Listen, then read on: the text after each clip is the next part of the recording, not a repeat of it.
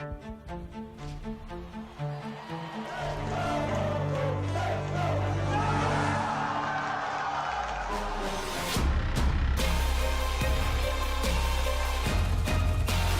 to force the kill in the last second. Oh, right to the smoke. Look at him go.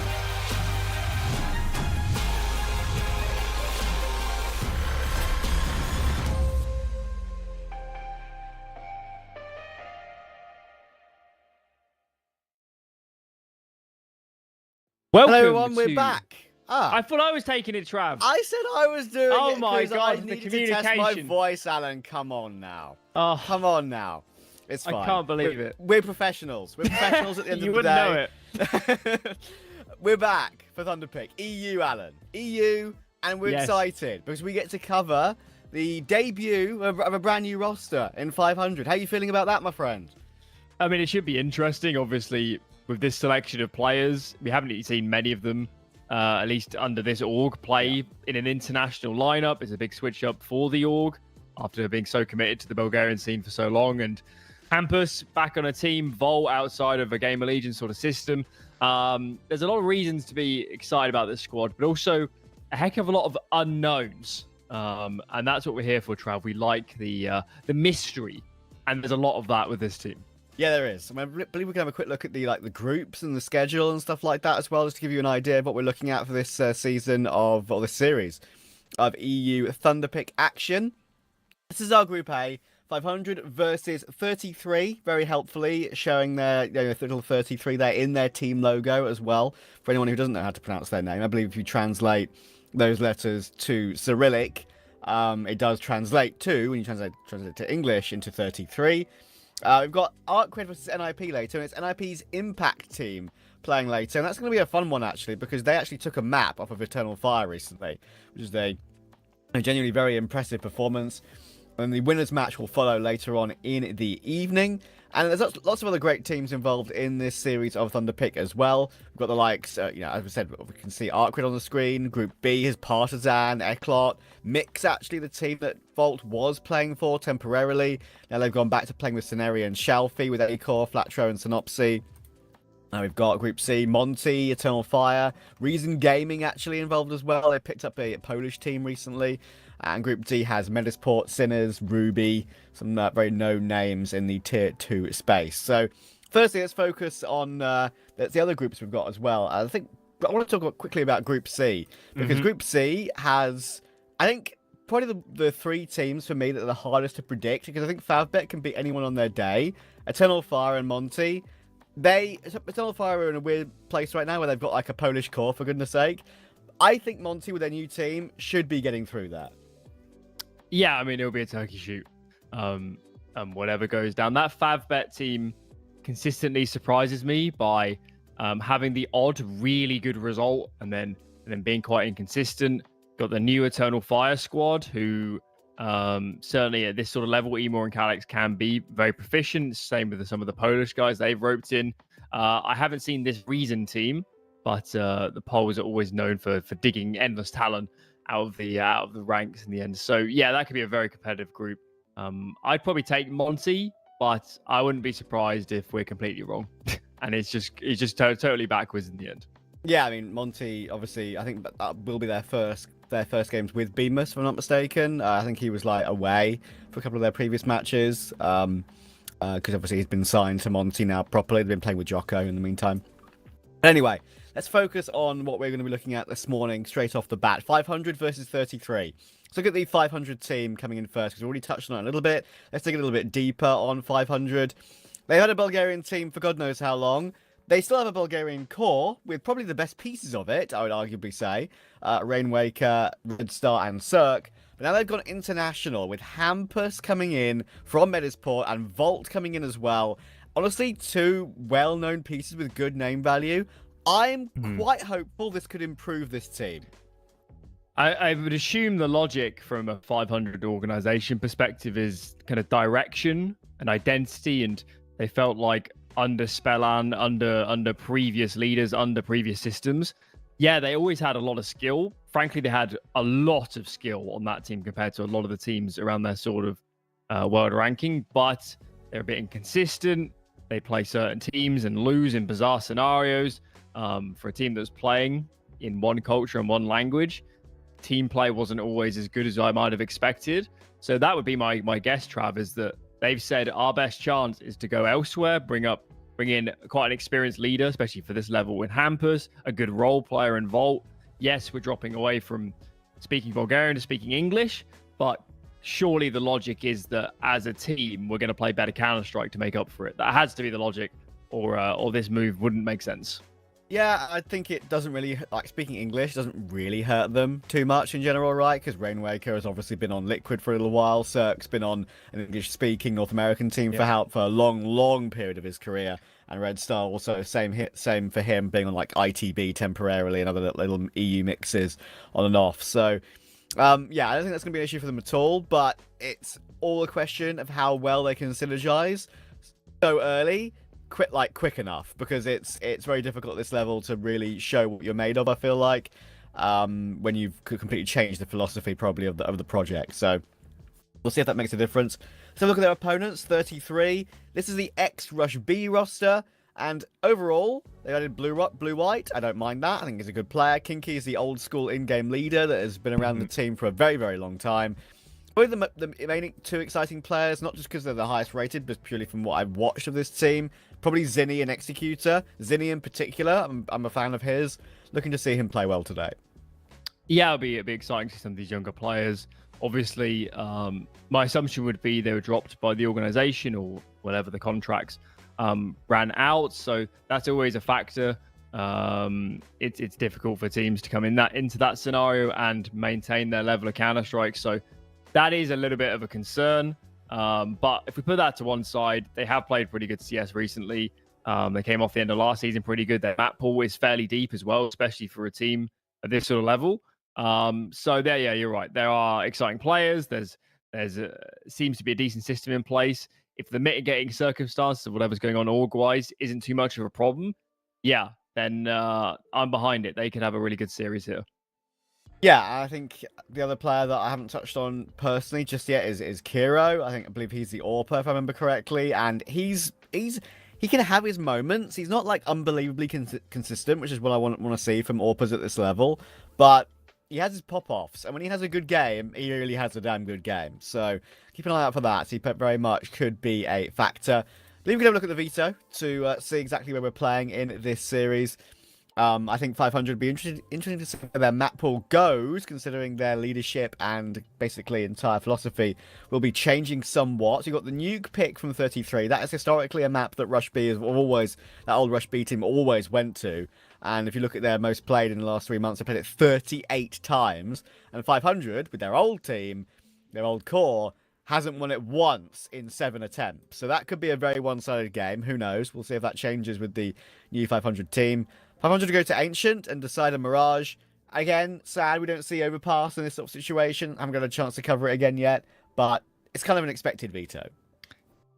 Yeah. So as you say, there's no massive surprises. The good news for 33, the Rush B team, is that they know their map pool and they have a deep map pool, so they were always going to get a pretty decent spread of maps, weren't they, for them out of this one.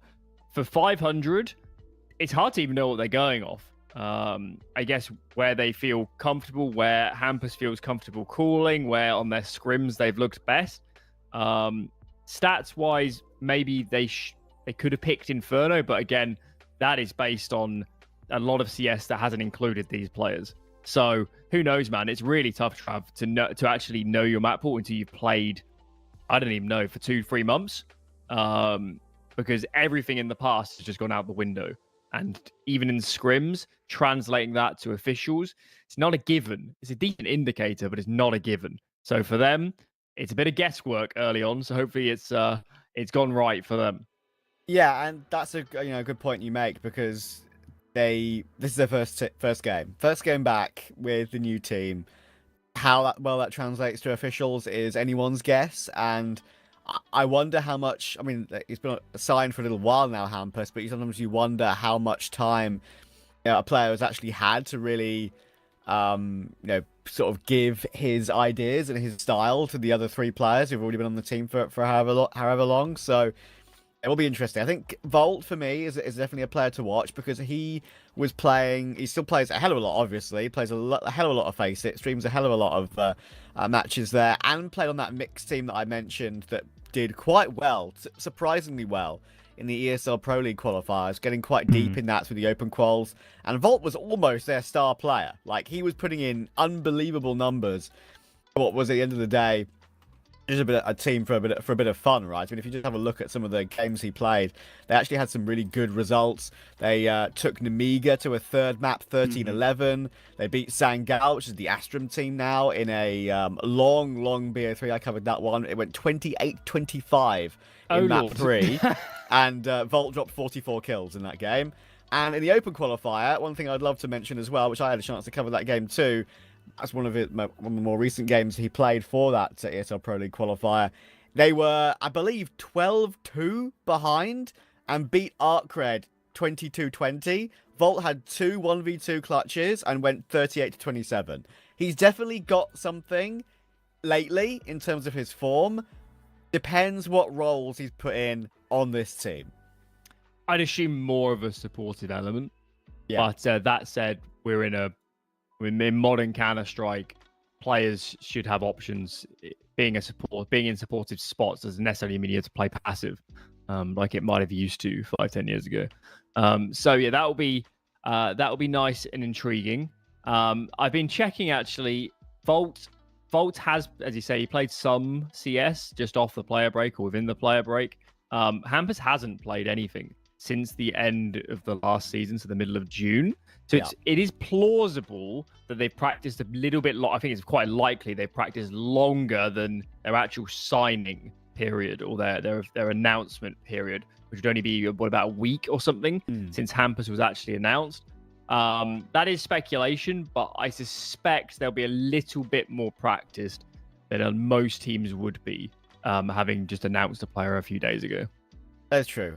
Big Vu, our lovely producer, do we have a head-to-head? I am not sure. If you've got a head-to-head, shut up on the screen right now. Oh my goodness, a transition. We've got a head-to-head, Volt and Zinni. That's great, because Volt, as I said, player we've been touching on a little bit, and I think he's definitely in good form right now. And Zinni's probably the main man for this 33 roster, because I think, for me, if there's one player that will actually get the multis, get takeover a game, it probably will be Zinni. Not just saying that from, as I said, from his rating. I do think he's actually quite talented. And Rush B have had a little bit of that old Rush B team have had a relatively decent history of like bringing up some players, having some players signed and moved on. They've had one in particular, Nota, of course, who moved on to, I believe, Paravision. So, yeah, went from like Rush B to Amcal to Paravision, I'm pretty sure. And he's only 18, definitely a talent to keep an eye on. So, yeah, I think Zinni, if there's an opportunity available for him for an upgrade in the future, I definitely think he would be that guy. Yeah, I mean, it's a little bit brutal to discuss, but it's sort of the reality, isn't it, for this sort of level of team? And they don't have an org, right? You know, so yeah, I mean, that even with an org, the big fish are lurking. Yeah, and they're thinking, who are the star players?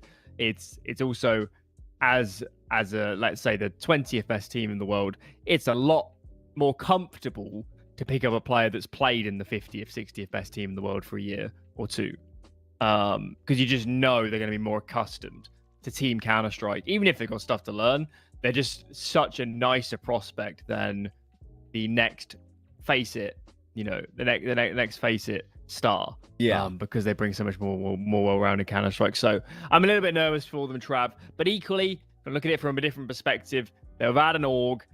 If you're going to play your best CS and get onto a new team, or even as a unit, get them to pick up a new org, now is the moment. Now is the moment to look brilliant and get some of those other domestic teams thinking, maybe we could use this player. Maybe we need him on our team. Yeah, and they've actually been playing as this 33 name for about 7 to 8 weeks now, around about that. So we'll see if that does transpire in the end. They've had quite a lot of officials, like we've been mentioning, and especially on Nuke. 38 on Nuke is one of their favourite maps, and they played it a hell of a lot recently, beating Monte, Eternal Fire, twice done it recently, and Betera as well. So let's see how we go. First map of the EU Series 2 for the Thunderpick World Championship. We're in Europe, and we're underway. bright and early. Oh, okay. Hampus dispatched. Never really stood a chance. Still got Cirque here. Still got Red Star nearby, but that is at the expense of elsewhere. A bomb site is seeded. Cirque does find himself a kill. That's at the expense of this A bomb site. Bomb down now. Executor commits site. Kinky's in towards Tetra. He's got a player squeaky, one player hut. It's decent positioning, but being a pissed around, opening engagements on this retake are basically everything. And for the moment, it doesn't look too bad for 500, but as the numbers get whittled down and the bomb critically ticks lower, this becomes quite difficult actually without a kit. Red Star needs to stick. Zinni goes wide. Can he find this player? Oh. No, he can't. Rainwaker, a very important headshot to save the day. He's actually, yeah, that is the kill. Everything that went before actually kind of didn't matter, because if Red Star misses that, then, yeah, one or two bullets is needed on the bomb diffuser to remove him from it, and there would have been no time for it. The critical headshot from Rainwaker. Last time we covered Nuke, we saw some cheeky bomb bugs. I hope we don't see any of that today. I believe there have been a couple of more patches since that, so hopefully we've finally figured it out. Obviously, after watching a hell of a lot of Cologne over the weekend, once again getting accustomed to the changes that are actually being played on the new patch. Cologne was played on the old patch, of course. 33 with the bomb plant, going for a full purchase here. All the utility, 1 Galil on blue-white, 3 Tech 9s, and a Deagle. 500, of course, with that bonus money you get from all the 5 kills and the defuse. 4 M4s is the way to go. Good enough to fight, and Rainmaker's doing a great job. He's got 2 toward ramp, and make that an assist on the 3rd as Cirque comes and helps out at the right time. Good for 500. They're less good now. We've got all 4 ramp. Assuming the bomb is on the ground. Kinky's got himself a flank going. I don't think anybody's actually looking there at this exact moment, but surely now someone at least covers it off. Noise made as well. God. Kinky is a dead man. That is a good round for 500. And quite a heavy investment. 33 didn't get a great deal done. That was crazy. Poor old Kinky getting quad peaked there. No way out. Progress made. But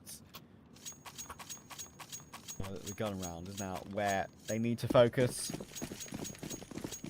A deco. Get a couple of picks across the map. Try and 500's money honest. If that comes to pass or not.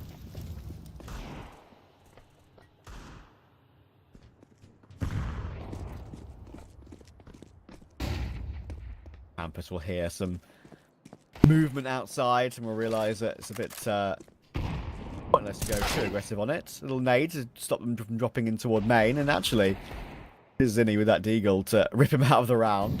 It's annoying for Hampus. It's kind of been destroyed outside on a couple of the rounds opening this game.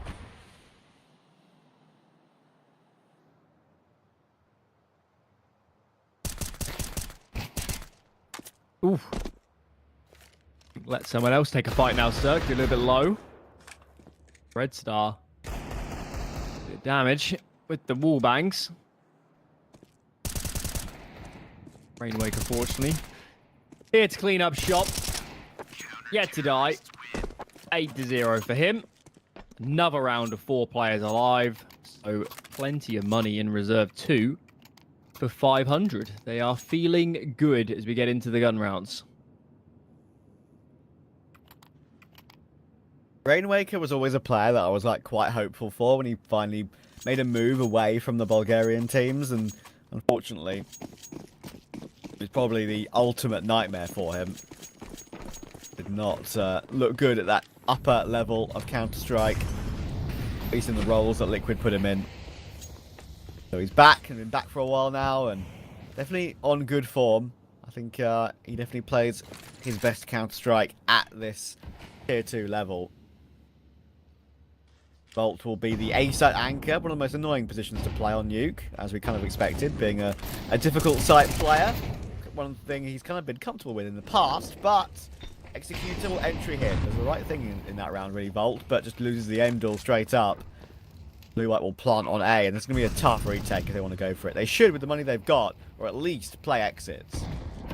I feel like they'll stick around, see if somebody overfaces, see if they get an opener. But as it stands, I'm not sure this retake is on. Zerk is here for now. Ready's his flashbang. He doesn't look eager for it. Rainwaker never really committed into the ramp flank either. And without much of a fight, 33 pick up the round. Volt was totally on his own. He had no teammates really providing any assistance. Yeah, even if Volt finds a kill, I think he always would have got traded. So he was left in a very tough spot by his team. Yeah, it's not like he didn't even have a mini player, right? So no one really there to provide assistance. No quick rotations either. Lobby, any quick flanks. They didn't really read what 33 were planning as early as they wished they had. It was a relatively fast play from 33. It wasn't immediate, but they had a plan. They stuck to it and went for it pretty quickly. Dirk's now got the AWP out. Dirk's been one of the most enjoyable players to watch for me on the AWP in days gone by. Especially when he was on NRG and that EG team, when it was actually good, obviously. Bounding around at the Berlin Major, just doing what he likes and killing everyone, it felt like. An incredible performance from him in days gone by, but yeah, not the day we're in right now. I want to say just a normal level from him. If you still think he's good enough for this level, we'll see.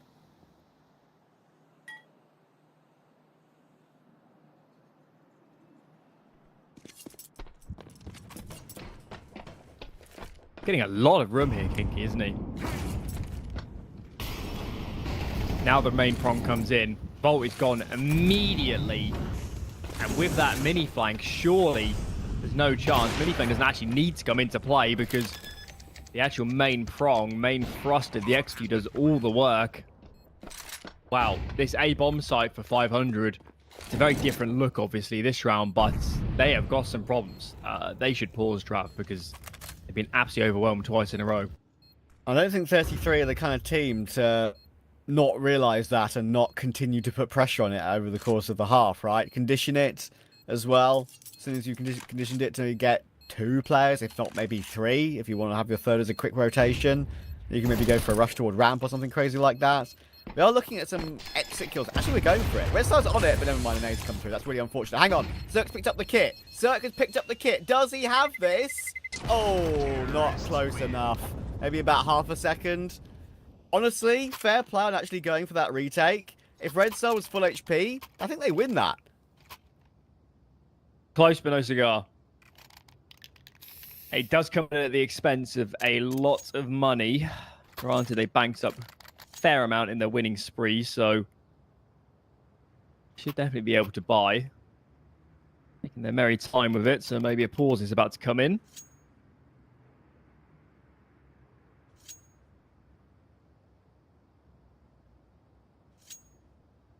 Okay, so indeed, quick discussion. See what isn't working. Volt's obviously had a tough start to this game, but almost equally, he feels on his own all the time to me. It feels like, for whatever reason, he's the only player holding Hut or Squeaky a lot of these rounds. It might be a really good util for 33 or pulling attention, but he is he's taking a lot of solo duels and losing at the moment. 500 did have enough money to get the AWP back out on Zerk. He'll miss the opening shot, gets taken down to 48, and Red Star almost getting caught there from door. Very risky, and Red Star should count himself a little bit lucky to only get 1 bullet of damage. But space open outside. Control. Campus down towards Secret if they do want to commit down. Once again, 500 being quite respectful of what 33 want to do early round. No real early pressure at any point so far. I guess they feel like they have to have numbers A early right now because of how a lot of these rounds have gone. is 33 run a very different approach. This time taking it all the way in towards Heaven position. It's going to force 500 to make some tough choices. They can't cover the whole map. They choose to take lobby with 3. That leaves quite a lot on Volts here up in Heaven. If he goes down, that's a lot of valuable real estate seeded immediately. Surely it's only a matter of time until these guys go for a peek. Okay. At least with the info, 500 can readjust. You can see the ramp player now can leave ramp and look elsewhere. Volt finds one. And we need a quick trade here. Well, this becomes quite tricky for the T side. There goes Volt. And now we start to move. Zerk. It's a decent spot, but how does he fall back? Doesn't make it that far. Now the frags are flying in. And with Red Star alerting his adversaries the fact he's in lobby, they should just be respecting that fully. They might have to save again here, 500. Yeah, I mean, I think 33 are doing a great job right now. Not just putting pressure on the A-bomb site, straight up through hut and door, and even going through that main position. I think, as I said about conditioning, 100 very worried about A for good reason, very clearly. The Heaven route turns out to be the main thing that wins that round, I think. Volt does well to get his first kill of the game, but the bait from Blue-White was one of those situations where baiting is a good thing. Gets the entry, removes the important Heaven player, then they can collapse elsewhere. There's distraction from the other 2 A players when they know Heaven is open. They might think they need to maneuver around the site, knowing that Volt is now no longer there. That's when 33 pounds, and it works beautifully. 500 got a great start to the game, and that's what they can count as a good thing to keep them level here, but in the gun rounds, it's been all 33. Yes, sir. Yeah, it's been a really, really rough game so far. From a 500 perspective, for 33,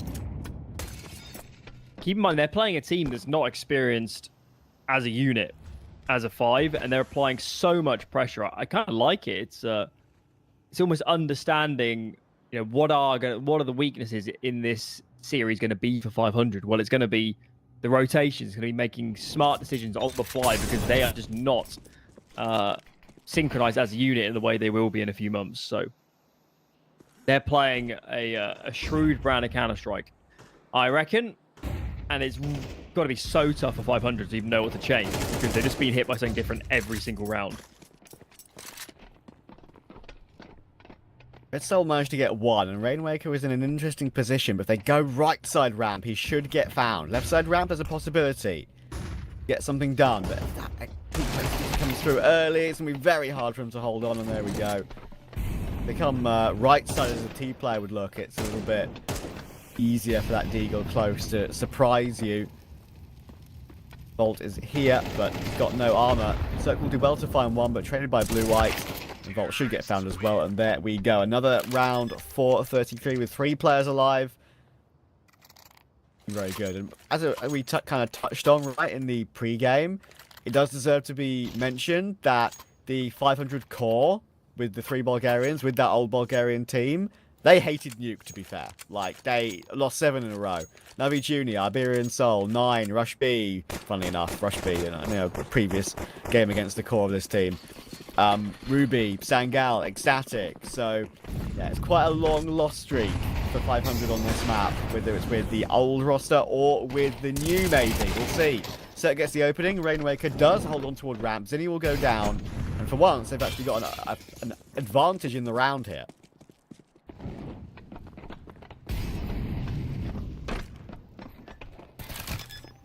For now, CT's surely going to respect these smokes. I feel like 33 here need to fight in aggressively. They've chosen double doors, the control side. I like this. But there's a lot of utility, isn't there, for 500? If they get anything down onto here, mollies, smokes, something to take out the control windows, this should be a really difficult hold. There's 1 HE grenade here on this T side, and I kind of like that to be used on the smoke. Blue-White finds Volt in the meanwhile. Executed with another. It's starting to look pretty decent for this T side. The trades are going their way, and nobody's on the bomb. 500 had all the util, but still ended up taking a lot of duels. I'm surprised, Trav. They shouldn't have been that many duels. It should have been, you know, them trying to defuse with smokes down. Yeah, I mean, that nade might have cancelled out that defuse in the smoke. You're right. Like, at least go for the play which would feel like is the right one to actually just win the round. Hampus doesn't even survive either, by the way. Goes down to the bomb explosion. So, once again, 500 down to a rough buy. 33 have got them in their grasp right now, and they're not letting go.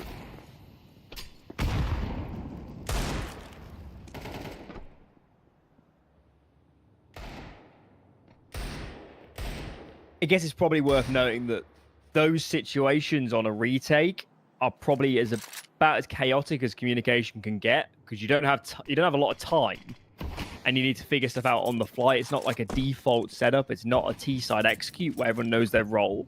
So if there's, you know, any scenario where this sort of team could look chaotic, that is probably it. Yeah, it's a good point. I don't think that's the last time we're going to say that in this series. Yeah, it's a very good point. I'm definitely a lot more hopeful for 500's map 2 than I am for Nuke here. If that does transpire into something a little bit more impressive for them.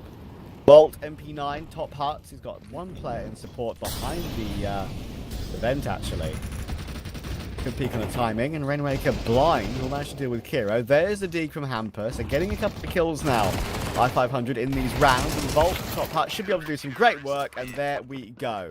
It's on the half investment, as it so often happens in Counter-Strike. Drop the ball against one of the supposedly easier buys to beat. But no, 500 hold on. A couple of important kills, and that will help their money tenfold. In some ways, that's just Nuke, really, isn't it? If you're going to choose to go in a heavy anti-eco or anti-force buy, you are sort of risking stray bullets, just ending your time. Especially when they molly top hut and Volt stays up there and just on the edge of it. It's tough. Tough as the T side, but they shouldn't panic. They've had a lot of good rounds. A lot of reasons to think that they're going to continue putting this CT side under pressure. They now know the AWP was ramp, and you can see the immediate response. Move outer. You don't need to use many nades. Just get your AWP posted up on the re-peak for Cirque. Some decent reactions here. And it might be quite tricky for 500 to understand that they've lost quite this much control, because they never had eyes on it.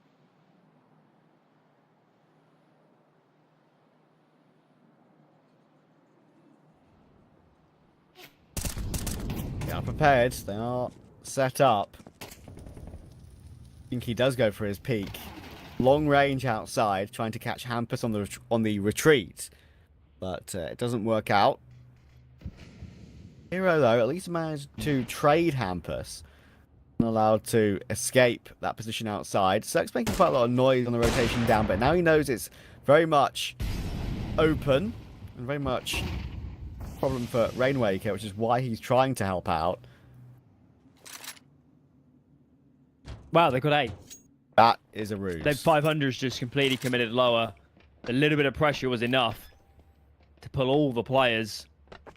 Red Star's going to be wondering, how have we seeded all this ground for free?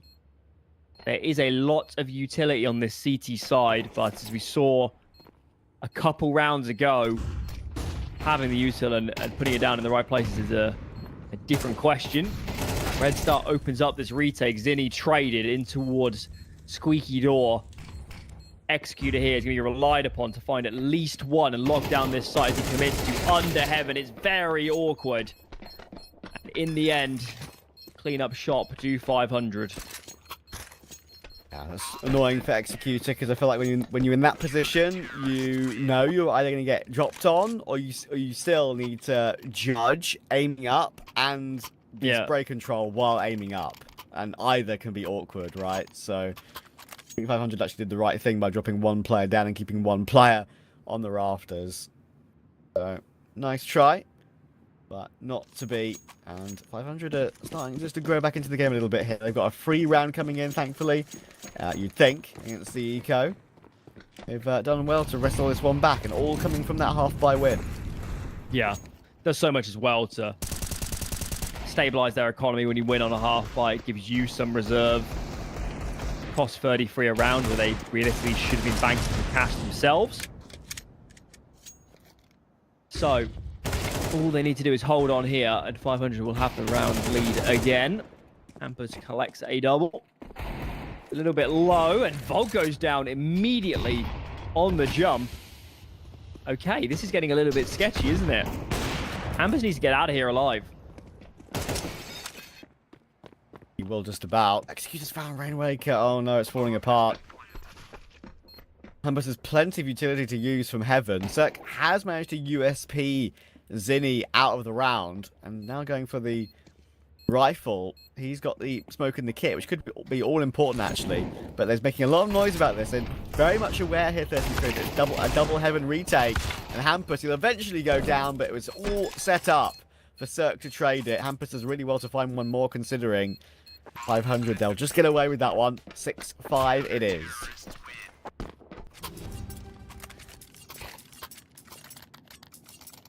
That is millimeters from disaster, really, isn't it? Yeah. Wow. Cirque absolutely saves the day.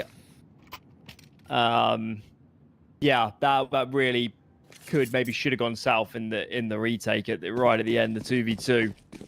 The 500 just about squeak through against a Eagle. Not even many body armor around.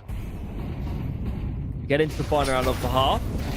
And a very aggressive stance. Look at this, straight through squeaky trades galore.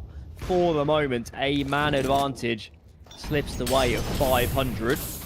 Utah will take them off the site for now. The bomb is getting planted, so it will take a retake. But a first man advantage on a retake for a while for 500. Yeah, on the last round of the half. But everything they would want to go for this 3v2. Make sure it's all completed comfortably, and Hampus has managed to find one more kill on that retake. Kiro, though, is doing a great job. How he's found one more with that Tech 9, I don't know. Now Cirque trying to play it with the elevation. Does look quite awkward, but in the end he's doing the right thing there by making it as awkward for Kiro as possible. Cirque within quite a bit of control of that clutch. He'll make it happen once again, 2 rounds in a row for Cirque, one a bit harder than the other. He'll end the half with 9 kills, and 500 will end the half with more rounds than actually I thought they would. 7. They did okay in the end. Of course, pistol round helped. That was a very close affair on top of the lot. But yeah, decent recovery for 500. I still think 33 played a lot of good T rounds. Obviously, the last few were tough. Close rounds, but tough losses. But all in all, a competitive game of Counter-Strike, and we can't ask for much more.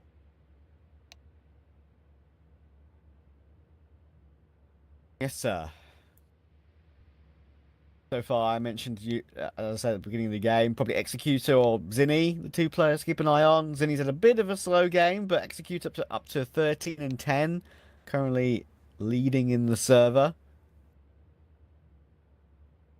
It's a little bit more consistent across the board for 500. Hampus, Red Star, and Rainwaker, all double digits between the 3 of them.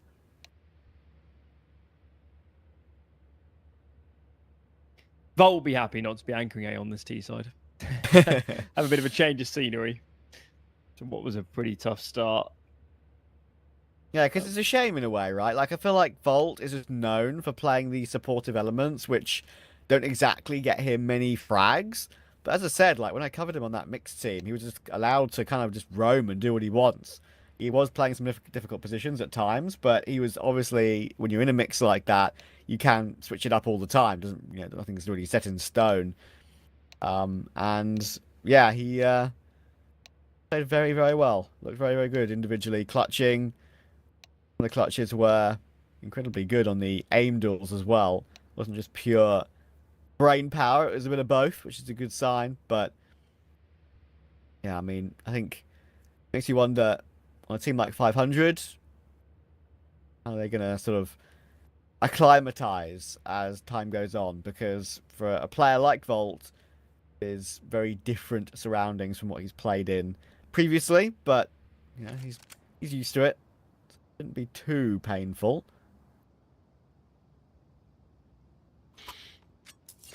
It's tough for any team to find players that are willing to play the positions Volt is willing to play. I mean, you're right. I mean, he certainly could be better statistically, I guess, if he played more rotator spots and had more freedom.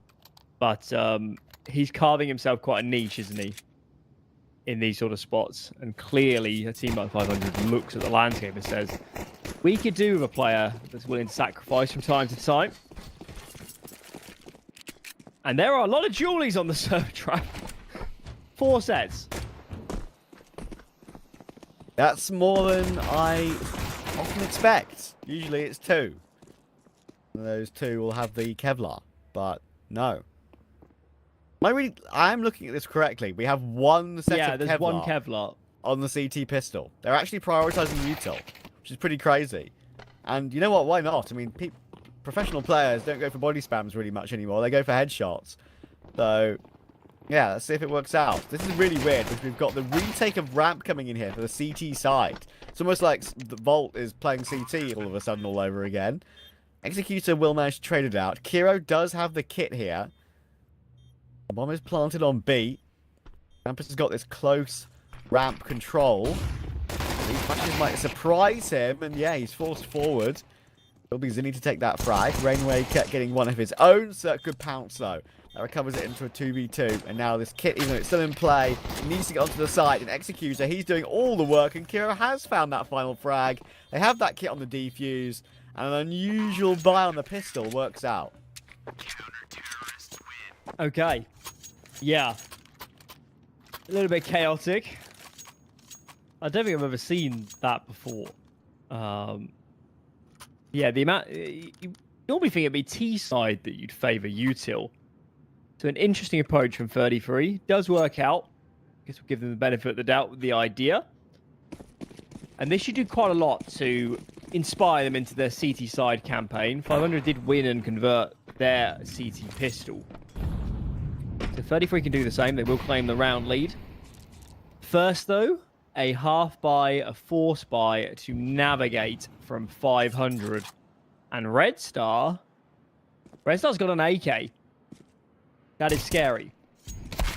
Now Kiro's been tagged up, and that is when they swing hit. Volt's found 2. Blue White's gone down as well, and all of a sudden it's fallen apart. Inky's trying to blow open a hole in that smoke with the MP9, but it just reveals his position to Red Star. And just like that, there's probably no way back into this round for 33. There we go. They're all over Executor like a rash. Like a cheap suit. Zinni. They'll get that nade kill. It's Red Star 2 traded. That was just a very simple choice there from 500, just to go for picks outside with that purchase. And honestly, they kind of won every single one. So is the implication that a cheap suit is very tight fitting? Is that the implication? I've heard that saying once in my life. I've actually never looked it up. Just to see, like, you know. I assume that's the implication. Or maybe it's too big and it's just like you can't even see like your hands or something. That's why it's all over you. I don't know.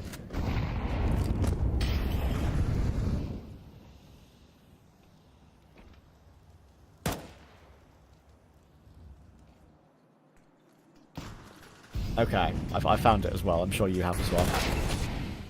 Blue White will manage to devault out of the round. Oh, he's found 2. Blue White has found 2. All of a sudden, the reforce is working brilliantly. Blue White has found 3 kills with that deagle, and the panic has set in. Dirk, he'll go down, and Rainwaker is stuck with his M4. 13 HP, and that nade just avoids it. But the force by war will not be stopping here early in the second half.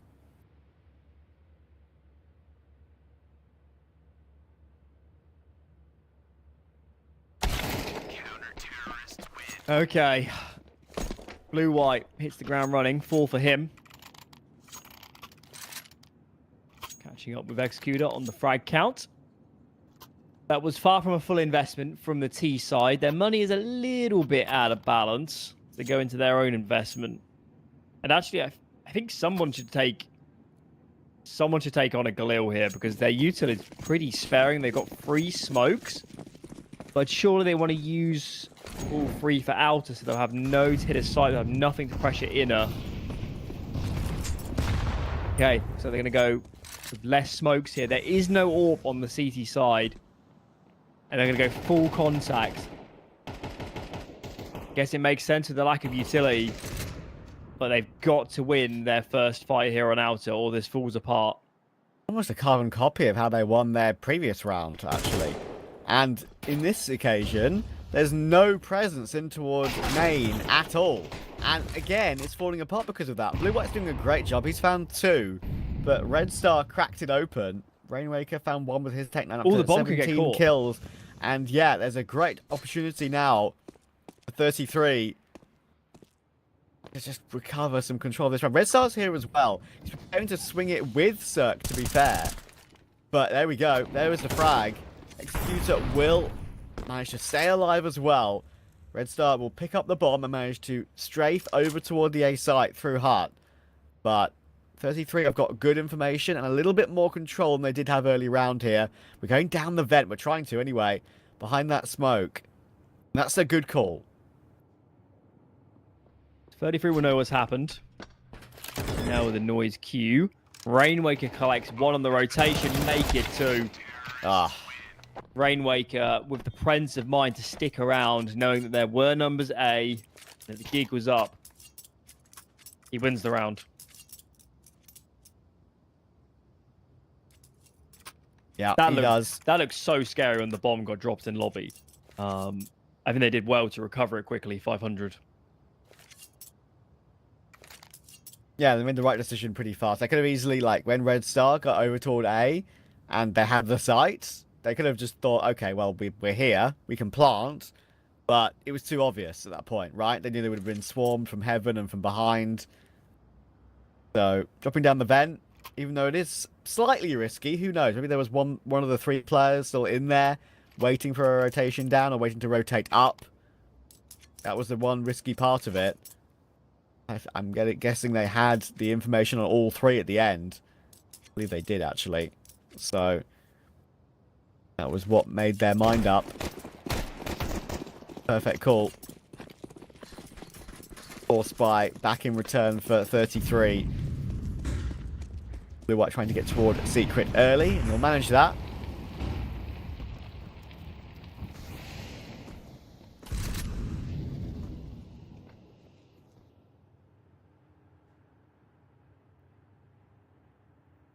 Feels like a key moment in this game.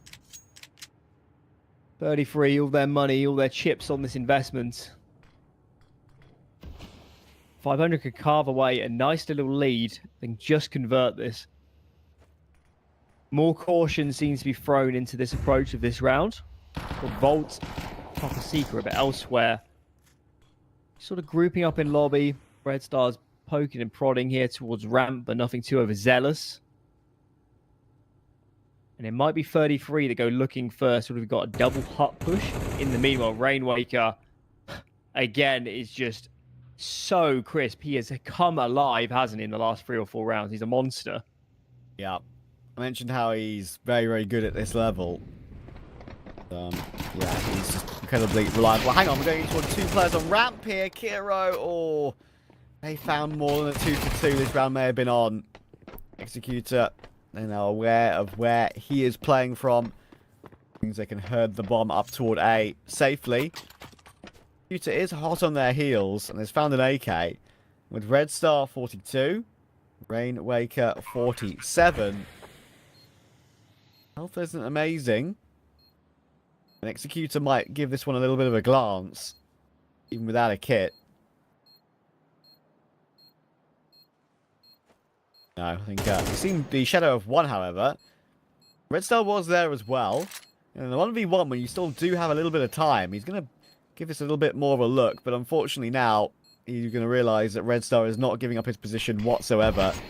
Even if he goes for a hold here, I don't think he's really going to get any chance of taking it. And there we go. Red Star will find him. Red Star's been imperative. I mean, if you look at that rifling duo there, Alan, with Red Star and Rainwaker, that is a lot of output. Especially on these tight rounds. they're doing their job. And certainly, I don't think there's any question of these players individually, even on previous lineups. So it's nice to see them pumping in the results as well individually. And Trav, why have some of these CT players gone all in? Why have Kinky and Zinni bought below a point where they can buy comfortably in the following round? I have no idea. This is very bizarre. They're resigned to just playing MP9s in the following gun round if they can't somehow win this. Bizarre.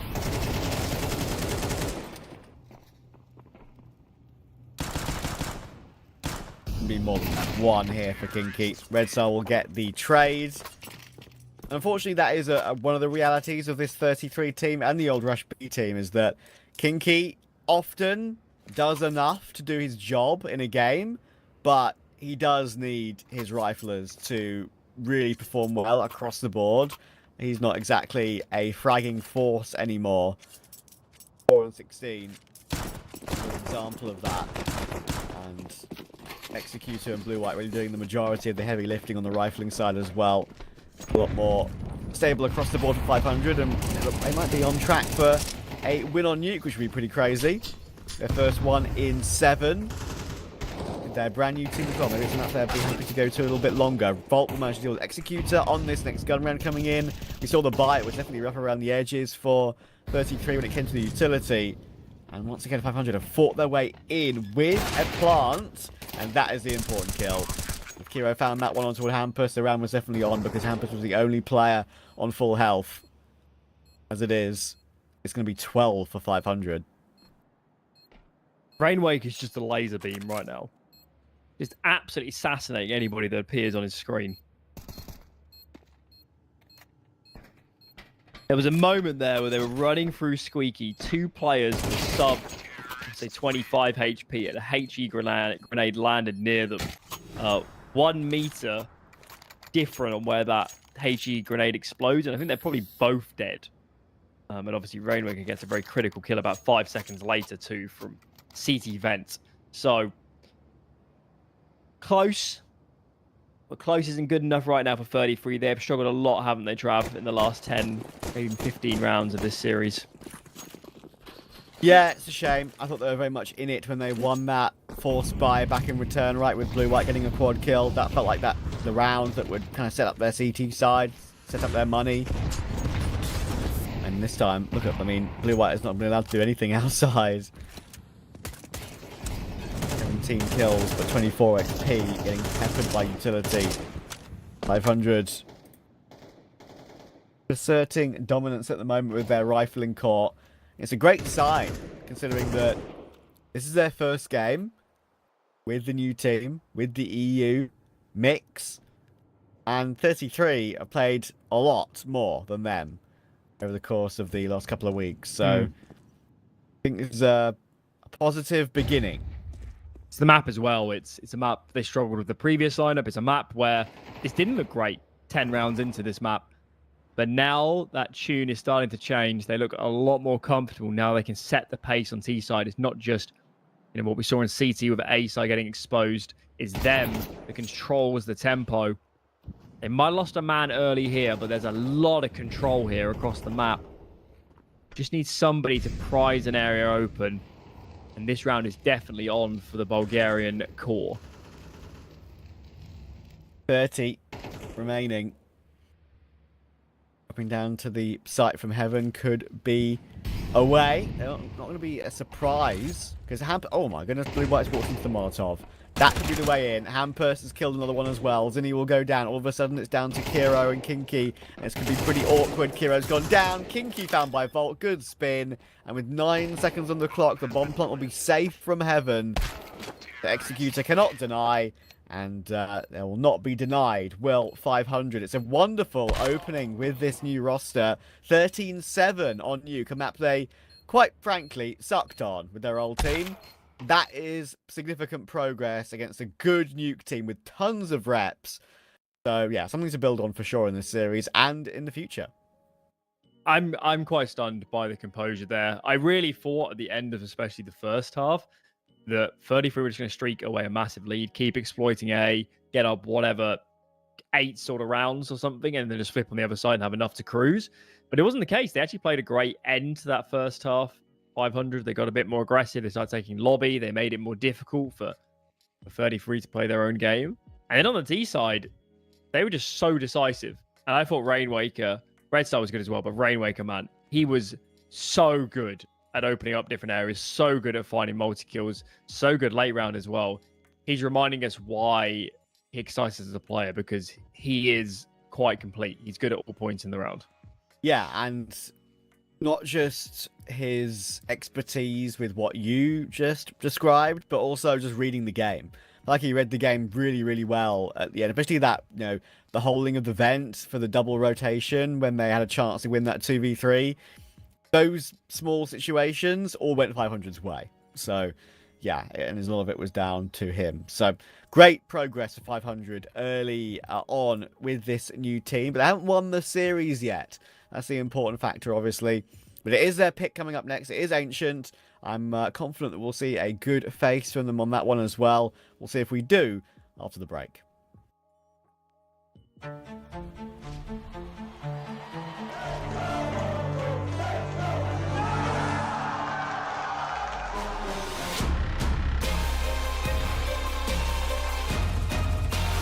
going to force the kill in the last second.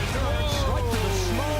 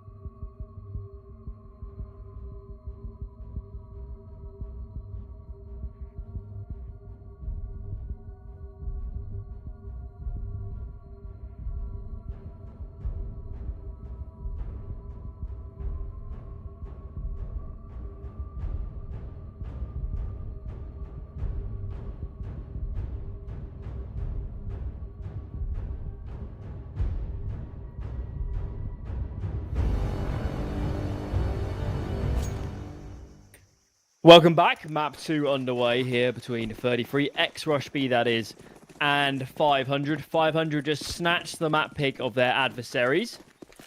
So we're excited about that. And we're also excited, Trav, because the duel leads are back. We're going again. Yeah, well, it worked once. Let's see if it works again. These 4 sets of dualies. 2 guns are better than 1. Maybe in this case, what is it? 8 guns are better than 5. I don't know. We'll see. Prioritizing utility once again with these dual Berettas. Not worrying about the Kevlar. Rainwaker, Volt, and Red Star all set up in toward Cave here, with Hampus and Cirque waiting ramp. They've got the utility of their own. 2 mollies, actually, and 1 smoke. So it's going to be a proper execute here.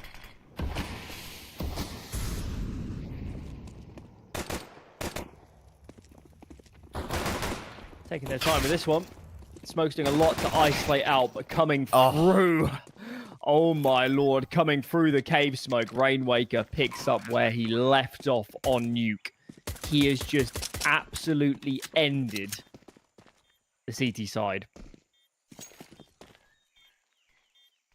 You have some retake util, obviously, for 33 with how much they've invested into it.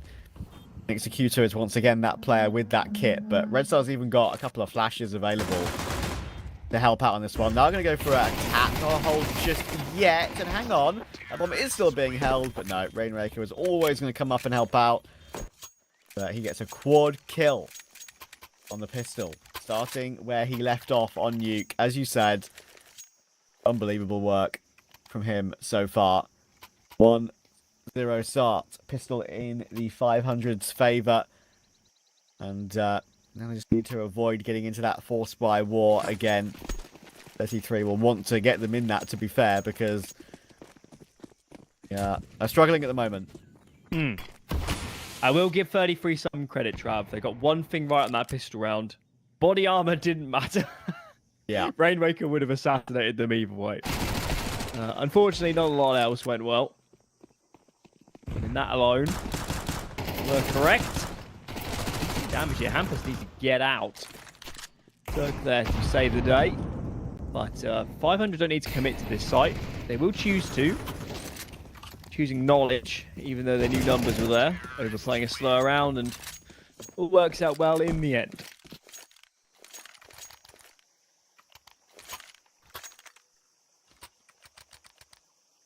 Hampus has always been like a kind of a strange player in his career, because like he's always been very highly rated and he's done good things with previous teams. You know, he's even been playing in the Swedish scene back on the old Gold Center Red Reserve days, right? Then going into Gamer Legion, then NIP. He's gotten his opportunities, but I feel like it hasn't really made enough of what the kind of the rating the community has given him. You know, did okay on Metizport, but obviously the major was a disaster. Didn't expect too much. Getting there was the main thing, but still, I want to see maybe some good numbers from him alongside some good leadership on 500.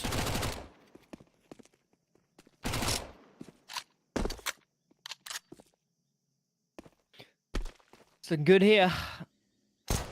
Players kept alive. Hampus tagged up, but not felled in the end. So clean start for 500, and carry through these couple Galils and the Mac 10 into this round. Actually, there's 3 players without head armor on that CT side, so that could prove to be an unwise decision for them.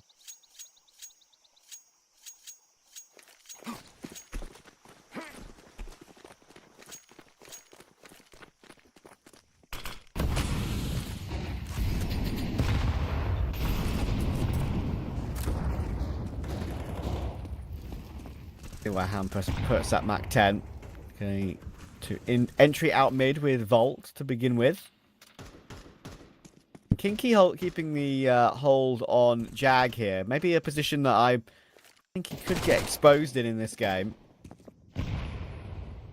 Quite snappy aim. Play that position.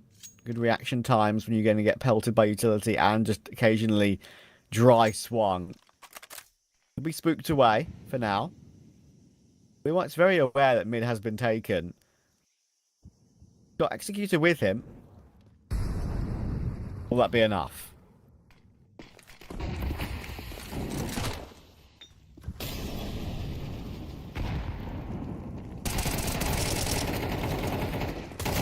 Very strong 1-2 punch here. I'm surprised he didn't get more. Rainwaker deals death as he has done throughout the bulk of this series. Oh. And Kinky is snatched away as well. Fairly fast flank here from Zinni. But bomb plant not denied. Smoke will keep him at bay for now. Kiro is the one to make a move, and Red Star goes looking. He doesn't want to get shot from behind. Getting very dicey here in and around this smoke. Zinni, does he know where to look? Looks away at just the wrong time. And now I think Kiro's in for a world of pain. He doesn't have a kit. He doesn't have a smoke for the bomb. Saving might be the only option.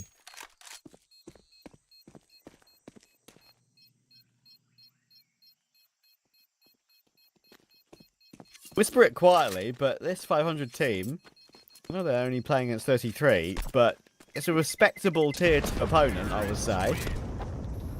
Been playing a lot of Counter-Strike lately. 500 haven't. This is their debut with a new roster, and, well, I would say right now that they're looking like they're on the right track already.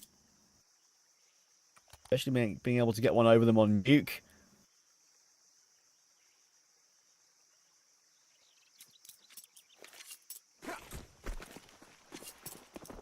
Quite seldom seen, I feel like, where a new team, where you've changed one of the main pieces of it, the in-game leader, has looked so well coordinated straight off the bat. I guess you could maybe expect that from 4 other players who are very used to playing in international mixed projects as such, but I do think they're looking very well drilled at the moment.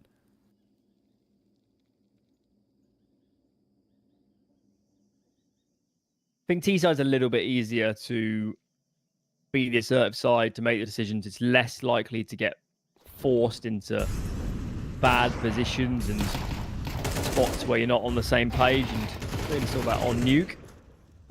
And a similar trend seems to be playing out here. 4-0 start for now to overwhelm Kiro, and that'll be 5 before long. Executor is here, but actually the bomb isn't on this site just yet, so maybe he'll strung out the round a bit further, but nonetheless, round slips the way of 500, 5-0 for them, and they've got money. It looks great. Pretty simple as well. Our next game will be ARCRED versus NIP Impact. Actually looking forward to that because NIP's Impact team is a roster I actually haven't had a chance to cover myself yet, and they have recently taken a map off of a men's team in Eternal Fire, which was very impressive. And a big step for the scene. Get to cast a goat, Mia. Trailblazer for UK Women's Counter-Strike. We love that. Hampus will entry Kiro. And once again, 500 in full control of a gun round here. Of course, we're still playing Bolt. We do claim Bolt. He does his best to change the flags. Here otherwise, but we take what we can get. Bolt on top. Yeah, good guy as well. In fact, we could just attribute all of the success of Bulgaria and 500 to the UK. I think that would be fair. Valid.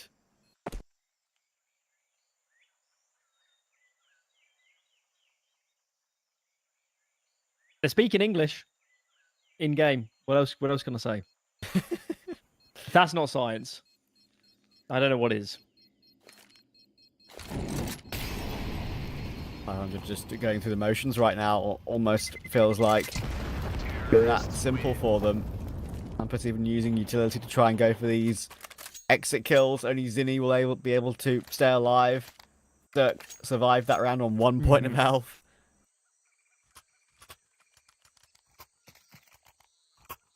Six 0.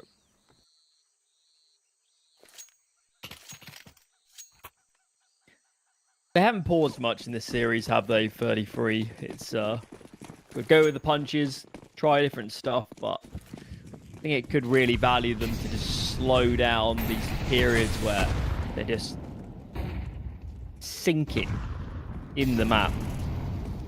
Absolutely shedding rounds left, right, and center. Need to put a stop to this soon. This one is just a half buy, but at what point do we just need round wins wherever they come from?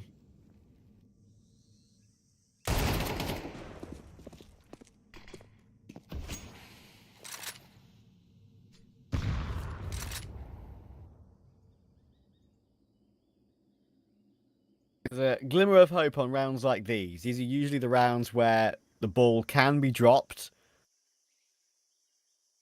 Not one of those bouncy balls either. There's one that will shatter.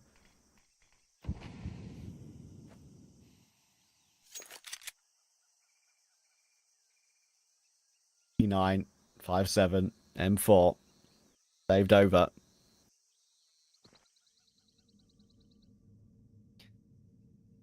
Let's look at all the eggs in this donut basket for 500. It is quite a confined space, but that's going to help a great deal. Kiro dispatched. Now we start making moves. Zinni, decent kill, decent damage, but is traded. Red Star here just needs to stay alive. And with this bomb going down, I think all fears have been averted. 500 will be up to 7. And this is starting to get out of control, isn't it, for the CT side?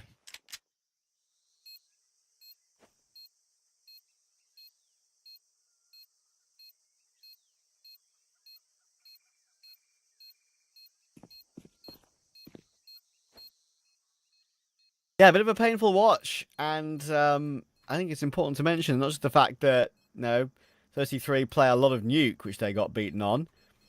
They also play a lot of Ancient. It's actually their second most played map. 500 are currently farming 33 on their 2 most played coming in here. 33 don't have the best of results, don't get me wrong. I mean, they've lost to Monte, lost to Betera, beaten Eyeballers, NXT, lost to Gun 5 twice. Nothing overly impressive at all, but maybe for 33 the reps are not enough. 500's pure firepower and, I guess, name value. They're living up to that name value at the moment. Yes, sir. Zerk had a good spawn. Let's go looking here in towards Jaguar. Pull it off. And that is a very awkward engagement. Red Star wins out. Now Cave is exposed. The CTs have surely got to start taking some risks. Choose to fight back in, and Zerk is ready and waiting. This is crumbling now. Oh wow. My, it is a train wreck. Zerk's 8-0. You might be playing the no death challenge at this rate. I feel like the game is this comfortable. There's Volt. Another quick headshot. And 33 have had no progress in any of these gun rounds really at all. They're barely averaging over a kill a round, by the way. They're on This is round 8 and they've got 9 kills. That is catastrophic. Quite literally being farmed. It's pretty crazy.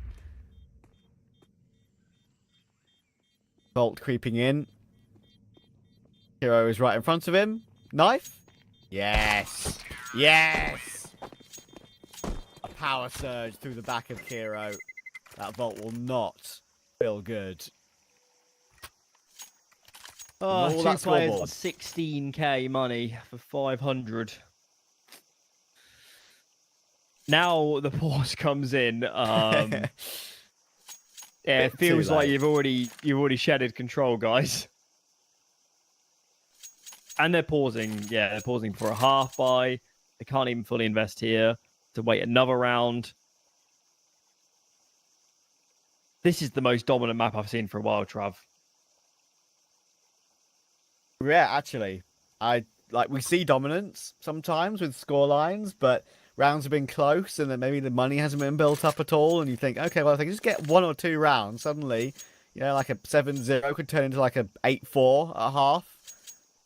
Well, this one doesn't feel like that at all. 33, if they want an 8-4, they're going to have to break through 4 gun rounds. And they don't have the money even for a gun run of their own here. Just look absolutely deflated at the moment. Like the in-game body language, like it's weird, isn't it? Like we're kind of like putting our spin on it and we don't actually know how they feel, but just it's funny how that looks like sometimes, doesn't it? Like in-game body language with how they move around the map can just look meh. I can certainly guarantee you the way this series has gone for the last about an hour or so that they don't feel good. I can tell you that much. Certainly not feeling great about how the way this one has swiveled heavily into the 500 direction.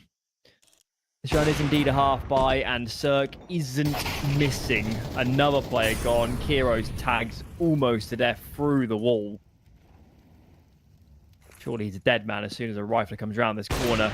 Here comes the util from the T side. Never gets a chance, Kiro. Kinky finds one, but Cirque... I mean, it's invincible, I guess, is the only word right now, isn't it? 10-0.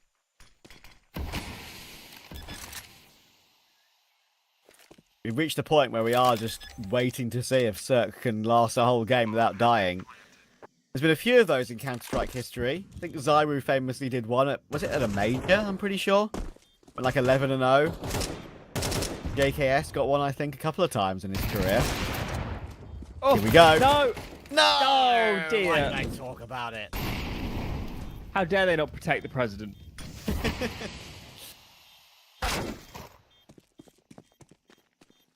Couple of kills here for 33 to get to the guns, maybe, but Rainmaker's going to try and protect them. Oh my god, he's in the Matrix. How is he not dead? He's dead now. But 500 have so much money, they just don't give a damn about just running in like this. Executor will save the orb, but doesn't really matter, does it? He's playing on infinite money right now. I mean, almost hilariously, that does a massive difference to their kill total. Finding all those exit frags, they're of no consequence whatsoever. However, and we're still left a little bit baffled by the way this game has gone. TT side, they did have a pause 2 rounds ago. You'd hope they use that to discuss what they're going to change here. Problem is, Cirque is absolutely formidably changing up every round, where he's starting, where he's opening up. Now it's Vault to combine for 2 in mid. This CT side is not a defense. It's not even a paper shield. It's nothing.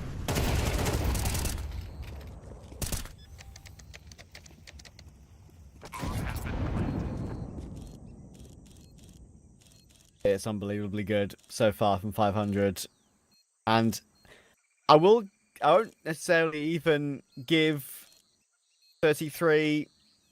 I mean, I was going to say I'm not even going to like criticize them too much, but at the end of the day, I do feel like they could have made some more aggressive plays. Like, at this point, I feel like you can throw caution to the wind and just really go for something super aggressive, take control of lane, take control of middle, trying to hold middle deep. There were some flash plays. Like, nothing's working, so try something crazy. Like, you're going to lose the game if you don't. And you'd rather lose playing on the front foot than sitting back and getting farmed like this. It's hard to know the mitigating circumstances of the org situation. What is the role of that in this sort of game? It's impossible to know that from the outside. What we do know is that 500 are going to be brimming with confidence. This is their first in the lineup. 10-0 now. Hampus does fall early. So a glimmer into this round. That glimmer expands. Volt is dispatched as well. 33. No mistakes. No overzealous moves. Play together. You've got to get a round on the board, and this is obviously the best opportunity they've had end of this half. Yeah, this is the one. It starts up here, though. He's taking quite a lot of damage on a trade kill, though, so... 2v4, their site might be under the 500 control somewhat here. Plant can go down. This is where we'll get nervous at 33 because they don't get 30 nodes. No one does. So you've got to be careful. So it's got a line playing in front of the smoke and in front of the utility. At Molotov and nade, he will get past. Oh, he could just walk through. He could walk through the smoke here. Oh, it's falling apart. Now Soak can clutch. 1 versus 2. 30 HP actually to work with. Surely a double swing will come through though, and there we go. Kinky takes no prisoners on that one. There was a chance. They did get back to a 2v2 for a split second. But 33 are finally on the board. Yeah, I mean, to describe this half as damage limitation, we'll be putting it pretty mildly. For 33, they need to get whatever they can on the board. Finally winning some opening duels. The round was pretty much doomed for the CT side, for the T side after losing those. So let's see if 33 can build on this a little bit more. How do they choose to open? Different stance in mid, a bit more passive. Holding util for the donut player is the decision. Here comes that flash. Now he can swing. And Volt almost caught Red Star. He's got so much space and they have no idea. Zinni's gone now. Kinky is forced to look behind him. Surely the T-side knows the cave is a strong possibility right now. Executor, come on. You should know there's a chance that he's past where Kinky is looking. And Volt's flanking. Hero. That's another freebie. Oh, dearie me. The way Executor ran in there at the end, it just tells you the tale, doesn't it, about how their mental is in this game, I feel. No communication. Yeah. I think at 8-9-0, this game probably was lost. It looked pretty dire. And 500 on the reverse. It's certainly one of those games where Hampus looks like a mastermind, doesn't it? Whatever he calls seems to work. Yeah. Whatever aggressive move seems to result in an opening kill. Obviously, he played his part, but equally, there's a lot of factors going on here. Good individuals for 500, quite the opposite for 33. This is the definition of a perfect storm.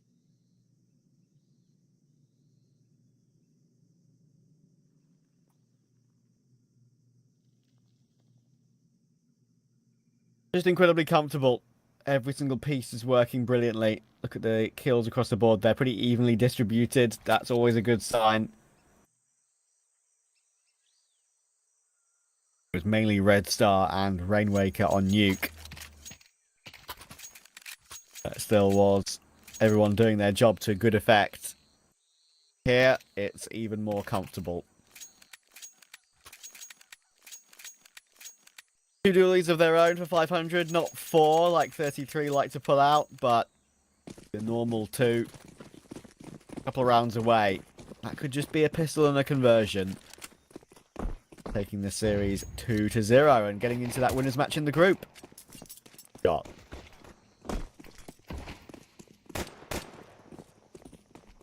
Okay, so site is taken. But it's not going to count for much if we can't hold on to some of these avenues for the after plant. Simply have to win out in a direction, and right now that isn't happening. Donut fully under CT control. They're going for CT and Temple. But it's not working out oh so well. Blue-white got to collect more. One player's on the bomb, and I'm not sure he can get anywhere near this. A lot of missed bullets, but it doesn't really matter. 12-1. Utter domination. Crazy. What a performance from 500's new team. Going the EU route. Unfortunately, that is the route that many teams and organizations are having to go to stay competitive these days. There's only really a select few now that are remaining under a 1 flag banner. 500 weren't able to stay relevant in the scene.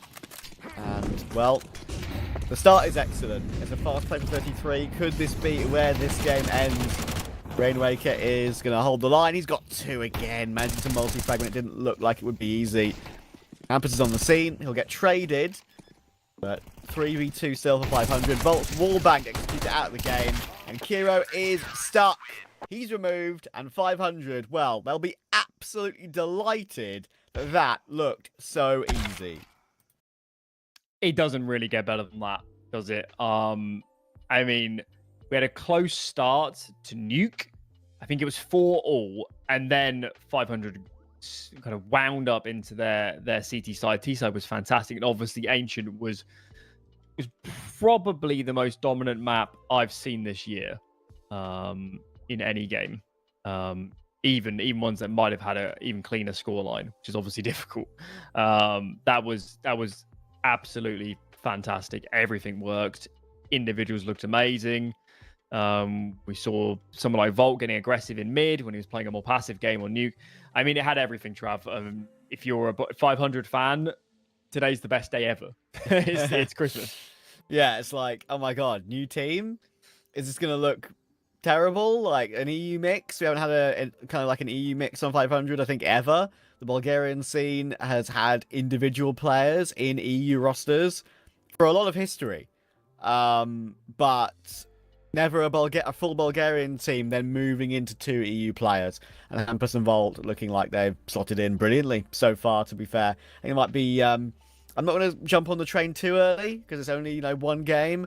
But I will say, if the individuals can perform consistently like that, there could be, a threat to, like, the bottom of the tier 2, moving into the middle of the tier 2, then maybe the top of tier 2 progressively, right? So, obviously nowhere near any tier 1.5 or tier 1 Counter-Strike yet, but they've got the name value for it, so we'll see how they go in the future. But that's going to be it for us for now. We've got a bit of an extended break because that game was so quick, obviously. We're looking at like maybe an hour and 25 minutes or something like that until the next game.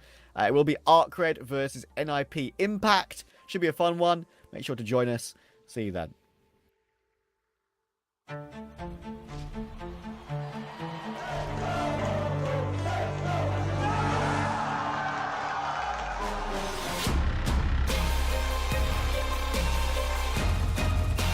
He's going to force the kill in the last second. Right to the smoke. Look at him go.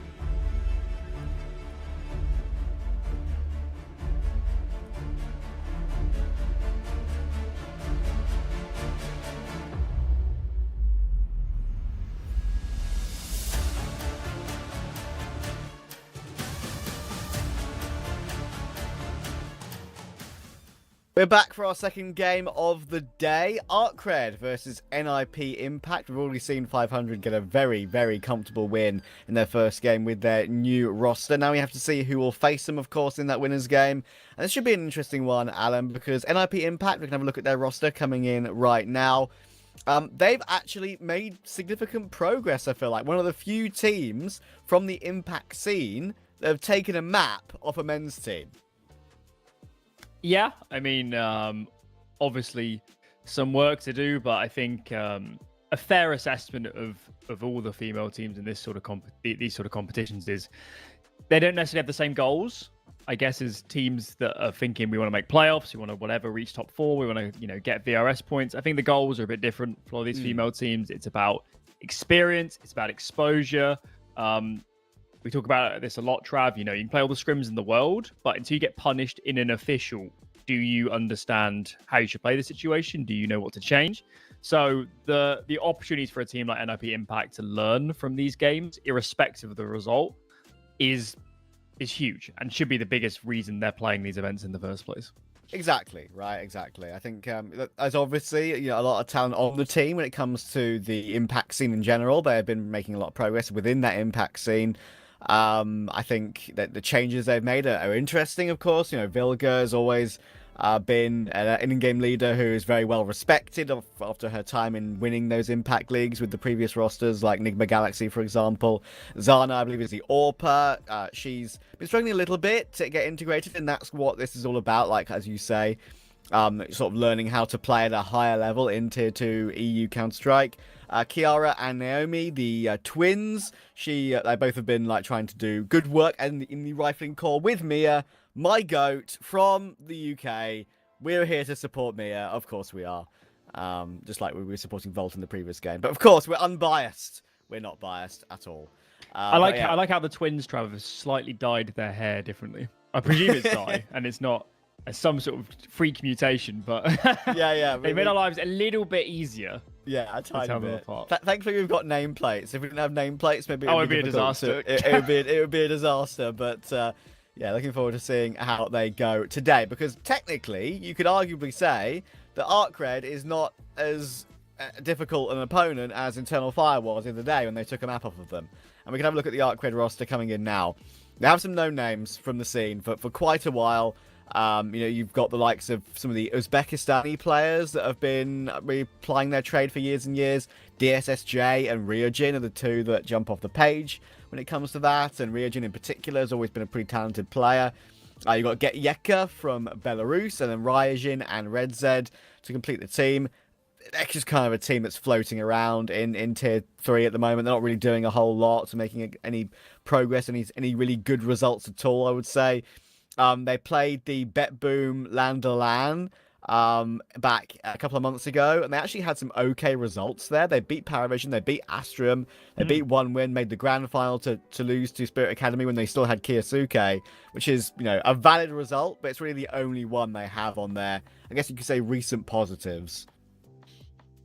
Yeah, it's tough though, isn't it? When you get below a certain level of competition, what events do you play? The answer is not many. So there could be a factor in this. They just haven't had the game time or the data for us to see exactly where they lie. Certainly when I look at this lineup, Ryujin is the one who I've seen the most over the last 2 or 3 years. He's definitely a very skilled player. I'd be quite confident in saying he's the most skilled player on the server today. And he individually could do a lot, I think, to help ARCRED win this game. And obviously we speak about NIP's objectives. ARCRED's is, as you say, to stabilize, isn't it? Is to have a good result. It's to play consistent Counter-Strike. It's to get their ranking up a little bit more to help with invites. That's got to be the goal for this team in this tournament, is to stabilize. Yeah, for sure. And I think, Ryujin is probably one of the main players I would look at as the guy to really take this team to the next level. I always thought he was actually pretty decent when he played on the team. For previous stints he was on, he went to One Win for a little bit during his Afro era. Has had multiple hairstyles as Mr. Ryujin, but yeah, he was on ARCRED for 4 years before he went to One Win for about a period of 6 or so months. So coming back to ARCRED after he probably just didn't feel too good in One Win, so back to a home that he appreciates and an organization that he knows well. I want to see him improve for sure. We can have a look at the Veto coming in now, seeing where these two teams will be playing. I believe NIP Impact, they have one main map they do really like to play. That's Inferno, but because of that, even though ARCRED themselves do play it, they've chosen to ban out that strength straight away. We've got a little bit of a different one coming in from ARCRED. It's going to be their Train. It's an okay map for them, probably their strongest overall, but they still aren't, infallible on it. Dust 2 will be the pick for NIP Impact, and Ancient is a decider if we need it. The one thing that I will mention, I think is important to bring up, is that one map that they did win, NIP Impact, that was their Inferno against Eternal Fire, against the Polish core Eternal Fire with Mast, Beanox, Imor, Mary, and Calix. So that's obviously ARCRED doing the smart thing there and banning out what could be their main strength. I was just checking in terms of HLTV level games. These ARCRED guys, as a 5, have not played Dust 2 in the last 12 months. Okay. So they obviously took a risk with the Veto. They banned a map they have played otherwise. And I think NIP Impact have called their bluff and said, we're not scared in this Veto to pick the map that's obvious, to pick the map that's open. So yeah, if we're talking about NIP Impact getting results, potentially winning a map, I respect they've lost Inferno, but they've got a map where they might be the more comfortable team in Dust 2.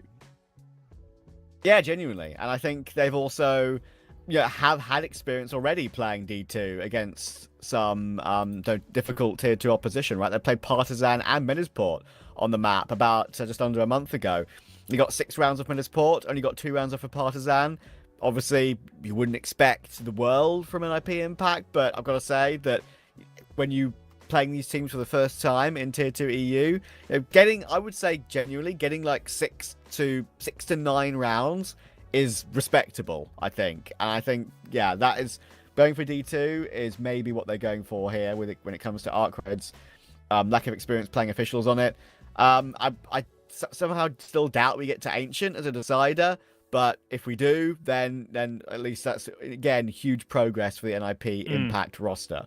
I mean, it's probably worth looking at it from the angle of, given that Inferno is not in this Veto, they probably give themselves the best chance, to be honest. And they have called this Veto aggressively and decided we're going to try and make our opponents uncomfortable rather than just, playing some maps where we know we have good setups and stuff. They're saying, okay, we're not scared to play a Dust 2. And had they probably would have prepared for this game. They would have maybe guessed that Dust 2 was going to be open. And in that case, maybe they have prepared some stuff. That would be even better. So we hope for the best. And yeah, it's always fun with a team like NIP Impact to see who is the really exciting player.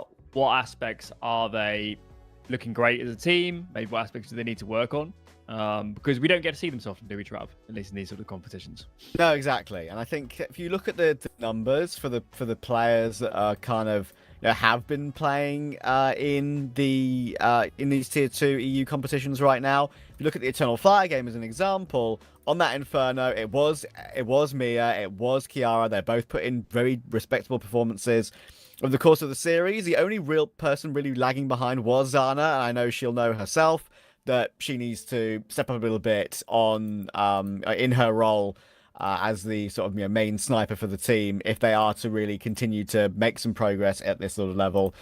If you look at overall, it is mainly the twins that do a lot of the damage, I feel like. Kiara and Naomi with that Dutch rifling duo. I think they actually have got some talent about them, especially even at this level. They've showed some good stuff in not just the game they won on Inferno against Eternal Fire, but actually played well individually in some of the other games they've played. It's more of a case of the unfortunate thing with some of these teams, right, is that it's sometimes just one player really playing really well, right? If you look at some examples for some of the Imperial Valkyries girls, like it was quite often 23 being the main player performing well and kind of not having much support from other teammates. So if you get a good squad that's performing well as a unit, that is when you can really see progress being made. Yeah, I'm just looking back at so they beat Eternal Fire, the new Turkish kind of Polish mix on Inferno, but Beanox dropped 27-12 and they still lost the map. Yeah. which is quite impressive. But at least for the Nip Impact side, fairly good across the board. I mean, as you say, Zana be looking to have a better day, but yeah, intriguing that they won a map where the individuals on Eternal Fire were clearly hitting pretty hard. So I guess that implies that as a team, NIP Impact were playing good Counter-Strike, making good decisions, and that's probably, I think, from what I've seen, Trav, of when female teams have played in regular events over the years, I actually don't think skill is the biggest difference. I think it's team play. I think they have a bit to learn, quite a lot of the female teams, in terms of how do you play different situations, how do you communicate well. That's actually where I see the biggest difference.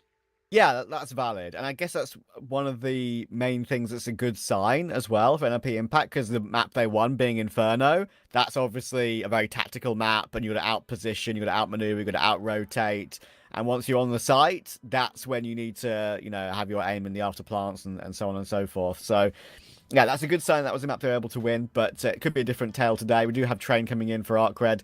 That is a map which I will touch on a little bit for them. They've won it 4 times out of the 6 they've played it, beaten Sangal, and I just incidentally, the 3 of the times they have played it, actually, you know what, I'll rephrase that. 5 of the 6 times they actually have played it was on LAN. They won it 3 of those 5 times, lost to CPHACademy twice on it, but beat Astra and Paravision in 1 win. So definitely a good map for them. And they have, if you look at their sort of LAN stats from that Bet Boom LAN tournament, it was a bit of a strange event, right? There wasn't necessarily many top teams there. It was more sort of tier 2 CIS rosters really playing in that one. But I think the good thing is that they did have some of their individuals pop off. If you look at the main event stats for that one, as I said, kind of went down back in the beginning of May. We had a couple of good performances from, like, the obvious one is obviously Kiyosuke farming that event. But, I think the main player that I would look to for ARCRED was DSSJ, with having that LAN experience, right? I mean, they have changed the player since then. Were playing with SHG, Shug. I believe he's one of the players that was involved with ARCRED for a little while. And they have moved on from him since then and bringing in Red Zed. But, yeah, I think one of the things that I want to see from ARCRED in general is I want to see who is the main guy on the team now, because they did have different players pop off historically. Some of the players in their old ARCRED team was from that old Grand roster from back 5 or 6 years ago, and now they have kind of moved on from those players. And Get Yeka is the only player left, if I remember correctly, from that team. So I want to see him or whoever it would be. But find the individual that will really show something, and but be the next player that can push ARCRED to the next level. Yeah. So I feel like I've seen a lot of these players in different teams over the years.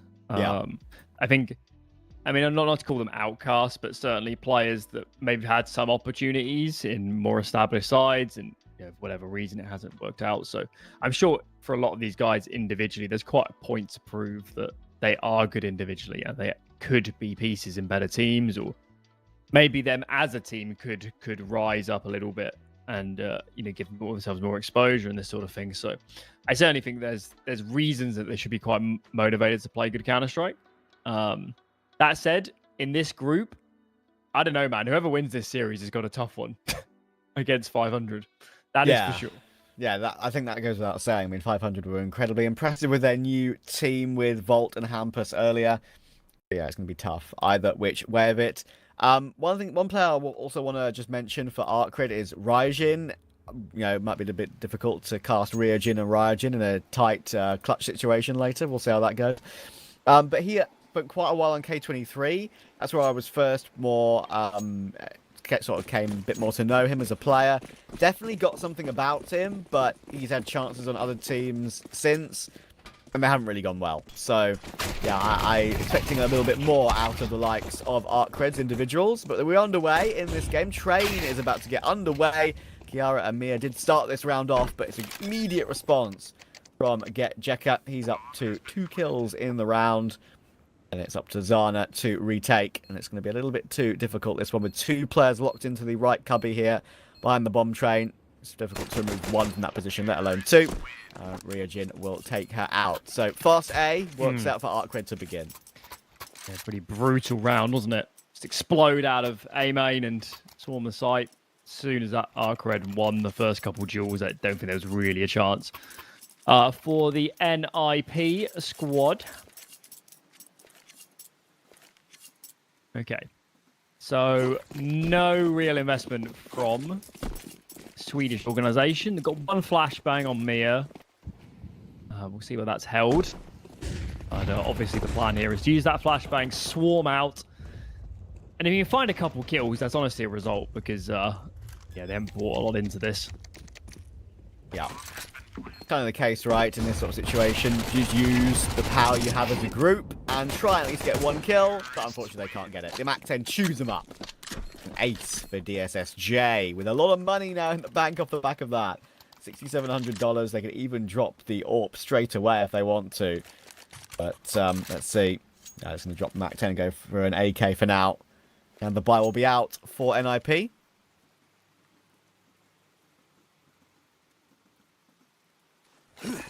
Let's see. We don't have much data, do we, of this NIP team on train.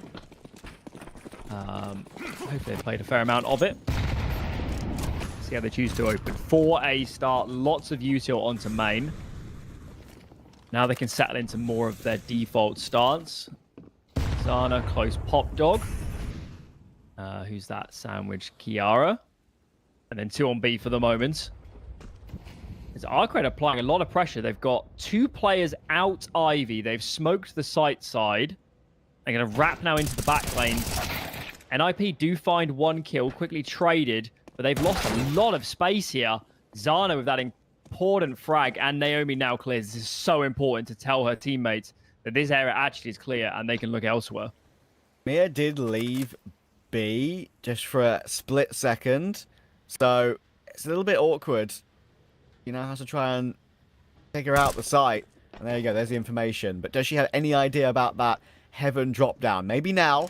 Let's get Jekka will move the way forward. The bomb's nowhere near the site yet, and Naomi has been removed, but there's the trade from A. Now a chance for more, but Ryujin will trade it, and then Zana working their way up. Try and cut off the bomb, and you know what? Vilga has managed to cut off the bomb. So now it's difficult for Ryujin. He's got 3 kills in the game, 1 in this round, but down to 28 HP.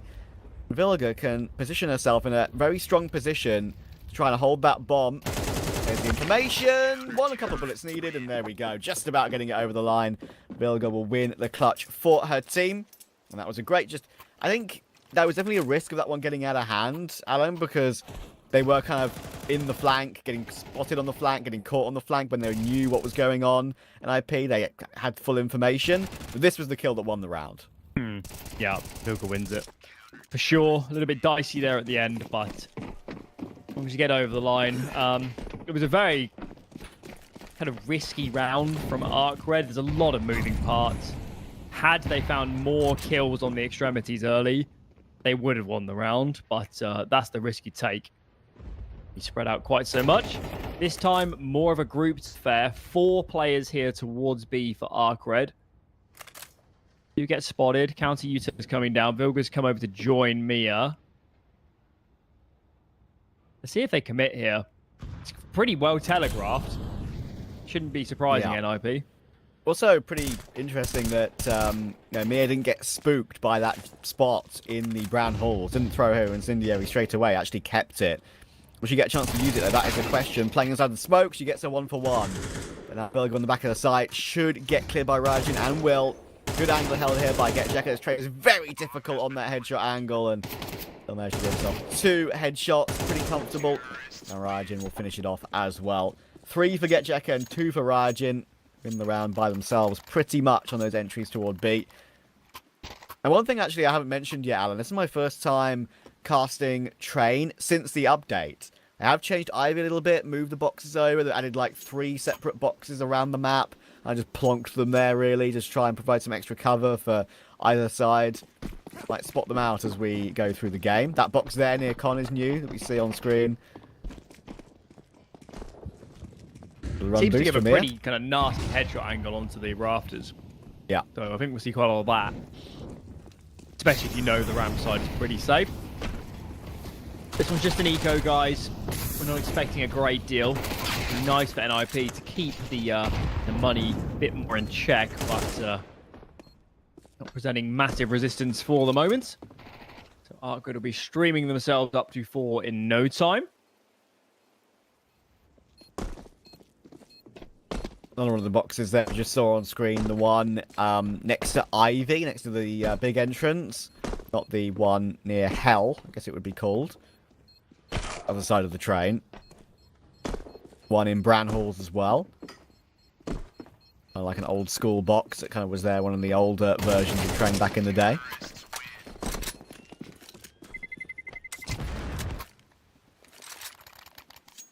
(4-1) lead for ARCRED. The guns can come back out for NIP. Dana will manage to afford the AWP, which is very handy. Interesting to see, like on an AWPers map like Train, where they'll try and get their opening picks. You can go toward Branhalls, you can just hold main, you can look for something on Ivy, many options. I think Zana will get her chances during the CT side. This ARCRED team strikes me as a side that doesn't necessarily believe in playing slow. I think there'll be players facing. I think there'll be individuals trying to take a lot of space. And that tends to be what an AWP thrives on. So, yeah, in a world where NIP does well on the CT side, I would think Zana's got to be a big part of that.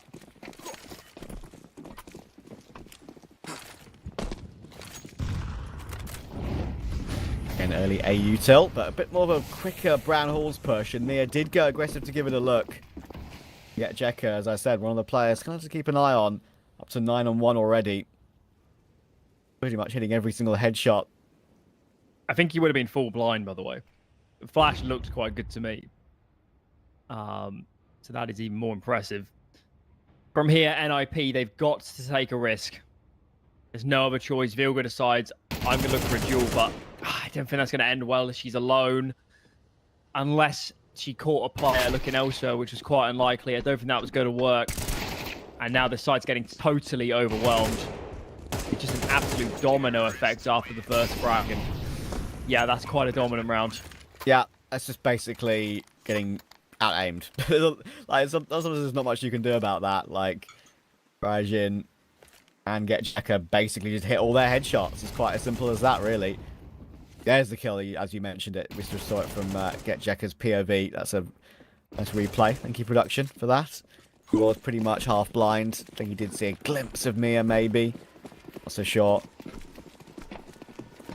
As you said, like, Train is not really a map that IP Impact play all too often. Played it once in these EU Tier 2 forays.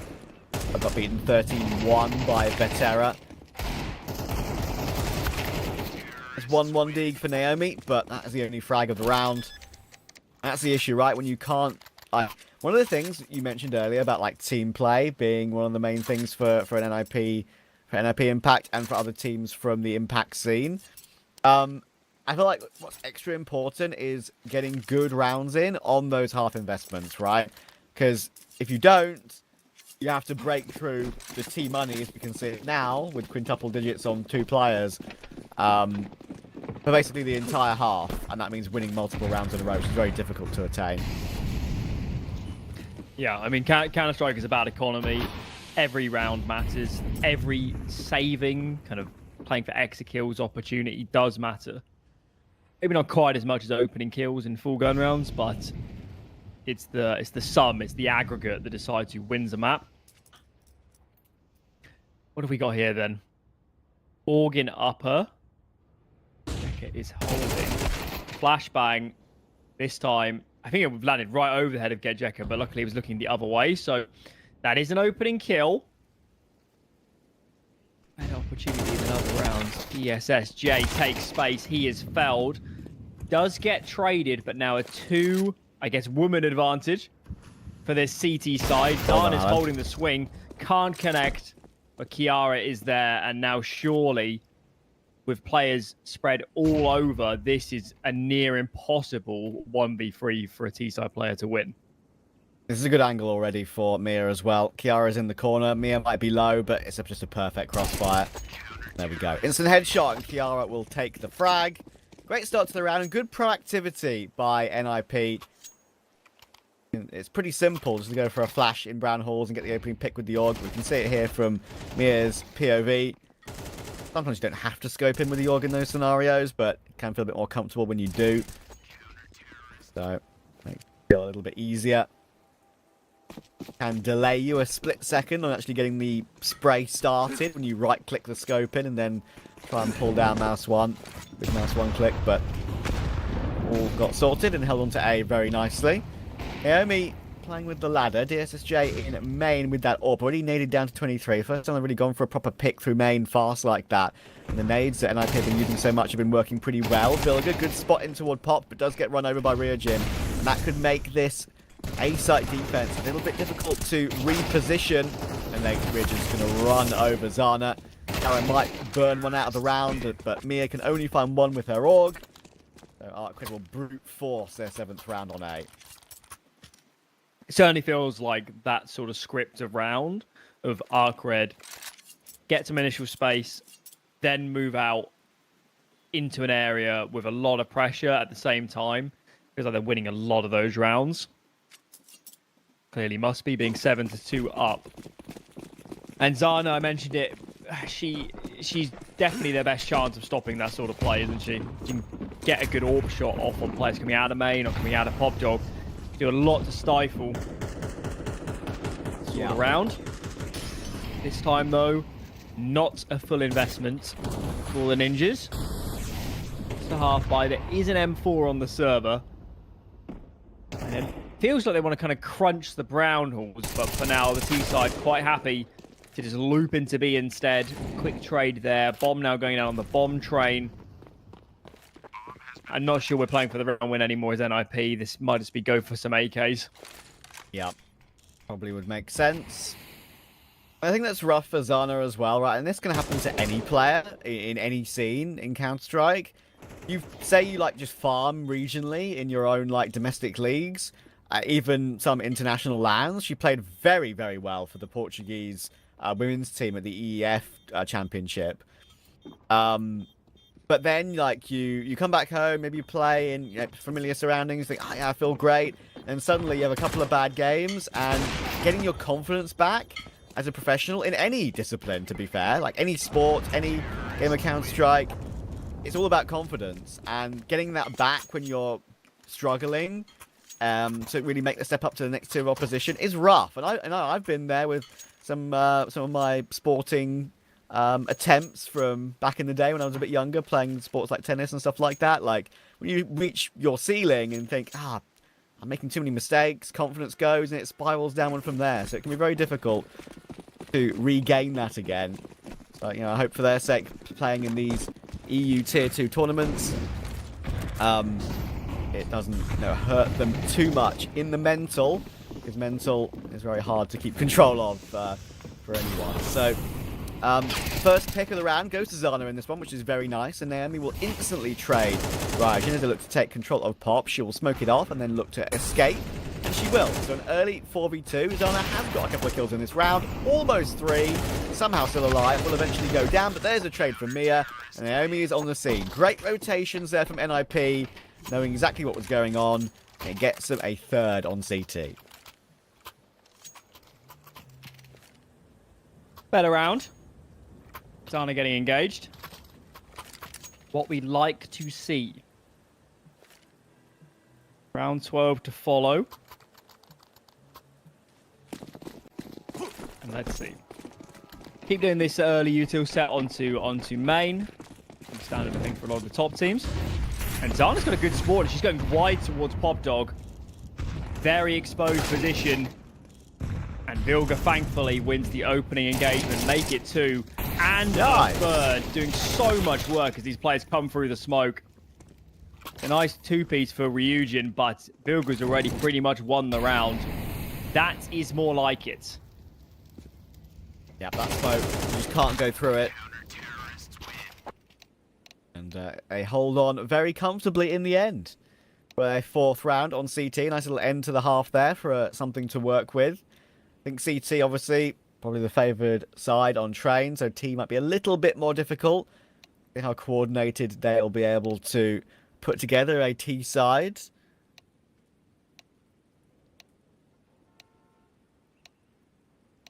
Feels like they need a good start to the half. If ARCRED get pistol, get the guns first. I don't feel like the chances are brilliant for NIP. The reverse obviously would give them a much better opportunity. Still, it is ARCRED's map pick. We don't have a lot of reasons to believe NIP would be super comfortable against this sort of caliber of individuals. But perhaps they can prove us wrong as we get into half number 2. T side for the Ninjas. See what they invest into on this pistol round. What have we got? Smoke flash on Vilga. And that is all. So we're going to have to do quite a lot of ground covering. Just the guns.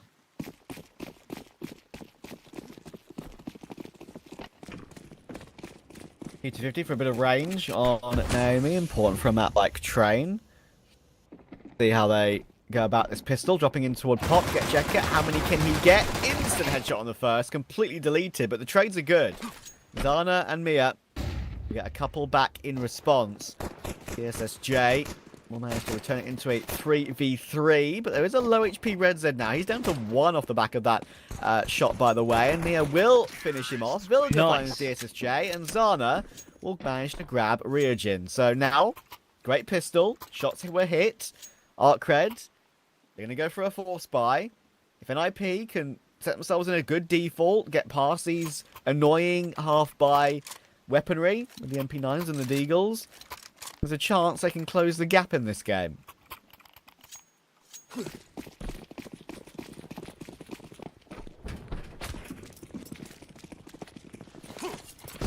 Okay, rock and roll.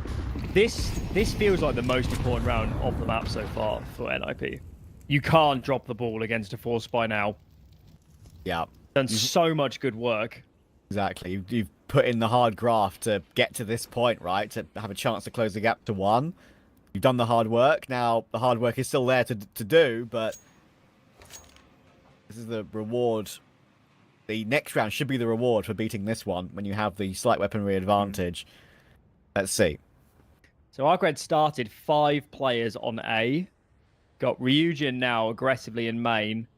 With that information, they pivoted now to these 2 players shifting into the brown rules. This could get very frisky very soon. Lots of players spotted. They're going to commit to playing up here. And these duels surely decide the majority of the round. Well played by Zana. Elsewhere, aggressively out of the ramp. Trades are favouring ARCRED squad. But now, the site is overwhelmed. Nice. Better weaponry at range comes through, and NIP survive the all-important round.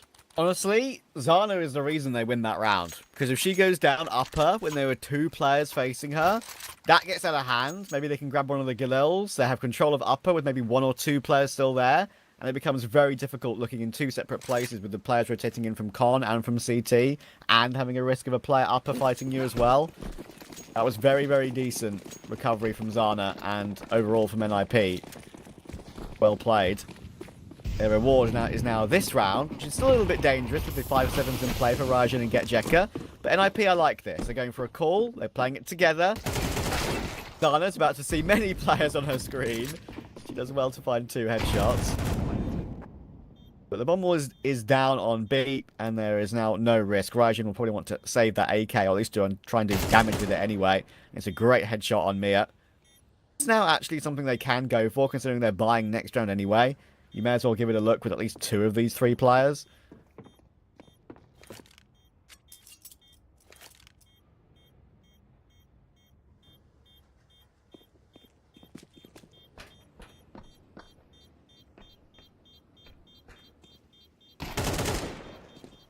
See them get away. It's pretty likely now. That ragdoll went flying. Beautiful. Lovely mechanics. Okay. We might have a game in our hands, Trav. It's a really tough start in this map for NIP. But that has been reversed now. Obviously, we're getting into the meat of this second half as the guns are produced. So let's see. A good couple gun rounds would be pretty tremendous for NIP right now. They'll avoid the nades in main, and Zana will go for her pick in Ivy. There's that new box, or the extension of the box, I should be saying, of the container on Ivy. Red Z jiggling that would be seen on the old train. Less of a gap there now. Presence very much known though, and there were 3 players around Ivy looking to try and fight this play.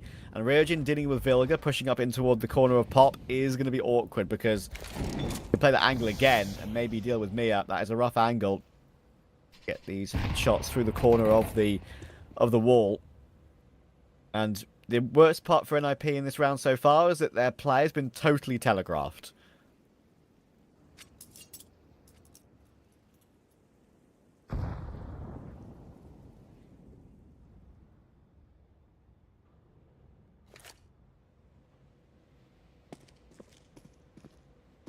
Really tough to win T-side train rounds. The player to the lesser. Looking now towards A. Deep smoke goes down. Great opener by Naomi. Now they need to move behind this. Triton's getting a little bit uncomfortable here behind the bomb train, but his teammates from Connector, not enough util there as they came for this execute, and that seems to be the crux in terms of this round falling apart. Quick turn on a dime from Zana, but it might be in vain given so many players are left alive. ARCRED finally on the board on the defense. Yeah, it's a good hold. Zana with some nice quick shots. And I mentioned about, you know, confidence in general. I think even though if they lose this game, I think she'll be quite happy with how she's played because she's been hitting some really nice quick shots with the AWP. One of her better games in this sort of foray into Tier 2 EU Counter-Strike for NIP Impact. Playing pretty well in this one. ARCRED now have a chance to really put their foot down, though. They have a perfect buy. NIP's isn't perfect. There's a pitfall with a couple of Galils and a Mac 10 on Vilga.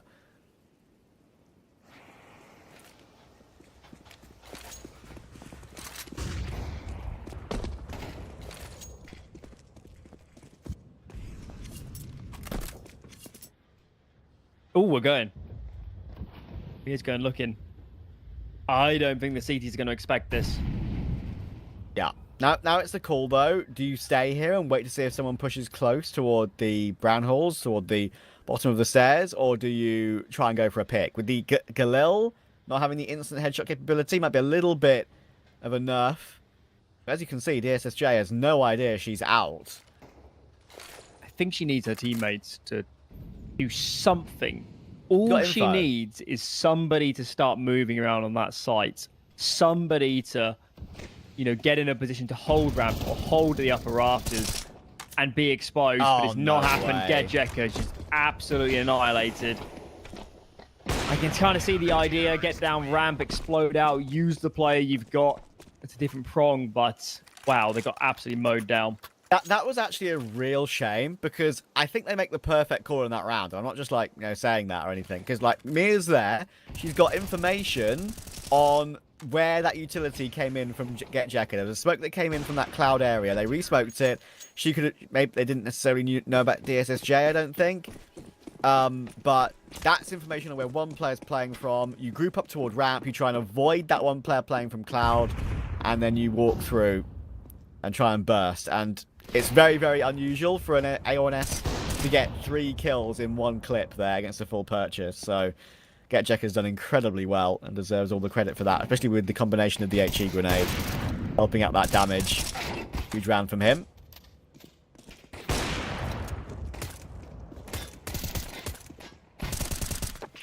It's a clean up here. Pretty low investment. Barely anything bought by the Ninjas girls. And now they're running out of time. Did a lot of work in the mid stages of this map to make it competitive. But it feels like we're running out of scope here in this second half. Feels like this round is basically mandatory.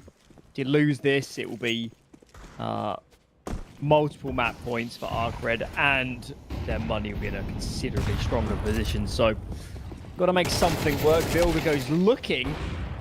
X1 is traded, but I think you're going to take that as the T side. It's sowing some confusion, some chaos in the ranks. Another pair of trades. Now it's a man advantage for NIP as they claim the bomb site proper. This needs a bit more help here, I think, with Zana to get this bomb down. Kiara's looking towards Ivy. Get Jekka's isolated out by the smoke on towards Connector. This looks pretty good. Re-smoke can go down as well. And Mia's going to push the Connector smoke. She can tell her teammates the Connector is not a risk. They should know that Ivy is the main threat now.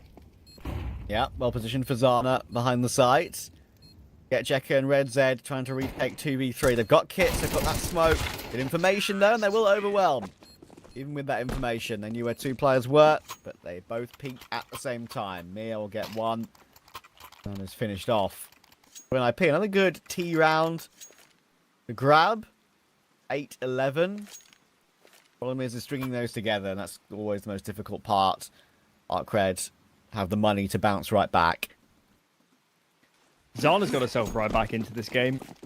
I think she was something like 1-7, if memory serves me correctly. That sort of scoreline early on in the first half, so clearly it must be well into the positive. In terms of the recent rounds, what have we got here? Double Ivy push. This is quite an enormous change of pace. Rifle is up close, and Kiara absolutely assassinates. Missed shot from the orb here.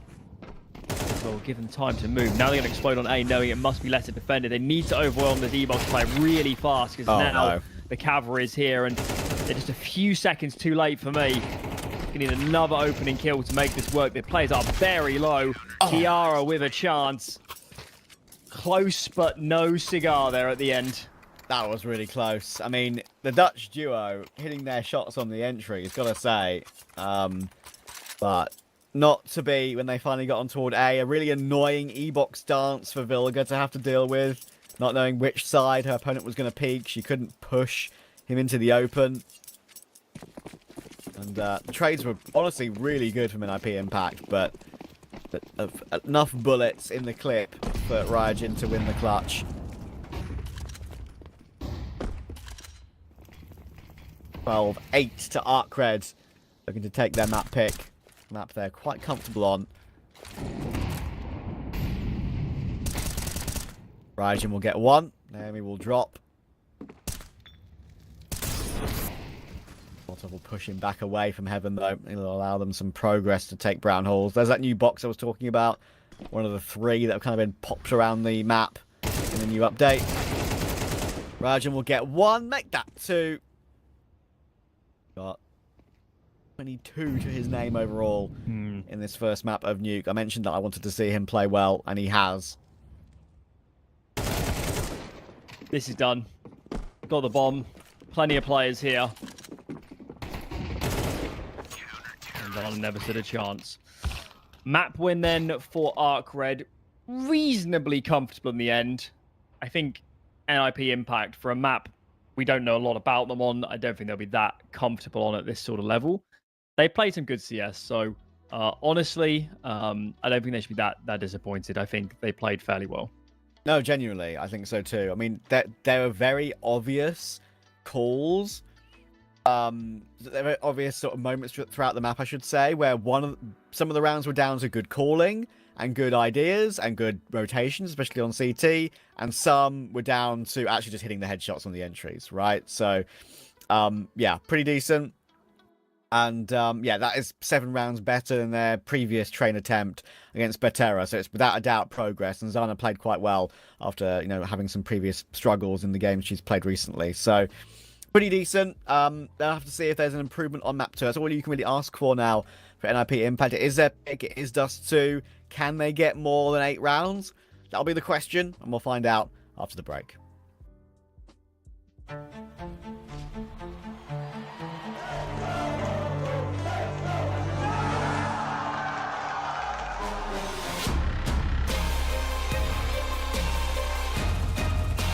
He's going to force the kill in the last second.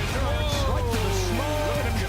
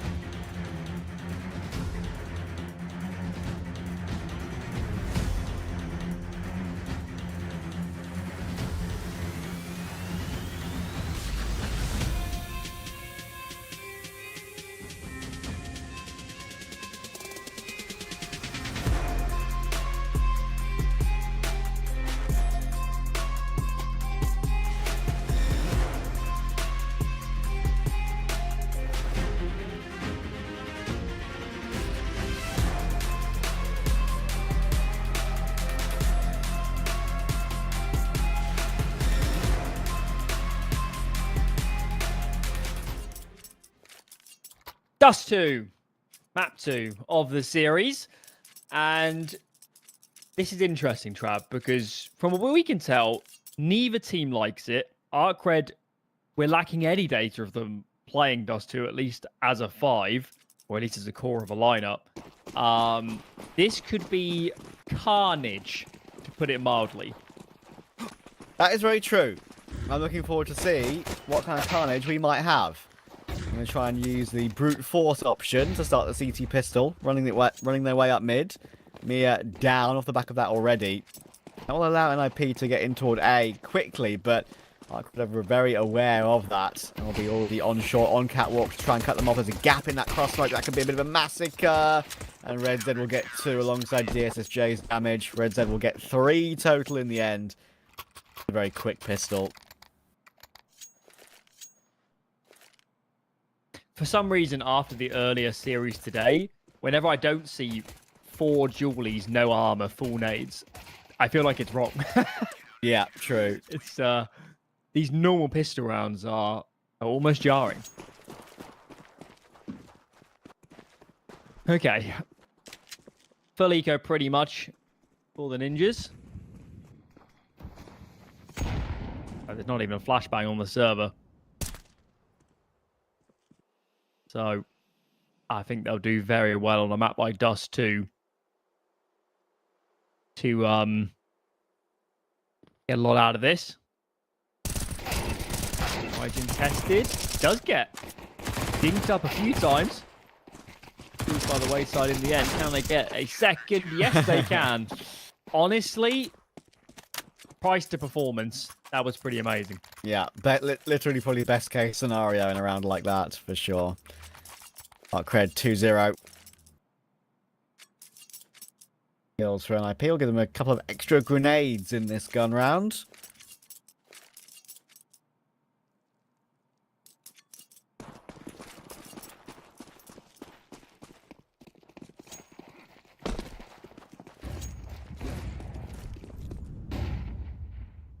Take of long will be delayed. Help out Naomi, go for a peek that maybe a little bit deeper.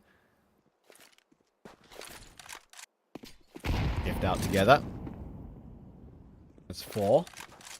3 players circling the A-bomb site for ARCRED though, including the AWP of the SSJ. Stuck behind the car, does get 1, should get removed, does get removed. Red Z shouldn't get 2, but unfortunately, Ryujin is also there to help. That's the most frustrating thing for NIP. Get Jekyll deal with Mia, and that is the first gun round comfortably in their side, and they've got a chance now to build even more with the eco coming in for NIP. It's a shame. Shame they couldn't get more going. Can't let ARCRED get into this half with util, with lots of money in the bank, with AWPs galore. They might even double AWP, being that sort of map down the line too. Getting a little bit scary already. This round is a half buy for the ninjas. The Eagles out in the mix. Choosing that over kind of Tech 9s and more utility. Got the 1 smoke left already. They'll definitely need that to get much done. The bomb is also on Vilga. Outside tunnels. Now it's coming over. And this is their best chance playing together. Unfortunately, though, the flashbang is brutal. Free for this man. Can he make it 4? Sticks around. He's going to be called upon next. And unfortunately, for NIP, they would have loved a bomb plant. They would have loved a lot of damage in this round. Oh! And actually, the damage does come right at the dying embers. Kiara with some zingers. Yeah. That's actually worth in a round like that in the end. They've gotten the goal they kind of would have wanted. Would have loved the plant, obviously, but 3 kills with that dig. Quite impressive.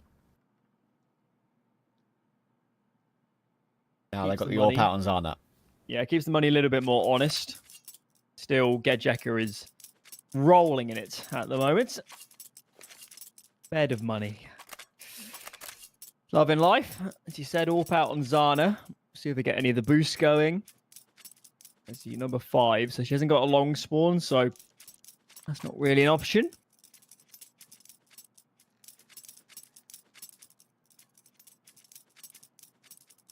NIP played quite a gutsy train. They weren't scared to take risks, get aggressive, and make some slightly more unorthodox moves. And I think they need to continue doing that. I don't think a slow standard game is going to help. Yeah, I agree. And the truth is as well, like with the situation with Imperial Valkyries just losing their grasp on impact, right? DSJ does get traded. There's definitely an opening now for a new team to kind of really be that main impact, I guess you could say, winner, full stop. Like, because it was Furia last time. Furia have also taken a map off of a men's team in the South American CCTs. So there's definitely some openings. Mia's got 2 kills on Ryujin and Ryujin, though. That's actually turned around entirely.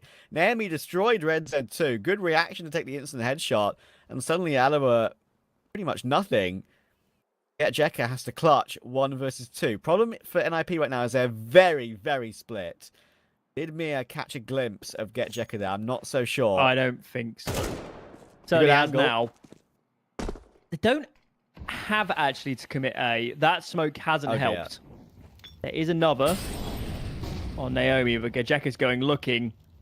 They might not expect him actually to be up by Gandalf. Now spotted, double peaked. That felt a little bit nervy at the end, but rounds are rounds. And I think ARCRED, Trav, are they starting to look a little bit cocky? Is that the word? I mean, this move from DSSJ is crazy. Yeah, I think it's just, I think here is also just a little bit lackadaisical. The fact that Red Z went down as well, which I was very surprised about considering his position. But Mia does all the work, getting 2 kills in mid. I mean, that was just cracking the round back open again. Good information on the final player as well, managing to find Get Jekka's rotation. Get Jekka made a good move, I feel like, to actually get up toward Gandalf, like you said. But in the end, he was spotted just before he got behind the box, and it let NIP organize a double peek.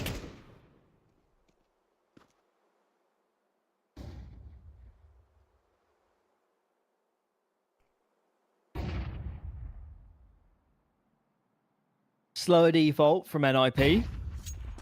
Flash is good and stuck on the box. Ryujin is gone. Man advantage now for this T side.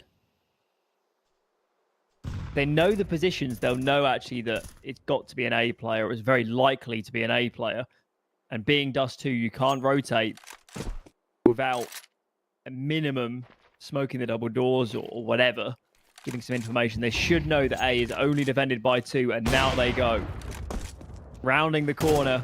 This AWPer here needs to do work, and he does not. Naomi absolutely assassinates. This round is done already for my money. ARCRED need to save these guns. Clinical from Naomi. Beautiful second headshot. And Mia's doing some great work on this lurk as well. It is being looked at by Get Jekka. So you think they should be okay here. And there we go. We'll get that one.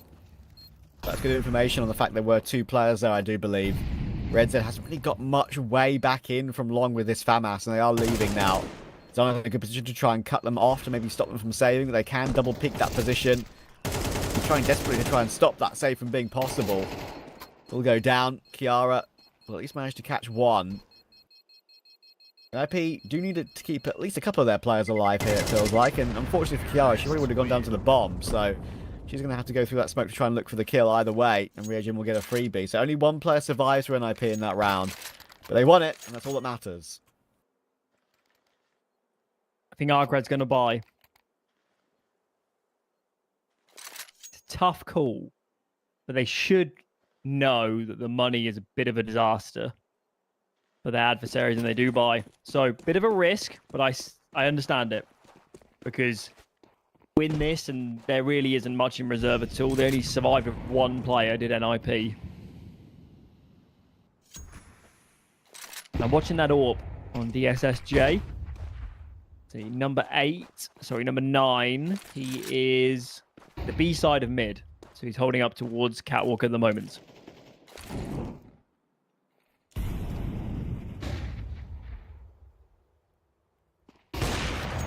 Flash in. Oh, miss again. Does allow Naomi to go mid and just check the close angles. So now pushing up towards short. There'll be a flash coming through. She tries to play like half anti, and in the end it actually goes their way. She realizes lots of damage has been done to Raijin, and they look to entry up, and they realize that's the time to pounce. And it works really well. Another clean entry from NIP. And another 5v3, and another chance to win the round on A.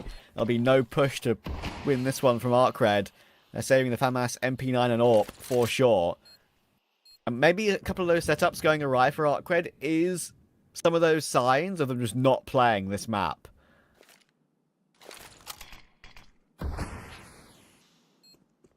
Somewhat part and parcel of their brand of CS as well. They're very eager to get aggressive. Sometimes you'll make aggressive moves at wrong timings if you're doing it without a lot of information, and you often are playing in the dark in Counter-Strike in the fog of war. Good clear. Naomi is on an absolute tear. We've got a game on our hands. There surely has got to be an eco now to follow for ARCRED. Got to respect this. It looks like a bit of a half buy around the save. Still a dangerous round, of course, but NIP starting to take some control here on the T side.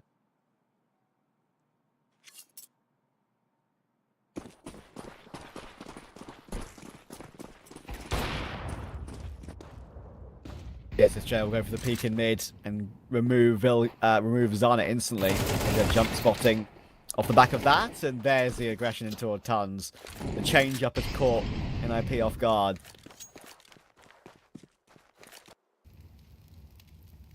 Such a tough round because you also lost your 2 players before you even got map control, before you even got any real information.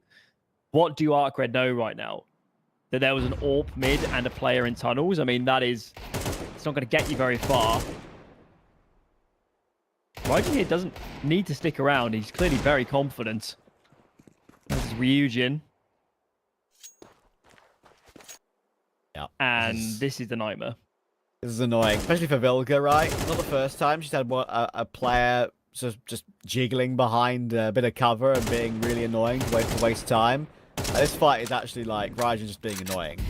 like he's purposely continuing to waste the clock. It allows teammates to come through and collect the weaponry that is littered all over the B side of the map. They will try and push through together here, but this will be a bit of a massacre. Vilga only gets 1. He was getting flanked other way by 2 players. So that is the exact thing ARCRED would have wanted. A couple of AKs recovered. Double AWP recovered as well, incidentally.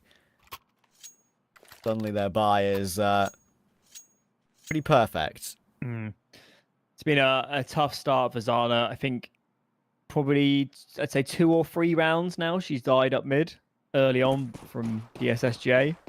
Obviously, stings even more in a round like that, where the AWP is the only big weapon ARCRED has to play with. So she'll need to switch up her game a little bit to be a bit more effective. Long taken, though. ARCRED forced to readjust.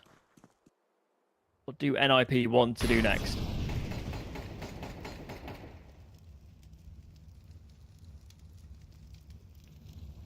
Raijin pretty much in the open toward long, but he's got red Z support. Swing, the bursts.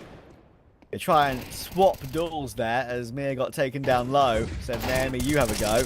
And unfortunately, with the fact the manpower is just too much, there's too many players toward long for NIP to be able to deal with. Red Z gets 3 in the end. They'll go alone with the Deagle coming up towards short. Red Z is a player I haven't seen much of at all. I think I've covered 1 ARCRED game where Red Z has been playing. ARCRED is not his first team. He was on a team called Rostek a little bit for a month, actually, this year. A couple of appearances on HLTV with that roster, playing against Eternal Fire and 33, who we saw earlier. Picked up by ARCRED. Doing too badly overall. Role in the team.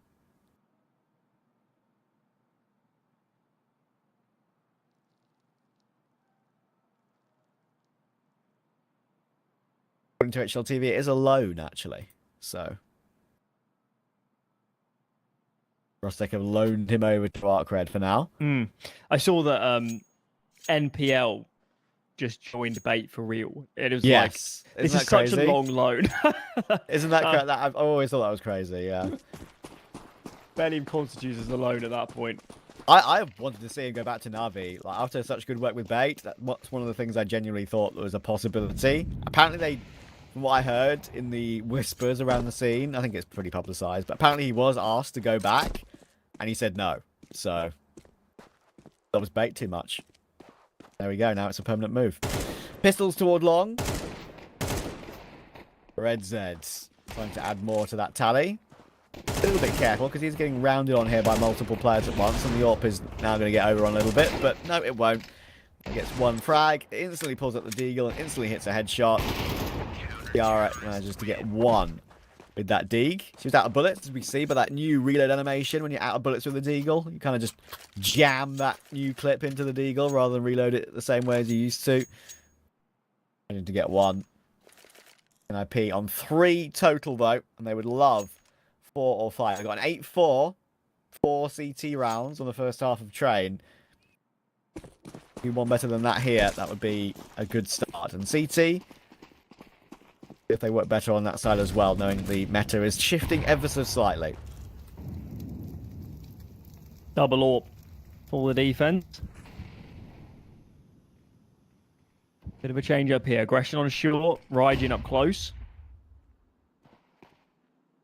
I don't think they'll expect this whatsoever, especially if the AWP shows first. Raijin doesn't even require any help. Wow. That is just an assassination from this deadly duo in mid. NIP never stood a chance. Yeah, they are just quite literally just running up mid. A number of these rounds are ARCRED. 12-3 for Raijin, 12-5 for Red Z, 12-5 for Raijin. Incidentally, 12-5 for both of those two. There you see an exact same KAD. Jack hasn't really had to do anything. Just 3 and 2, watching his teammates have all the fun. I guess he's B anchor. There hasn't been a lot of B rounds. There hasn't. Has there been? There's been any? Am I going mad? I actually think you're right. I don't any think round. the bomb has made it to the B bomb site in this map. I think you're right. Oh dear. The mid massacre continues as Raijin streams his way up to 15-5, 12-3, and 12-5 elsewhere. It's been quite a dominant half. A good spree of gun rounds in the middle, wasn't it, for NIP? But as soon as they lost that half by, kind of cascaded down. Yeah, I think for future reference for NIP, maybe either one, work on the plays you have toward mid to try and get any sort of control. Because I understand why they're doing it. They want to try and play like a normal D2 round, of which they had a little bit of success early game, right? When they were 3-4 behind. Getting up towards short, bursting up short, flashing their way in, getting control of the site, and then forcing ARCRED to save. That's where they had most of their success in those 2 rounds. Unfortunately, I haven't really been able to replicate that. And ARCRED have just held them back from going anywhere near that position of the map for basically the entire half. So if there was one thing I could criticize NIP Impact for, I would say maybe realize that's not going to work anymore 2 rounds sooner and try something different maybe toward B, like you say, to be a little bit more unpredictable.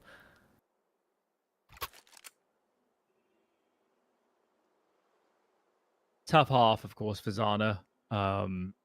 She would have been their best chance of staving off mid-aggression, but wasn't working out for her, so I'm sure she'll have a rethink after this map on what can be changed. Right. She had her best map by far in map 1. And it's like this sort of tier 2 EU competition. I think her best before that was like a 0.88 against Partizan. She got a 0.94 on map 1 of this one. So, fortunately, pressing back to the mean a little bit. Now, and Vilga, Yara will get the first bits of information over toward the long side. Kiara's going to elevate her position up onto the top of the A site. Tap's coming through. There are going to be 3 players here. Kiara has hit 1 tap. Good flash, but unfortunately just couldn't get into a position to deliver. Right now it's the Dutch duo on NIP trying to do quite a lot of the fragging. They've got 17 kills between them. But unfortunately it's only 2 for Naomi. ARCRED will run them over.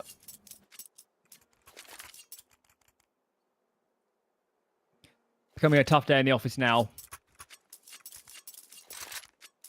Even having watched this play out, I still think Dust 2 was the right call to pick into.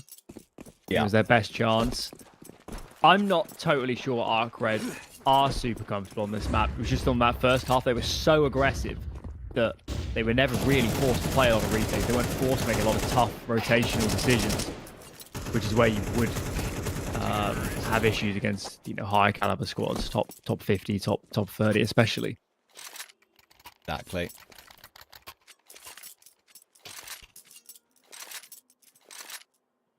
I guess on a map like Dust 2, you do invite a lot of individual duels. That might be a reason that NIP shouldn't, but you can't live in the world of negatives. You know what I mean, Trav? Like you have to pick aggressively, optimistically. Say we're picking this to beat them, not to, you know, get away from a weakness.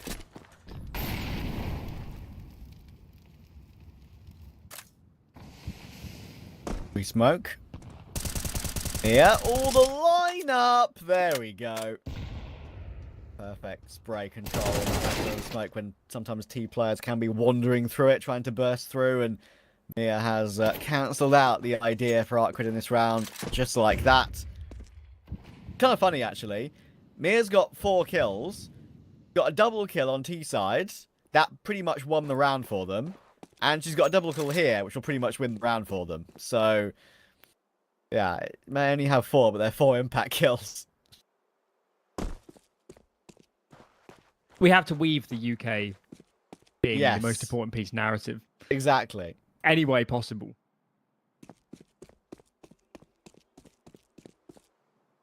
Right. Well, I don't think ARCRED's winning this round. But they can still go for damage. If they can pluck aim, Naomi is so low that a bomb plant here is not out of the question. But this duel is tough. Ryujin will probably be looking backside as he swings out of these tunnels. He is indeed open to the barrels. Pretty brutal engagement. 1 and done might be enough. Nade does the job. Bosh. 4 for the ninjas. I can win this round. Maybe we're looking at like an 11-6, something like that. But got 1 AK in play here. ARCRED could be using that to great effect, whereas it is the co-top fragger in the server at the moment. I didn't realise their money was quite this bad. They really have nothing. 1 AK on the server. 4A start for NIP, clearly scared of some sort of long play early. That is not the case, but not like they've been massively exploited elsewhere. Looks like short is the port of choice for ARCRED. Got Zana nearby. Her teammates on A are a bit of a distance away, so she needs to, at minimum, buy time. That's what this is all about. Buy time, stay alive. Unfortunately, not the case. Nade from Vilga gets the trade, but I think this has been a success from the T side's perspective. They've got side control. Now they can make it frisky. AK still in play. Massive Deagle headshot. Does a lot of work. Decent trades in the meanwhile for that CT side. It's all on Ryujin. Forces the one-on-one. Deagle out now. And this is the map, surely. NIP can't afford to lose this. Ryujin goes looking. And Mia comes out on top. Yes. Let's go. UK Counter-Strike represent. She's actually played that quite well. I'm not just saying that to, you know, play into the bias, but like back into a 1v1, it's a max 10 and a deagle. They're very aware of that. It gets a bit nervy. She knows she's got time. She knows she's got a kit. Even if she didn't, there was one on the floor. Just relax. Like, take a deep breath, fall back toward the car position, let Ryujin make the move first. That's exactly what she did. Got the duel, got the favourable duel as well. Find quite a lot on this T side for a team that's ecoing. But not out of character for a lot of teams of this region. Look how fast they're up short. They just want fights at all costs. Zana connects, make it 2. And it has worked in previous rounds, especially on train. Kind of unhinged aggression here has not paid off.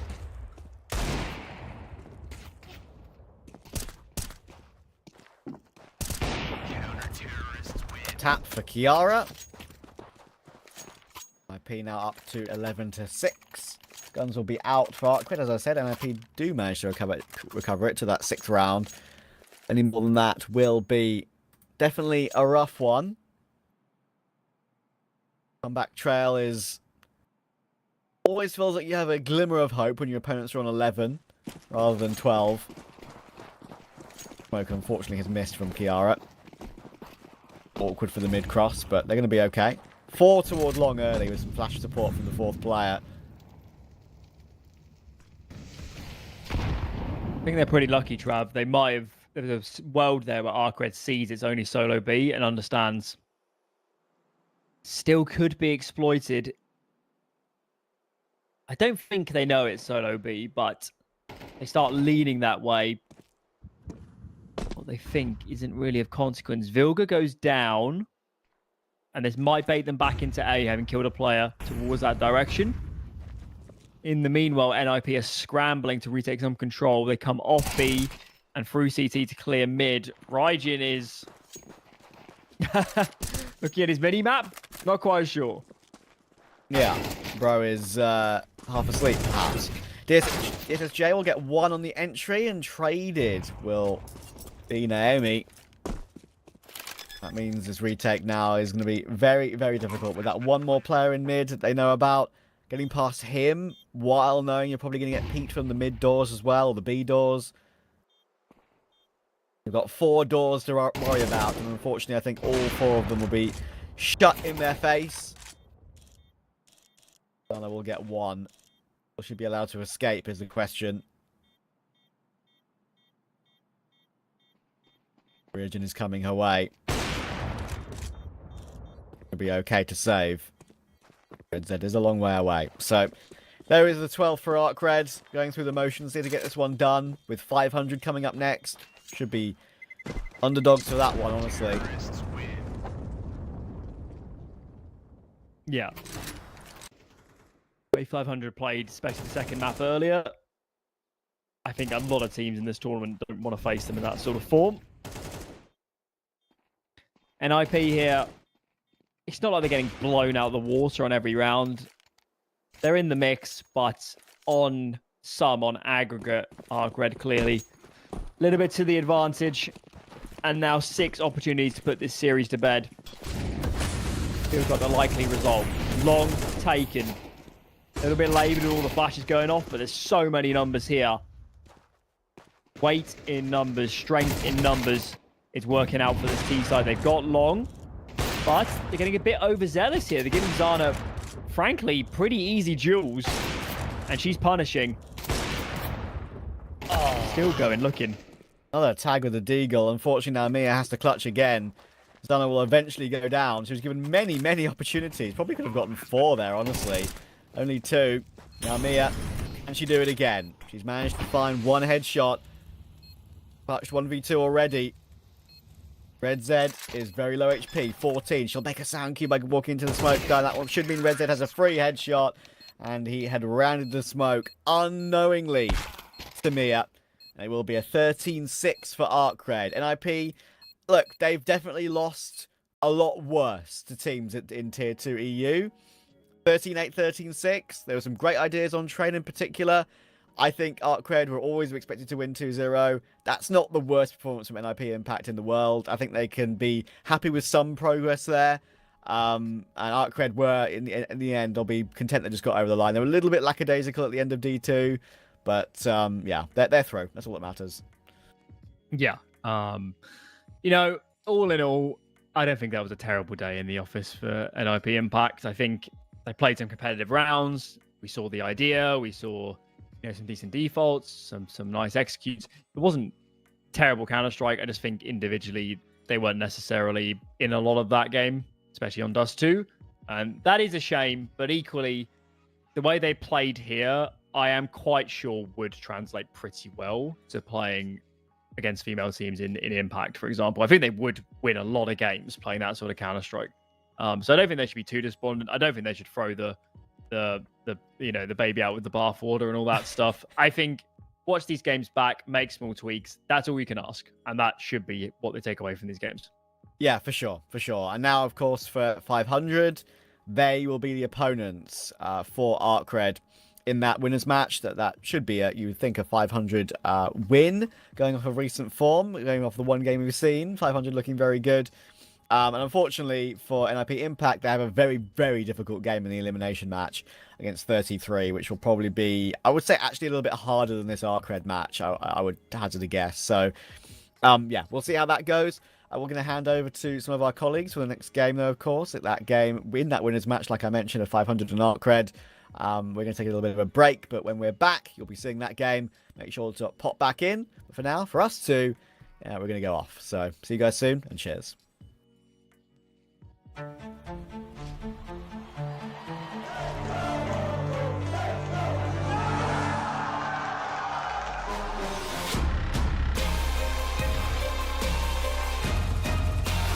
going to force the kill in the last second. Right to the smoke. Look at him go.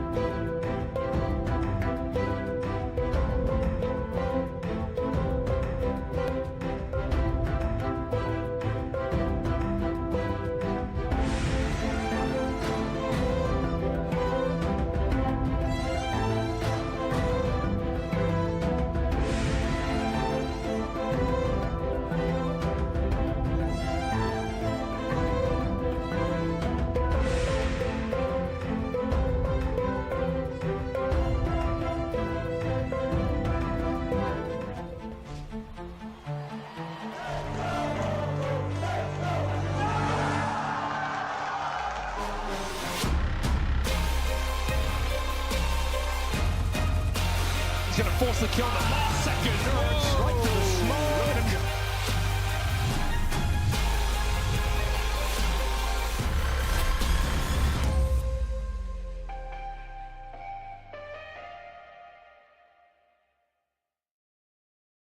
Hello, everybody. Welcome back to the Thunderpick European Series 2, and it's time for action to see who will make it out of Group A. My name is Pavlos, and joined by Ted for yet another time. Man, I'm excited.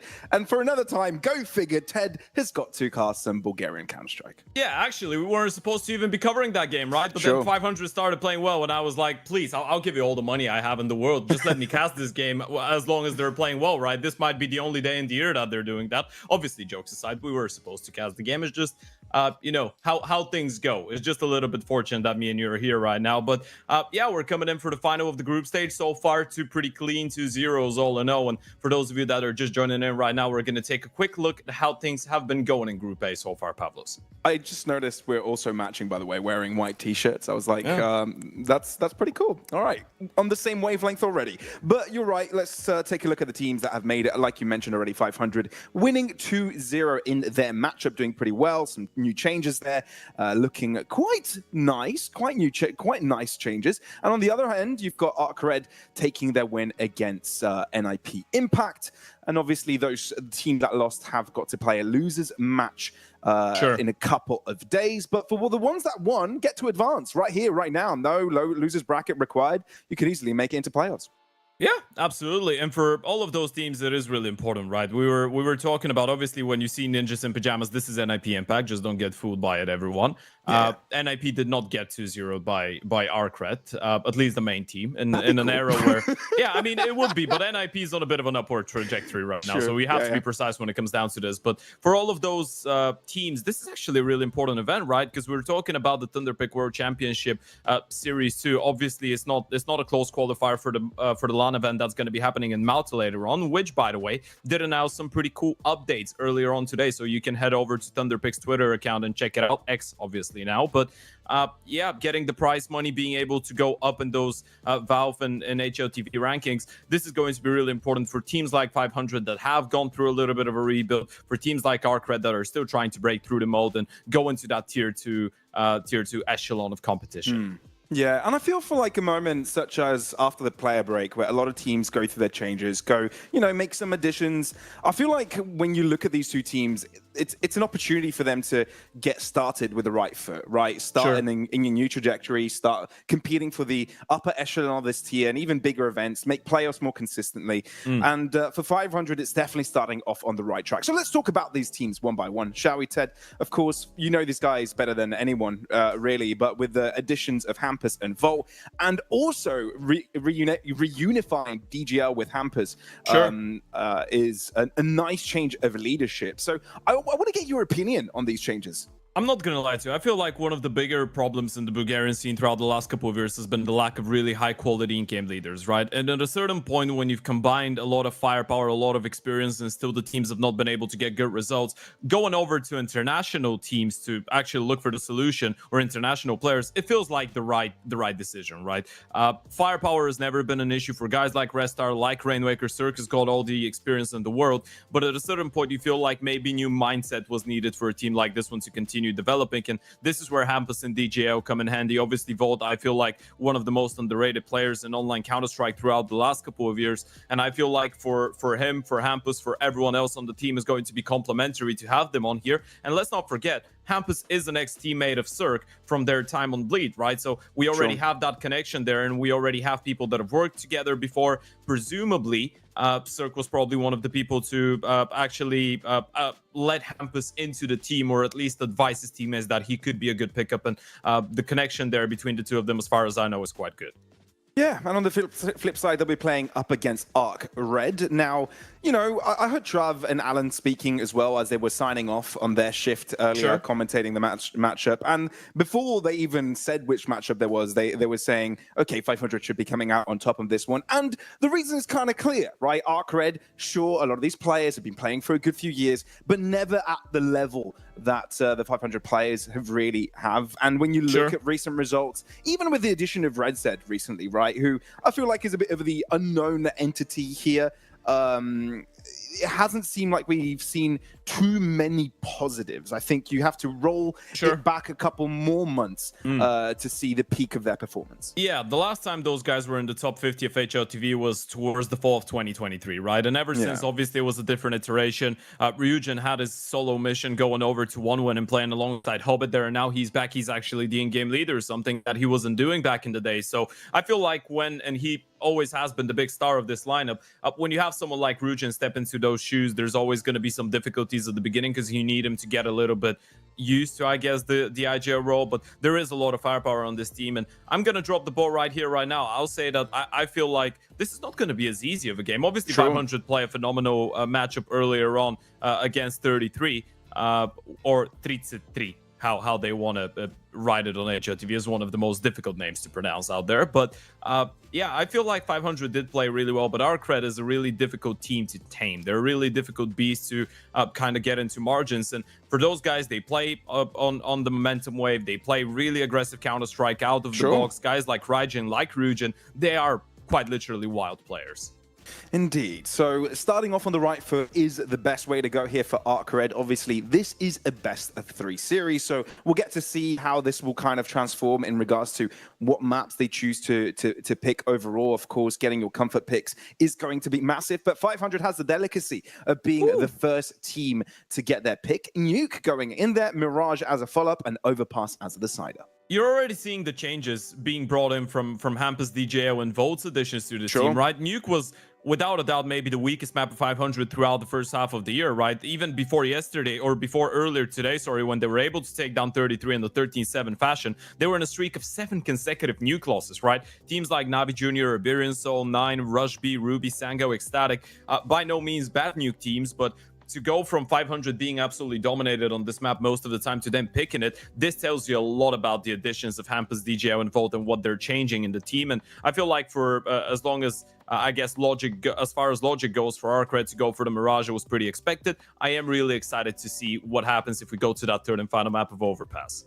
Sure, I agree 100%, and I feel like if you look at recent trends as well, ARCRED with that earlier win, that nice 2-0, has kind of set themselves in that tone to potentially come off with a win here. Obviously, it's been a few hours since then, but, you know, it's put them in the right foot. But I also want to talk a little bit about RedZ, right? Because he's come into the squad, guns...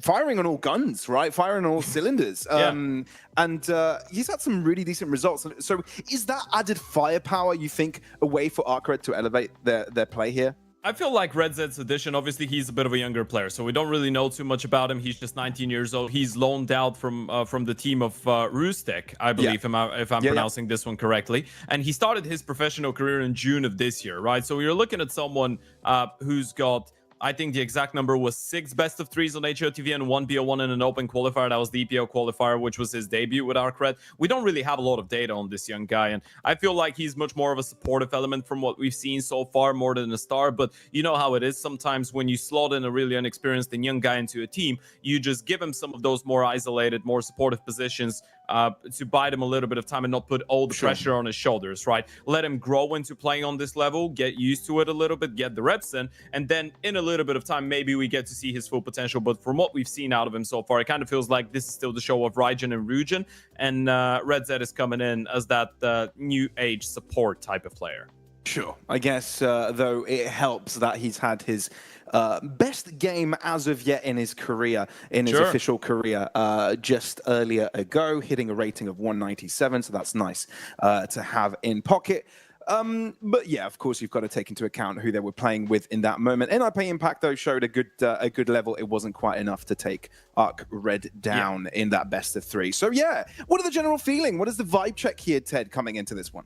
I feel like we're going to obviously take a bit of a quick look at the player comparison as well, I feel like. But the vibe check should be 500 is a bit of a favorite going into this matchup. And I feel like one of the reasons as well is the addition of Volt, as we pointed out. I feel like an excellent rifle. Throughout the last couple of years, it has been really weird with him going through a lot of role changes. Is he going to be a support guy? Is he going to be anchoring? Is he going to be a star? From what I know, when I had the opportunity to have a little bit of a chit chat with Popov, who's the assistant coach of 500, obviously ex-head coach, he told me that Volt is coming into this team with the utmost, I guess, willingness and I guess wish to play aggressive Counter-Strike to show everyone that he's got the mechanical prowess. And I'm gonna give you a little bit of a sneak peek again. Shout out to Popo for giving us that for the broadcast. But he did say that 500 didn't really need too much time practicing with Volt to realize that he was the right man for the job. And then on the other side, we've got Rujin, whose individual performance and the numbers have dropped a little bit after he picked up the IGL role, but I still feel like he's an incredibly talented mechanical player, and I really want to see him get into his comfort ground, because as long as he's there, ARCRED can be a really dangerous team. If he doesn't get going, though, it could be a little bit more difficult for them today. Yeah, and he's got a task on his hands for this one as well on the IGL spot, playing up against Hampus today. So that's definitely a bit of a thinker and something to keep an eye out, see if Rujin can outwit his opponent there. But overall, I feel like for 500, when it comes to the changes, because I feel like we're going into that narrative time and time again, it was a very targeted pickup. The players that they got, sure, like you said, it's in terms of leadership, in terms of IGLing, the methodology behind the game, you kind of want to improve into that aspect. Because by all means, you're not missing out too much in firepower. You already have some strong pieces there.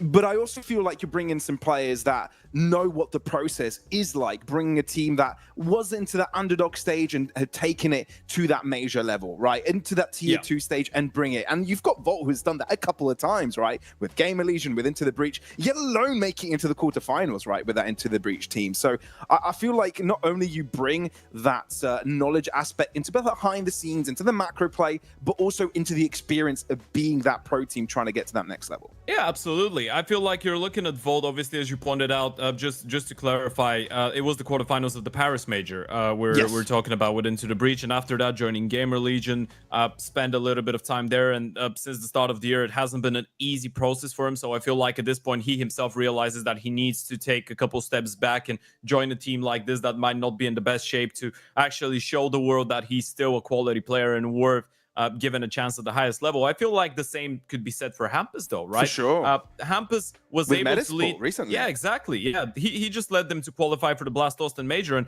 sure, at the Major things didn't go well. But for those of you that were following, and me and you were fortunate enough to cover that MRQ, the Major qualifier, Metizport didn't even go into the qualifier as a favorite. They were in miserable shape, and Hampus was still able to somehow get this team to make it through the qualifier and qualify for the Major, which I feel like at this point is exactly what 500 needs, right? We're talking about a 500 team that's number 96 in the VRS, outside of the 110 in the HOTV World Rankings. And obviously you're losing a little bit of your points because of the changes, but 500 was not in a great place towards the last couple months of the first season. So I feel like with Hampus and Volt coming in, and obviously with DJL as well, this is a completely new chapter, and you're getting a lot of people that know, as you pointed out, and this is a really shrewd point, you know what it feels like to be on the bottom, but they know what it takes to actually build a team that could compete and break through the mold into that next level. Oh yeah, 100%, Ted. And I just want to give a little bit more detail as well with that Metizport team being in dire straits in that position going to that MIQ. They were the last seed, for goodness sake. They were the last seed. And not only were they the last seed, they had a really difficult match with Astralis from the get-go, and they took them down as well, which was the number 1 seed. So we're not turning this one into an Astralis hate watch stream. Come on. No, but they're doing well now. Sure, sure. But for Metizport, I feel like it hits that nail on the head right there. So 500 altogether, I feel like these are some really targeted pickups and could potentially do quite a bit. And I'm really looking forward to this team's trajectory, right? And I feel like even though this group is just the start, it's a bit of a feeler to see what these guys are capable of. I don't think by all means it's the big test for them, but it's a great starting ground.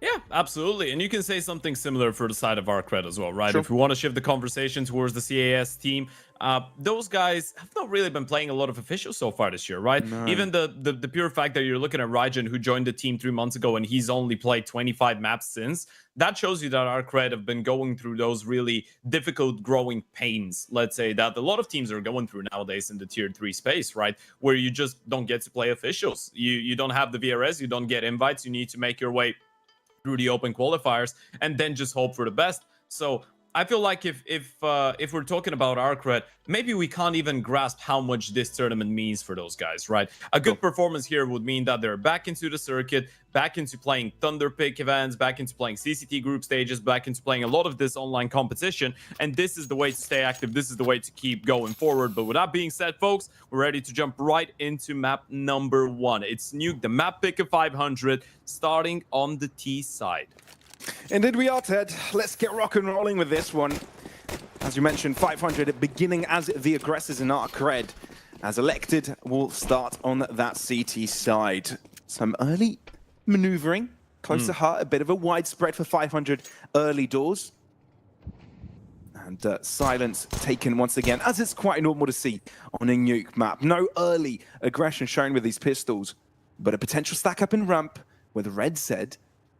The new addition for ARCRED looking to take charge. Already spotted out a couple of players. Forced by the flash, has to drop back while 500 take the space. Taking their time right now. They just push him away from the ramp, looking to see how the CTs want to react to it. You don't really need to rush it down the B-bomb side. You can pull the plug on the play, slow things down a little bit. You still have a little bit over 60 seconds to work with. There is a smoke and a kit on the other side. Raijin just playing this one safe as possible in 500, looking like they want to explore their options in towards the A-bomb side. Ryujin has left towards outside, but GetJek has opened things up. Indeed, and the entry towards the A side begins, though having not quite taken back from GetJek. Ryujin able to square things up a little bit, and with the bomb going down, 500 looking to take post-plant positions. ARCRED having the numbers in this situation. But ARCRED have done a great job to limit the casualties and now have the numbers walking in. Hampus going all the way around. It's all a matter of timing. He's going to have to move in quick. It doesn't look like Volt has too much cover to work with, therefore has to go down. Hampus looking to close up the distance, but his footsteps have been heard. 2 players looking his direction as the bomb is being defused. Smoke there as well. There isn't much the 500 players could do as everyone is prepared for what Red Star can produce. Maybe not DSSJ, but still ARCRED with first blood. It's a good retake. I mean, you're looking at the small details as well. The fact that you had that D player in towards CT spawn, the moment that GetJek opens things up, Rainwaker's just oblivious to the idea that Raijin could be still in CT spawn. It's a bit of an interesting decision for both Hampus and Red Star to go together on that heaven flank as well. Obviously, you wanted to set it up where one person's going for the fight and the other one is the Asterix, but that meant that Volt was left all alone trying to hold on to the bomb side. I mean, you kind of get what 500 are going for, creating question marks all across the map since the start of that round, but ARCRED a little bit better prepared for that one. Still a force fight coming in. They did plant the bomb. And both ends seem to have something to work with. Raijin taking a few steps backwards and now has some cover. And with smokes and flashes prepared, Raijin gets pressured. His ankle and knees, and eventually skull is visible and is taken down early. 500 first blood with Red Zed feeling like he needs to do some heavy lifting. Quick headshot for Rainwaker, and all of a sudden 500 on pole. There you go, and Rainwaker doesn't overstay his welcome. Trying to fall back, Ryujin spotted, tag down as well. He's doing so much work with the Tech 9 right now. There's a lot of pressure, and Circus even going for the wall bang through the wall. And Hackers makes the call to just step back, hold positions as they redistribute their forces towards the center of this map. Rainwaker gets caught, but he'll stick around wondering if there could be another player, but this is a short indication of an A-hit. Ryujin's position does pay dividends. With Volt being low, potentially could be taking more down, but DSSJ is the one to find the ones remaining. And we're left into 1v1 duel. Cirque, he's got 30 seconds on the clock. If he wanted to, he could run away, and that's exactly what he does. Into the vent, goes to B. Yeah, spotted out by DSSJ. Cirque at least gets the bomb plan out of this. No utility, but DSSJ will arrive quite rapidly. Bomb down. And now the pressure's on DSSJ to close the distance. Cirque, he can hear his opponent and waiting for the right time to swing. Looking for the headshot, but the spray will do the job. DSSJ cannot account for that wide swing from Cirque. The clutch win for 500 puts them right back in the fight. And this is a really big one for Cirque, right? That conversation about his individual performance was one of the main ones throughout the first half of 2025. He needs his confidence back, but he actually had one of the best performances we've seen out of him earlier on today, right? In that win against 33, Cirque finished the game on 158 rating, but it was that second map, that ENCE, that was a 2.08, which is officially his highest rating as a 500 player, and he's been here for more than 1 year now. And again, another force from ARCRED, as they did get 4 kills through the process. So we are keeping this one close. Not really letting this game get away from them. At least trying to. And already 500 looking to make their first steps outside. I think you spotted out Raijin. Zerk is able to pick up the pieces. And now ARCRED actually have a decent setup for this A site. They do switch positions with their opponents, take HOT control. The catch-up from Red Star is good, and Rainwaker standing firm in position does not allow to be taken over, and DSSJ is all that remains. But 500 not even entertaining his angle. The Eagle spotted in towards heaven as well. DSSJ gonna stick around, but Volt is the one to put him to sleep. Incredibly clean, and a nice little detail, by the way, because 500 have been together for not too long, right, in this 5-man lineup. But Sure. I think Travis and Alan spoke about this one earlier. It still feels like they are quite well cohesed, right? Even under those circumstances, they make their way into the bomb side. They know it's a force by highly likelihood that the CTs have pushed in towards lobby. Rainwaker is not left all alone to take care of that lobby push. No, everyone goes in towards lobby from HUD, from single door, clear out that part of the map, and then you're going back and proceeding with the bomb plant. I mean, I feel like that's where the discussion begins, where you get an IGL and coach pick up at the same time when both those people have had experience with each other before, right? Know what mindset you're getting into. Sure. So I feel like that's a brilliant approach for 500 to kind of go for that duo from the get-go. Yeah, you are definitely seeing some good signs on that T side. Of course, that was just against the force buy and now the pistols. So guns going out for the side of ARCRED. Open the hands of DSSJ, one of the more experienced guys on this team, has been on ARCRED, which is the only team he's ever been on, by the way, for around 5 years and a half now. So I guess you could say he is ARCRED himself. And he's got a pretty based haircut too. Yeah, I feel like we've got a couple of those on the server. I mean, you get a... But I feel, I feel like CAS team your and a haircut Falcon though team is the best though, Ted. Mine? Yeah. My haircut is pretty much DSSJ's haircut 2 years ago. Yeah. Every Balkan knows the feels. Here we go, though. ARCRED. Looking to take early space, and they do get a lot of information. But Do that they is realize off of where when Rainwaker is? nobody is. Origin having a crucial position here, but the fact that 500 cross into secret might not even entertain his angle, which means DSSJ is the first contact for 500. Never mind, Raijin does indeed have impact of his own, but there's when DSSJ pulls the trigger. 2 picks to naught for ARCRED, and for 500, some heavy lifting to do. 2 players making their way into this B site. Rainwaker sticking around, a potential vent cross, but Rainwaker needs to be a distraction. He needs to do something. He's lost a lot of teammates right now, and 500 are trying to figure out a way back into the round. It feels too risky to go out towards the B bomb side, knowing the op is there, but that's what they're doing. Rainwaker won't need to find something. Smoke as they open squeaky door. They're going back A. The SSJ does not have that information, so we'll be sticking around for a little longer. It's a double fake. All the mind games. So the bomb plant will be permitted. ARCRED with the upper hand for this retake. Not the double Scott, so no real possibility for the fast pump. Ooh, Rainwaker, a chance. There's the pick. There you go. And now a potential back in the round. 500 to slow down the pace substantially, allowing ARCRED to get to them. The SSJ knows there's at least one that has jumped inwards. Volt ready for that one. Raijin finally wins a fight, and he gets a double kill off the back of it, which means Rainwaker's all by himself. Molly can't do much, especially with the smoke there. The SSJ is able to save his teammate's life in the process, with ARCRED finding their mark on the CT side. It was just one massive round of patience, by the way. Rainwaker waited for such a long time to get that kill, and they were even aware of the possibility of him being in towards single, so we're looking at some great defense being done by ARCRED right now.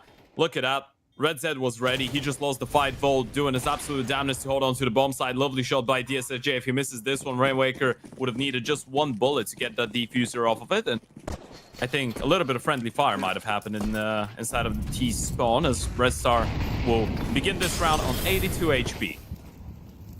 Unfortunate. It is what it is. Maybe you just on gotta 85. nerf him for the game to be fair, you know? Ah, yeah. Probably. Checks out. I can see you wearing your silver foil hat. But Never off. 500, on the other hand, have been allowed access into secret yet again. Vault, he's gotten caught here before. Cirque has been left behind to assist him. Raijin a little bit late to react to that one, therefore unable to convert into a pickup, instead has to fall. And on that 1 minute mark, 500 start to take more steps forwards, already crossing closer to B. But Rainmaker again on the lurk play. It's a perfect move as well. The moment that Vault got into that fight, Rainmaker knew he could try and walk a little bit closer. The bomb is still going B though, but Red Zed is all alone here. Again, the smoke, the deep HG. But the fact that 500 already crossed closer to Red Zed's position nets them out of view of his angle. Rainmaker doesn't catch the rotate this time around, instead falls down in the process. So ARCRED on yet another optimal fallback. 4 players from Ram. This might not be an easy retake. They do have the HOTU though. Ooh, that's a good HG onto Red Star, the molly as well. It gets him out of position. Red Zed, great angle to be in. And now Hampus needs to do a lot. That's the first pick, but 2 players on a high-low. A bit too much to ask from him. AWP duties for Cirque. Door closed in his face. Out you go, mate. As ARCRED makes sure no one can get close to that bomb. Some of those retakes have been really clean coming out of ARCRED, by the way, and we have to give them credit where credit is due. The previous round looked really good. They were able to take care of pretty much everything before going into the retake and then isolating the fights. This time around, patient enough for Rainmaker, and this is one of the bigger giveaways, I guess, for 500's T-sides. You have to be really careful about him. You could always play really, really late, and DSSJ showing some good form as well on the op, starting this map on a 9 and 4 here on the CT side.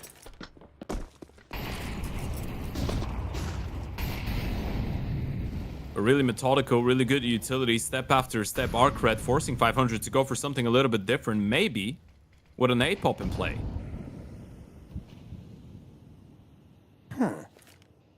Potential contact. Get Checker has a very dangerous incendiary waiting, but 500 do enough to bait it out. Bit of a change of pace here. But the plan looks clear. Yet another molly for the top of HUT. Why is he teasing us so much? Just throw the molly. Just do it, mate. Get on with it. All right, but here the plan is committed. Rojin flashed, but still able to get away with one. Looks down, and now 500 having to take care of so many different angles. Ryujin is nuts. Get Jekka has all the space in the world to do what he pleases. This is just a simple take here for ARCRED, holding on, not letting a single T walk by. They just ignored Ryujin, I feel like, in a way. Maybe they didn't think that he would be the one looking for another fight. Everyone was just so busy trying to chase down the one player towards the back of the bomb side, but there was smoke, there was a lot of running going on. Ryujin even getting the first kill fully blinded, but you can see even on the minimap, everyone was chasing Get Jekka there towards the back of the bomb side. I feel that hot molly came in very, very late. I mean, it could have changed the entire round there. I feel like maybe the idea was, let's just go for the pop and fight before all the Yuto comes in play, right? Try and catch them off guard, just like the SSJ did with Cirque this time around. Or maybe it was just late, you know? Well, maybe, sure. We can only guess. Yeah. It's a nice one dig for Red Star.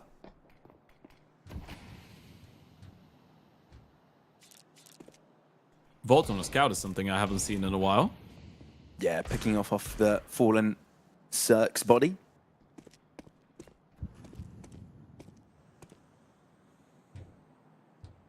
Red Star.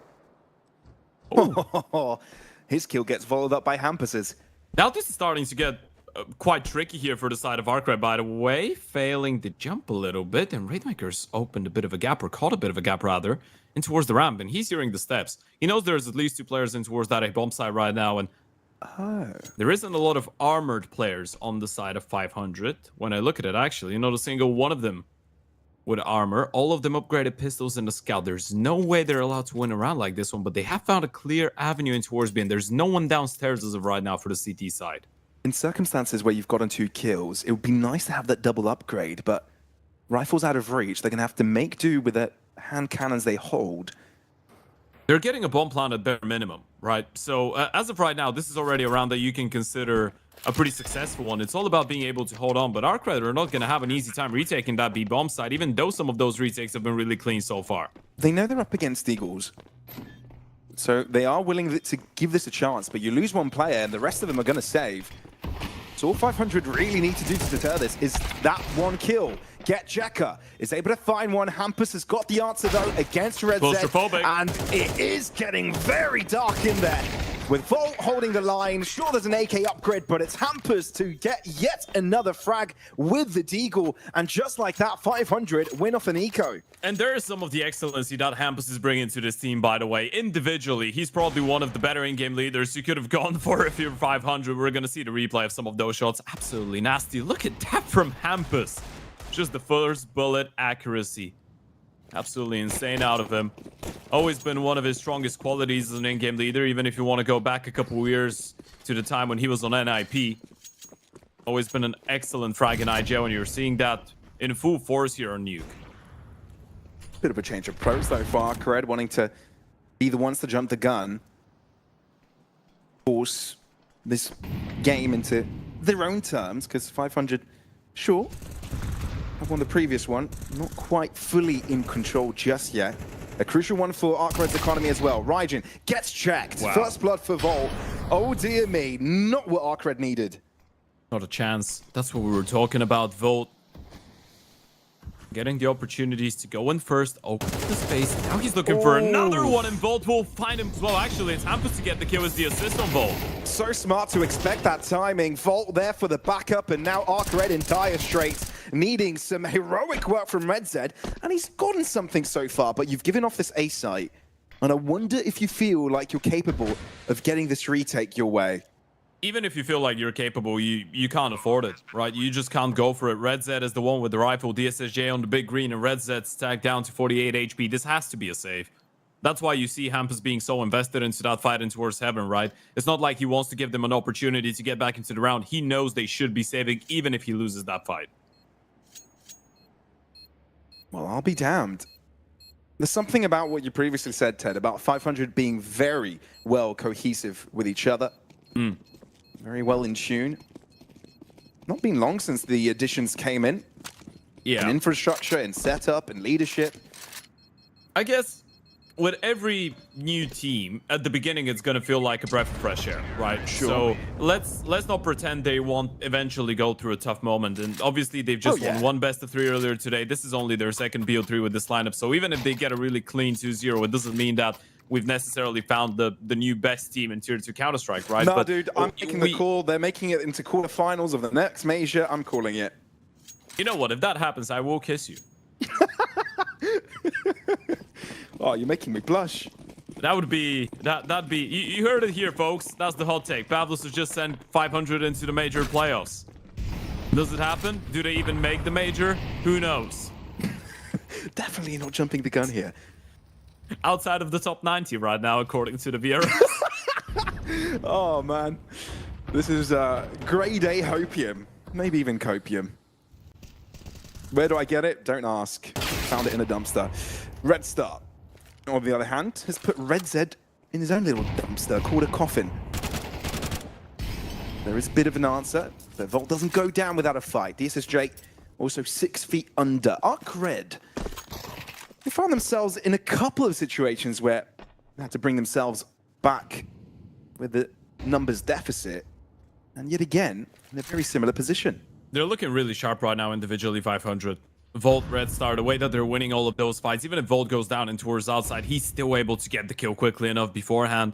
Even his team, a man advantage situation. Oper's actually rotating back in towards the ramp right now, but ARCRED are leaning in towards that A bomb side. They seem to have a pretty decent idea on what to be expecting.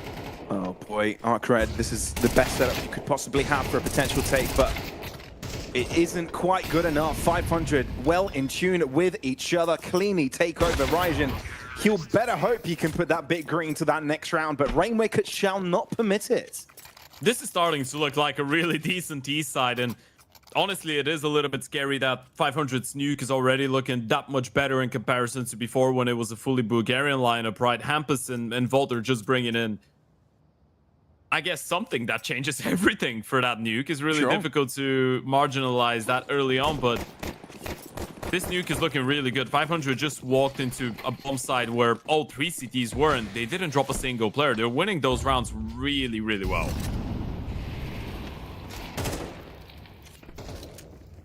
It's starting to look a little bit out of hand for ARCRED. Yeah. 7 rounds on the T side of nuke is already going to be looking good enough, and 500, if they get 8, I mean, you're one pissed around of calling quits. Pretty much for ARCRED. It's not that their CT side has been terrible so far. I feel like they've had a couple of unfortunate hits. 500 also having the upper hand in a couple of calls. Also, It doesn't feel like a scrappy game. That's the I think this is the surprising thing, right? Because 500 is playing incredibly clean Counter-Strike on the T side right now, and everyone seems to be hitting the shot. So yeah, I completely agree. It doesn't feel like we can be overcritical of what ARCRED is doing right now. They are trying to react nicely. They're trying to push in towards lobby, look for the space, react on the back of what 500 are doing, but they're just one step behind, unfortunately. it's not like we haven't seen any good shots from ARCRED either. We've seen it this round as well, where a USP is attributed a pickup against a rifle. So, yeah.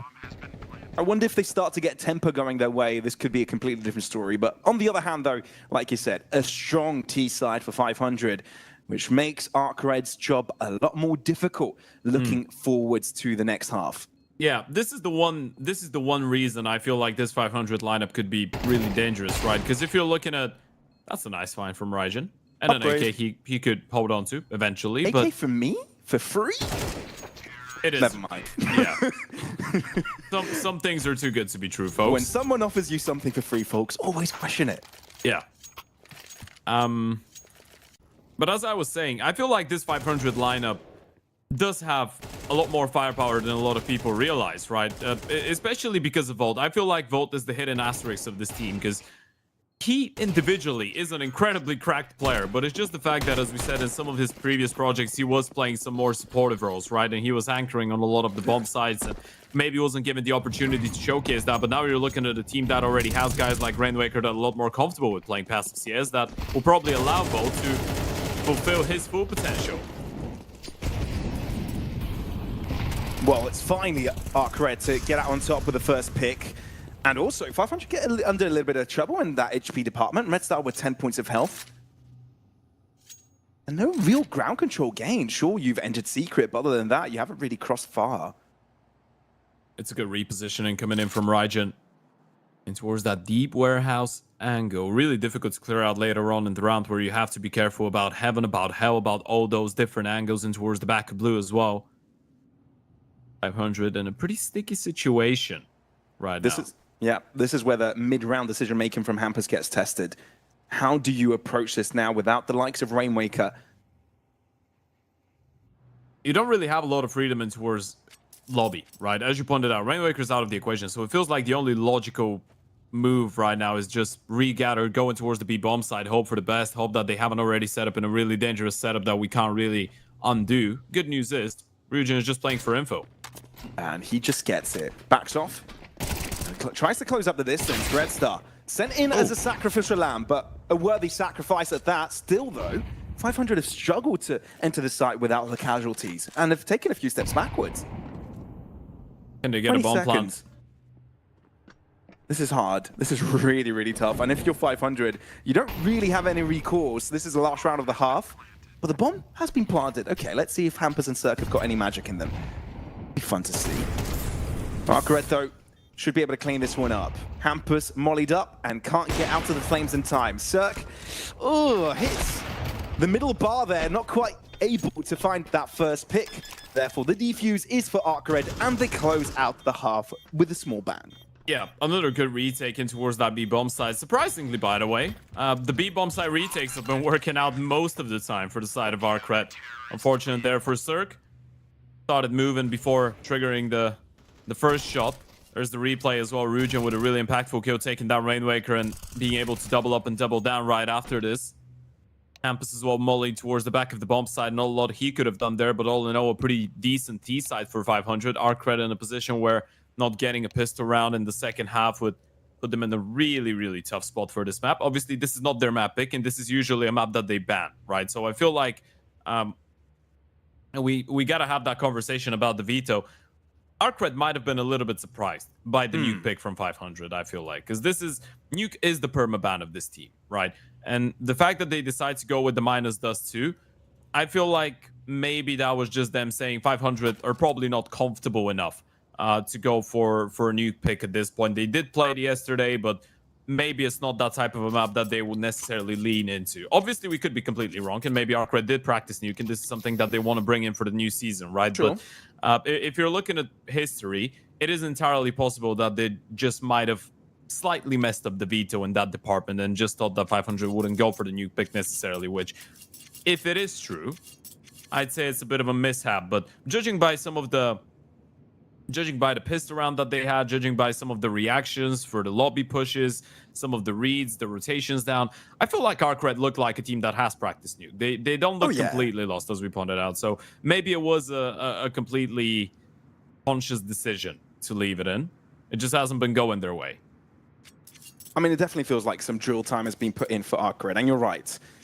Stars haven't quite aligned for them to have the CT side that they would have enjoyed on their opponent's map pick. On 500, on the other hand, 7-5 lead, 2 buffer, and with a pistol could put ARCRED further behind, building their own economy in the process, and already having Mirage on their sides. On the other hand, though, ARCRED with this pistol could net this a very, very close game.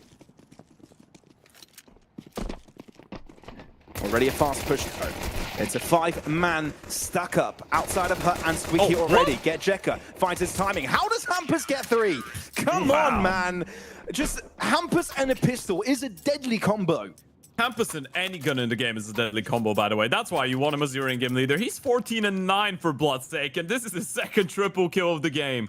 What a pistol round, losing Vault almost instantaneously in towards that A-bomb side, and Hampus is still able to get away with a triple. Absolutely outrageous, and you're looking at the Thunderpick odds. It's no surprise that 500 is the favorite according to those.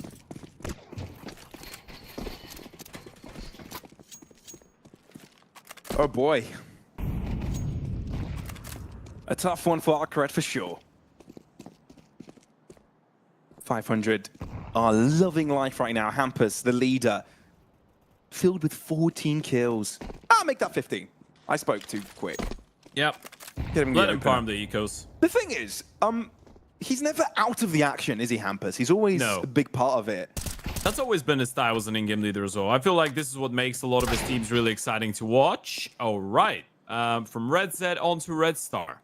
I guess made a best red win. By ARCRED. Nice. And 500's logo is red indeed. Pinkish Reddish? red. There's definitely a bit of... I don't know colors, man. If you're... You know what? You know how the people that know how to say different colors like teal and this and that. My vocabulary in terms of isn't that nuances? Yeah, well. I mean, the base colors. Yeah, no, they are. I know my base colors. Okay, I've been to exactly. nursery, man. I've been to kindergarten, for goodness sake. But yeah. Are you saying that colorblind people have not been to kindergarten? Are you saying that colorblind people haven't learned the words of basic colors? No, they know them quite well.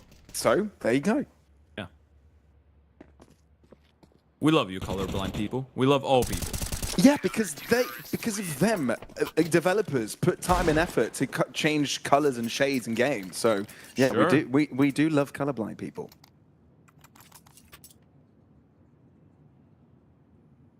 Well. The follow-up for 500 is successful. ARCRED, this is her first buy round coming in. AKs all across the board. Couple pieces of utility for each. Safe to say, winning this is a bit of a must. Yeah, it really is. You either keep yourselves engaged to this game and I guess try and stay competitive here, or you're already thinking about map number 2 right now.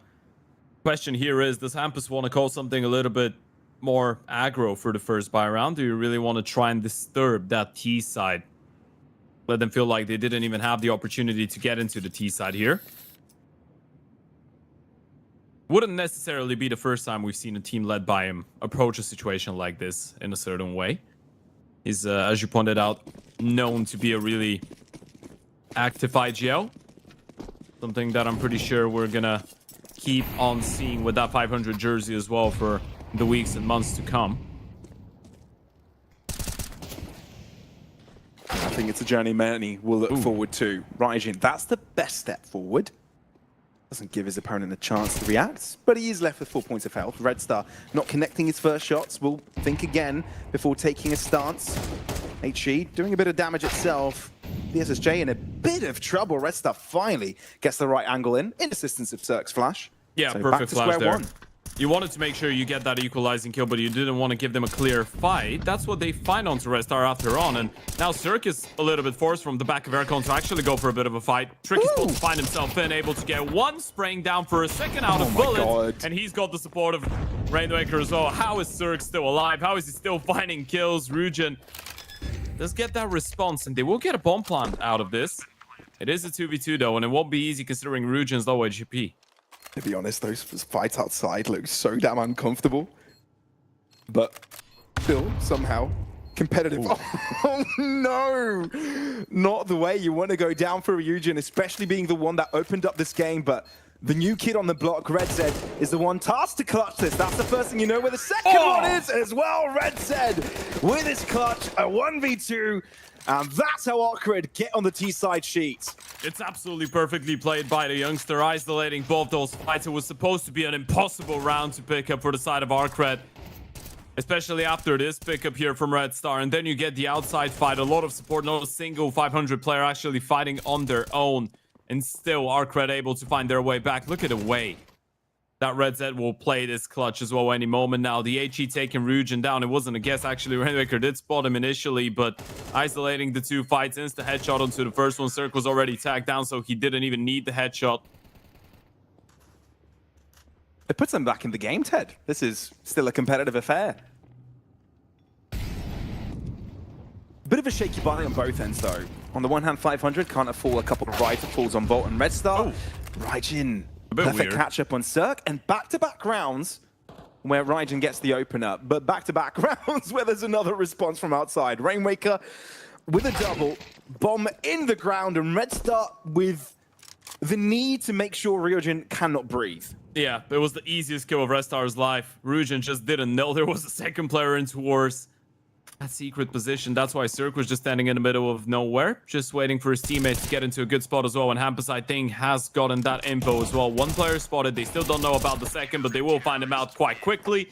And Red Star and Hampus finished things off 500 with a banger of a round to get a 10th on the board. And money-wise, ARCRED are in a bit of a tough spot once again. It feels like 500 have the adequate response to deal with ARCRED here. Like, just test them outside. Just keep on poking and prodding from multiple directions. Eventually, someone will crack. I saw it last time. It nearly worked. And this time, it definitely did. It's a great setup. Double secret push. One guy fighting from the warehouse and another one flashing over. You're seeing some really good set rounds out of 500, which is always a good sign for a new team. They're not trying to pug their way through those maps. They are trying some creative things out. Yeah, you got to balance a bit of both, right? Focus on the cohesion and how all players react to each other, the protocols, but also see how the team dabbles with a set play or so. And 500's captain, the newly instated leader, starts this round off with a bang. ARCRED under a bit of trouble. You already know where Red Zed is. And Rainmaker may be on the receiving end of Raijin as well. A couple of bullets land on his opponent's body. That HE to chip him down to a further lower point in health. And 500 make pretty clean work against their opponents as Eco 11-6, and it feels like 2 rounds. Whenever they may come this map, Ted, feel more rather than feel more like when rather than if. Yeah, absolutely. It's just a matter of time, it feels like. And it's been a bit of a team effort from the side of 500 as well, right? You're looking at a pretty equal kill distribution. Rainmaker's bottom fragging with 10 kills, and it doesn't really feel like he's having a bad game. It feels like he's doing everything that is asked of him. And then Hampus is the top fragger with 19. Everyone else in the span of those 9 kills. And this is a really good sign. Look at Vote go. A lot of steps heard in towards the ramp. Early block from Rainmaker, but Hampus has been taken down in towards outside. That's courtesy of Raijin.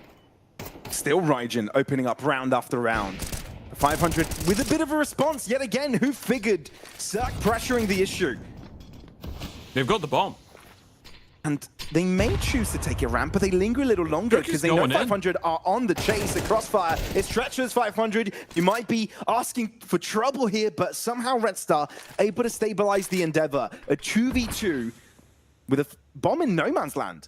And you can see how nervous Betclic is, by the way. They haven't spotted Rainwaker yet, and he's the ramp player. They're still looking for him. Under those circumstances, I mean, you could say they can just pick up the bomb and run in towards the ramp, right? But they don't really know where the ramp player is. And look at 500. They're just pushing outside. And in the process, ARCRED trying to retrieve the bomb again. They've used their last piece of smoke. That's so cheeky. Red Star flanks say Rainwaker just goes down B straight away. They've left the bomb. They're forfeited that entire piece of real estate. And you can see ARCRED don't believe it. They don't believe that 500 would just leave. Red Star is going to get a freebie. Surprise! Well, that's how you get one. And now Betclic is wondering, where on earth is the other one? If one had all the time in the world to go outside and create a bit of a back flank, where could Rainwaker be? Well, 500 do the smart thing and wait for their two players to group up together. Betclic getting the plant, so Rainwaker trivializes his position to potentially hut, and Red Star is there for backup, thankfully, for 500. ARCRED, nice try throughout that chaos. A good, you know, reinstatement in that round, but 500 had the last say. The truth is, it felt like at all times 500 were one step ahead, and Red Star had a banger of a round. Got tagged down to 47 HP in his first fight, and he's still able to get away with a 4-piece out of this. Lovely stuff out of him. 16 kills now for Red Star. And that's 500 officially entering Storm mode. Or Thunder mode. Which one sounds cooler? Thunder? Yeah. Probably Thunder.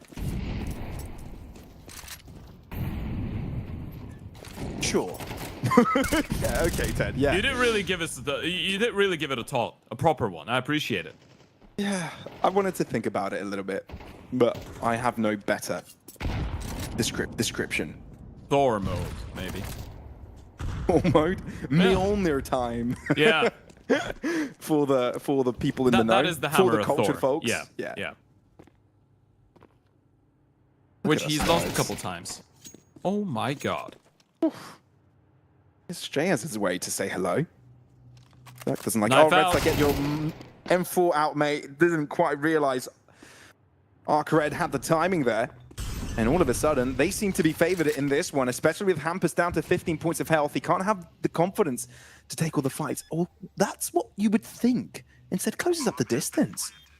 Knows Red said it's put the smoke down, settled within it. The bomb goes, but Betclic holding Volt's line means Hampus that has got a Yuto. Hampus and Rainwaker need to do this by themselves. Like you said, pieces of utility available to them, make cheese, smokes, incendiaries, but without the Hampus might picks, try this a is ninja. uncomfortable. They don't know he's on the bomb side. Rainwaker might leave right here, right now, pretend that they're saving. Hampus could defuse this later on. I think that's what he's going for. Smoke the bomb, drop. all right on top. Rainwaker saves way. his teammate's life. No way. Not like this. Defuse.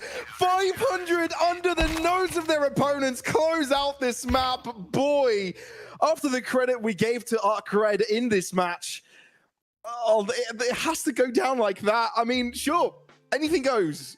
As long as you see the round at the end, as long as you see the number 13 at the end of this map, that's what matters. That's what counts. But boy, 500.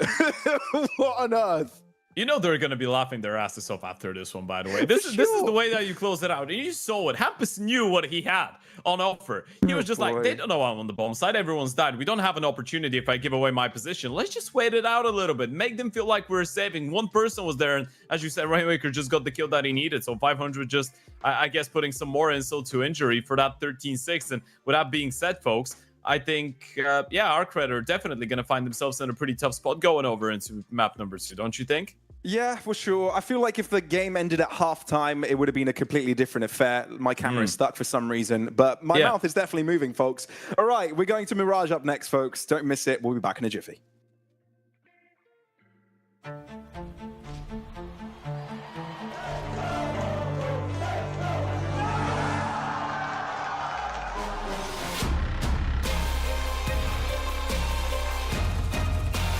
He's going to force the kill in the last second. Right to the smoke. Look at him go.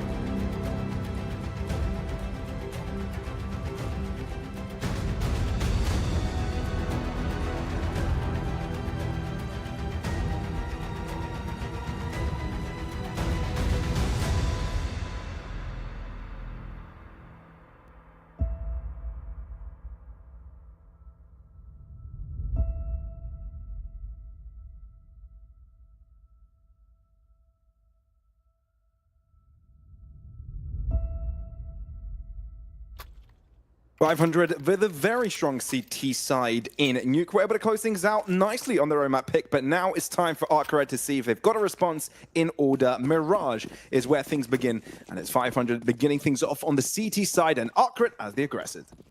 Yeah, first one says the 2nd of August here on Mirage for the side of ARCRED. They were able to take down the Russian side of ENCE in a 1916 fashion. This is the first time we get to see 500 play this map with the new lineup consisting of Hampus and Volt. Pissed around already starting off with a bit of an A play from the T side. Indeed. Bit of a pacey one as well at that. All 5 players looking across through. One left behind in Palace to potentially do some more damage, but Rainwaker has completely gone berserk. A triple kill. Blinking you miss it, and ARCRED's players are laying on the floor with limbs squealing wildly, and it's 500 starting things off with quite the bang. I think Hampus's arrival might have just turned Rainwaker into Rainmaker at this point. Look at the way that he's finding all those kills. He's so sharp, so quick with it. Red Star just supporting him for the one, but this is a lovely beginning to that CT side for the side of 500. Looking really comfortable so far today. Yet to actually concede more than 9 rounds. Yet to concede more than 7 on a singular map of play. Thunderpick odds heavily in favor of the Bulgarian, Swedish, Romanian, British lineup. A lot of nationalities. Just Volt is 2 of them. Technically, this is still a Balkan lineup. Volt is Romanian. Sure. Even though he is half British. And, you know, he hasn't played with Romanian teams, but with the English-speaking ones all his life. But still an honorary Balkan. Not even honorary. Romanian. Bro, I mean, come on. It's heritage. Yeah, you're right. I'm always right, Ted. I'm glad you finally realized it. Yeah. Always right unless you're wrong. I love like you agree with me as if you're in a relationship, and for the betterment of this relationship, you're just like, yeah, I'll just shut up now. Yeah. Let him have his moment. Let him be happy. Yeah. As if like I'm your wife and it's like happy wife, happy life, that kind of thing. All right. Either way, though, it sometimes works like That's that. how it works. Happy play-by-play, happy life. Yeah, kind of like that. Doesn't rhyme though, so I'll find a saying that works. Either way though, Red Star under first contact doesn't have too much difficulty with finding a triple kill, and with the help with Rainwaker. I mean, they both get to 5 kills this round. 500 doesn't need their other players at this point, right? It's just Rainwaker and Red Star getting 5 apiece for the first 2 rounds. Yeah, Hampus, Volt, and Sir can just, I guess, stay by the sidelines. Give them a round of applause and enjoy the ride. That was a force buy from the T side as well. Regardless of not getting a bomb plant, they decided to give it a go, but didn't quite work out. So we should be looking at a 3-0 here. Pretty clean start all in all for the side of 500. It will be interesting to see how the roles have been distributed as well here on Mirage. Look at go. That flash, though, does complicate the endeavor, and with everybody flooding in 500 screens, it does net ARCRED a few pickups. That HE will not be Radiant's now for tries to avoid her, but instead receives a bullet to the heart. Therefore, this round quite short-lived. The storm is brewing indeed for 500. That's 3 rounds in a row, but it's ARCRED's turn to bring something out of this map, because they finally get themselves a full buy. It's got to work, otherwise 500 are in for a treat on the CT side. Okay, so early on, what we're spotting right now is the fact that maybe Hampus is going to be the B anchor, Volt will be playing short Red Star connector, and Rainwaker will be the A anchor. That seems to be the trend right now. Will be interesting to see how it goes. Cirque with a nice opening. The SSJ goes down, but they have to be careful about the air response. And look at the information for Resta as well, clearing out the entirety of mid. 500 know if they play it safe, they're in a really good position for the retake. Look at Red Star coming in from T-spawn already. He's going to be so quick on that flank. ARCRED haven't even gotten the bomb down yet. And Red Star already knocking on the back door. Bomb goes down, but Hampus able to take down Ryujin in the process. Raijin tries to close in the distance, but Red Star has found so much there that it's impossible for ARCRED to respond. That is 4 players surviving by the end of that one for the Bulgarian org. Yeah, they're just containing them really well. Even though Rainwaker goes down without a single kill in towards the A-bomb side, that early mid-fight, the fact that Cirque is able to open things up and Red Star is just going for the Hail Mary push down middle instantaneously into towards T-spawn. He was just so quick on that ramp flank. And then after he's able to get his double, I mean, it was just perfectly timed as well with the action happening from the remaining of the 500 lineup. But after he gets those 2 kills, there was no chance for ARCRED to stay in this one. Going for another investment at this point on the back of the maximum loss bonus, but things are not necessarily looking great for that T side at the start. No. At least they've got something going on for them this time around. 5 AKs, 5 Kalashnikovs. Give them a breakaway and they'll take it. But for now, 500 not really willing to take too much space early. Unlike the previous rounds, they let ARCRED do their thing, and it's mid control. That's the name of the game for them, with a potential late mid crunch. HE is nicely timed, but Ryujin hiding within the smoke. That could be a bit of an issue. They know the timing of the smoke, but the flash comes in a bit early. Red Star, oh dear me, he's about to give his opponent a hug, but we'll be able to punch who first is a different question. Dink lands, but the AK wins that engagement. Oh they my cross God. and exchange positions. Red Star's able to read it, but through the chaos, Raging prevails. That's a double. And all of a sudden, pole position for ARCRED, having double the amount of players available, but that doesn't last long. Hampus wants to cause hindrance, stir the seas. And ARCRED, they can full side control, need to make sure they can stick the landing here, though. Hampus is the grand interrupter. Get Jekka, albeit being low, still doing some damage, but Cirque with the pistol, able to square things up to a 1v1. This is the second time we see Cirque and RedZet in this duel. Last time on Nuke, this time in Mirage. RedZet was the one to win it out last time around, but Cirque has a chance to take over this time. AWP in hand, no scope shall do it. Cirque is online, and 500 shall not let go of their round securement. That's the 2v4. Is the bleed cohesion coming in? Hampus and Cirque just not giving him an opportunity, did they? Hampus bringing in the initial couple kills, just leave Cirque in the 1v2 clutch. First player low on HP, USP did the job, and the second one, there was so much comfortability with Rainmaker again going down. Red Star, that was a crazy move to push through the smoke like he did in towards middle. And there's the replay. Cirque missing the first one, finishing things off, and look at that beauty. This is the confidence of the non-scope right there from the Oper. 6-1. Or 5-1, sorry, for Cirque to start things off here on Mirage. Yeah, he's joined the 5 club for Rainmaker, who, by the way, ever since the first double rounds at the start, never really needed to do much as his team has had his back. Volt closing up the distance and Catwalk. A flash to assist him, but also a smoke to block off 500. The main idea for ARCRED, though, is this apartments push. Ryujin gets the jump on Volt, and you realize all of a sudden... Oops, here. Campus is needing to do quite a bit. Cirque helping his teammate out. The timing for Hampus doesn't quite work, but Cirque, again, the double kill, closes up the distance. This man has got confidence. Guns blazing for Cirque. 3 kills to boot, and 500 unrelentless. Let me tell you what, if Cirque is playing like this, and this is the pattern, this is the level to be expected out of him under Hampus, that will be a really exciting couple weeks for the side of 500. Cirque's individual performance is the one thing that I guess the entire Bulgarian scene has been hoping to see back for quite a while. When on Bleed, when he was playing under Hampus, this is when we actually did see some of the resurgence after the EG days. He really has been excellent today. You're looking at the clutches, you're looking at the multi-kills, a couple openers as well. We're ready on Mirage as well for the man. And another round without even a bomb plant for ARCRED, meaning they have to go back to the 2 hero rifles and the pistols. 500 are giving ARCRED the respect they need for this one, as a full 4-player stack up in mid. In the meantime, though, Campus shutting down DSSJ's efforts in apartment still, though. 500 find the moment to break through. Cirque's flash is superb, and Volt cleans up off the back of it. Rainmaker, I think he's put it out a pixel, maybe even a shadow, backs off.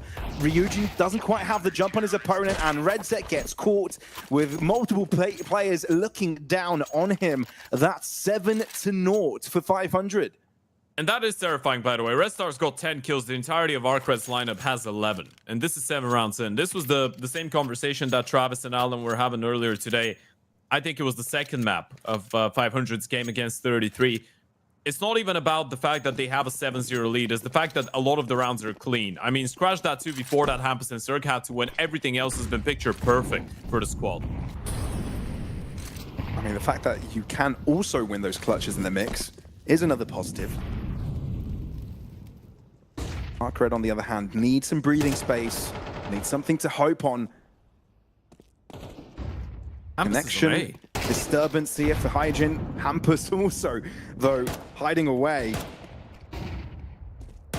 DSSJ has a bit of an answer there, but Ryujin needs to do some more damage to create an opening or leverage into this A site. This is a tricky one.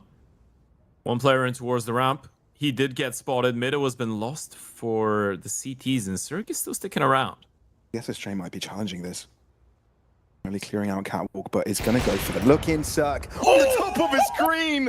That Y-axis flick is absolutely criminal. Oh boy! He hasn't flicked like that since 2019.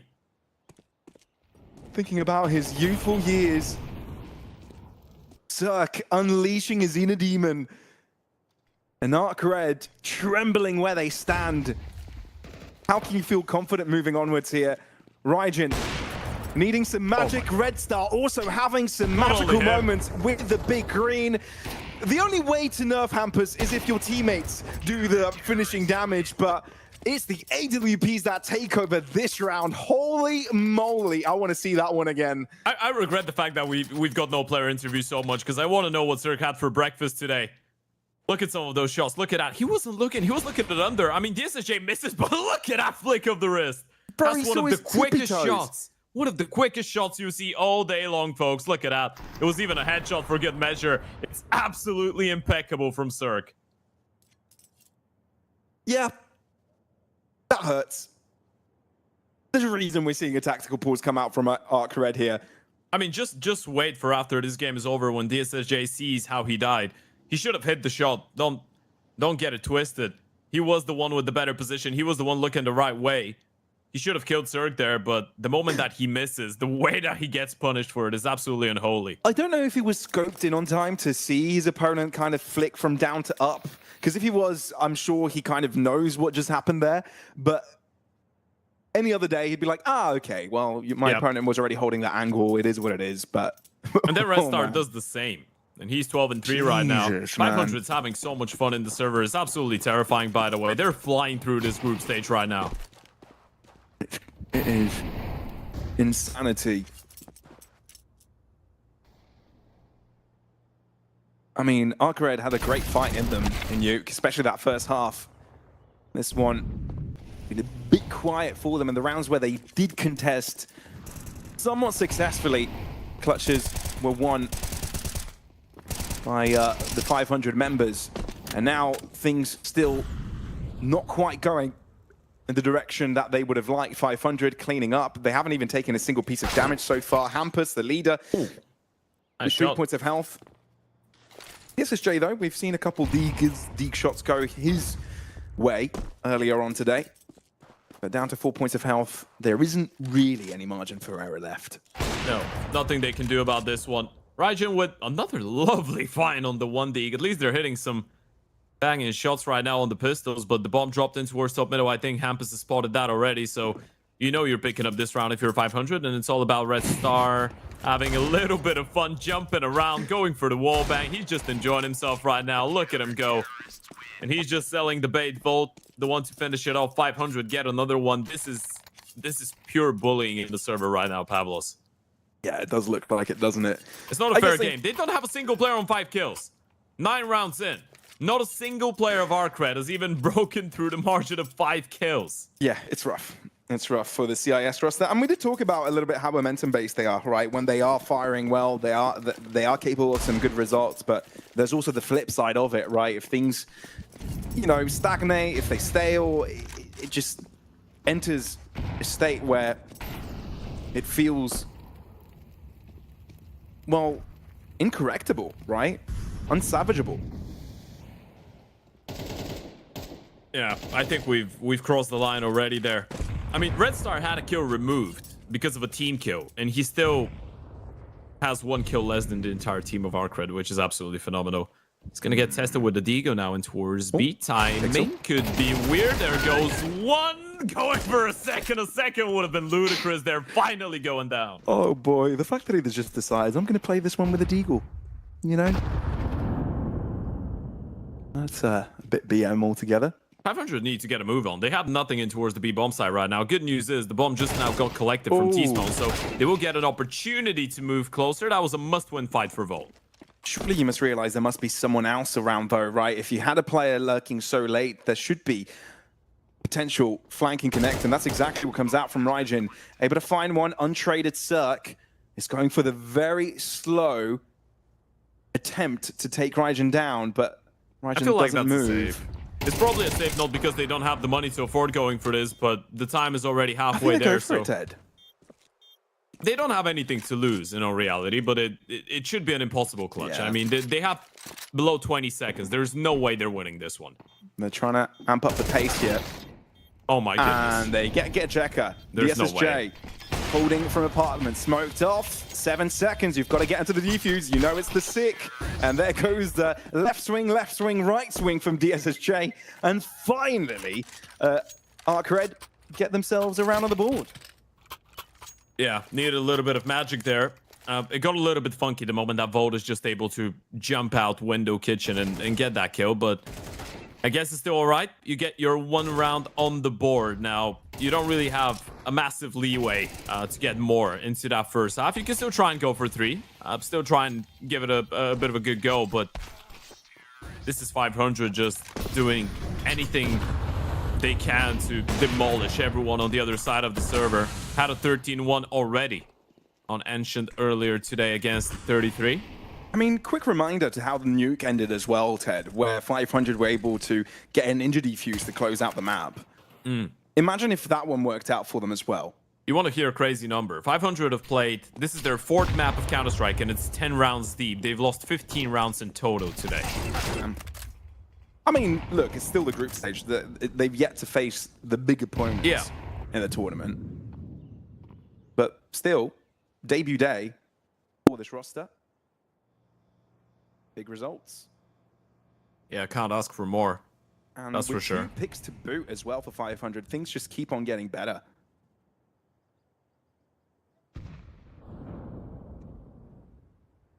A split coming up. Cirque already posted in towards ticket with Diop. There's 2 more rifles that they need to be worried of. Cirque, misses his chance. Had to land that. Jack is going absolutely nuclear right now. Big double Rainwaker. A lot of pressure on him. Going down the ladder. They actually get the kill. That's insane. Rainwaker didn't expect to get checked there. He heard the commotion up in Palace. He knew that his opponent had crossed, but a few steps backwards, and it's right back to square one. ARCRED, sure. They've got the players, but the SSJ and Getchecker being low could mean that 500 could easily get themselves back into it. Redsen, the healthiest of the 3, goes down first. Hampus to tease the defusal. DSSJ, he was able to win a clutch a moment ago, but Hampus will make sure he's no longer relevant in this one. Getchecker in ramp, and Hampus doesn't have a clue, not looking in the right direction. Getchecker finds the headshot, and ARCRED close out this half with 2 rounds already. No, it's not quite the half. Getting ahead of myself here, but it is 2 rounds in the bag. With a 3rd one, maybe, just maybe, Ted, there is a silver lining. It gets a little bit hairy, yeah. 1 big miss out of the op there into our CT, and Getjack is able to capitalize on it. Red Star and Cirque both going down. That was absolutely crazy. The fact that Rainwaker's not able to get a single kill and still Hampus and Volt are able to make it damn close towards the end. Everything falls apart in towards the A-bomb side for the side of 500, but still, as we said, those 9 rounds are quite a cushion to lean on. Even if you end up losing that 3rd, you wouldn't really be feeling too bad about it, but we do see that tactical timeout coming out of DJL, the first time that the Swede has had to actually join the server, and that tells you enough. I guess 500 want a bare minimum of double digits. A little bit greedy. I mean, that's the importance of these first games as well, right? And DJL knows of this when it comes to new projects.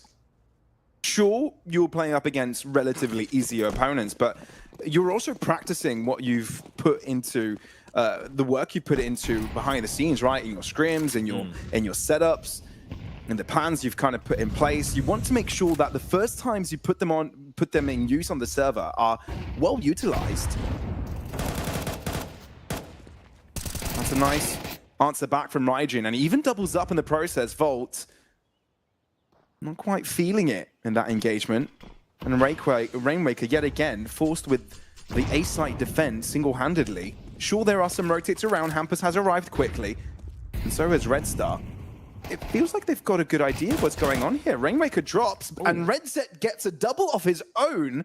The double R's of ARCRED now are the ones chiming strong. DSSJ to close out. Now that is a confidence booster to end the half. Yeah, it's a good recovery coming out of ARCRED towards the end of that first half. It might have easily been a 12-0, an 11-1, a 10-2, but they do get those 3 rounds, and this has given us a little bit of hope maybe for the second half of play here. You get yourselves the pistol, maybe a little bit more, and you could at least make somewhat of a closer map out of this. Give them a good run for their money, and we're seeing some good shots being brought in. DSSJ, credit where credit's due. He was the only one to probably be trying to lift up his teammates on Nuke as well with that big green, and now he's had a couple good rounds. RedZet with an impactful double, same for Raijin. We're seeing some glimpses of hope here for the side of ARCRED. It's not completely dead in the water. There still is something. Just trying to figure out if that something will be enough for more than 3 rounds, but I guess we'll find out.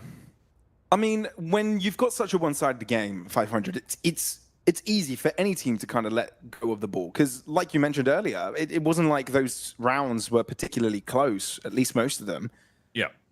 So it's kind of a go-figure moment that 500 may struggle a little bit, but as the HUD illustrates, ARCRED in a bit of a spree, 3 rounds consecutive.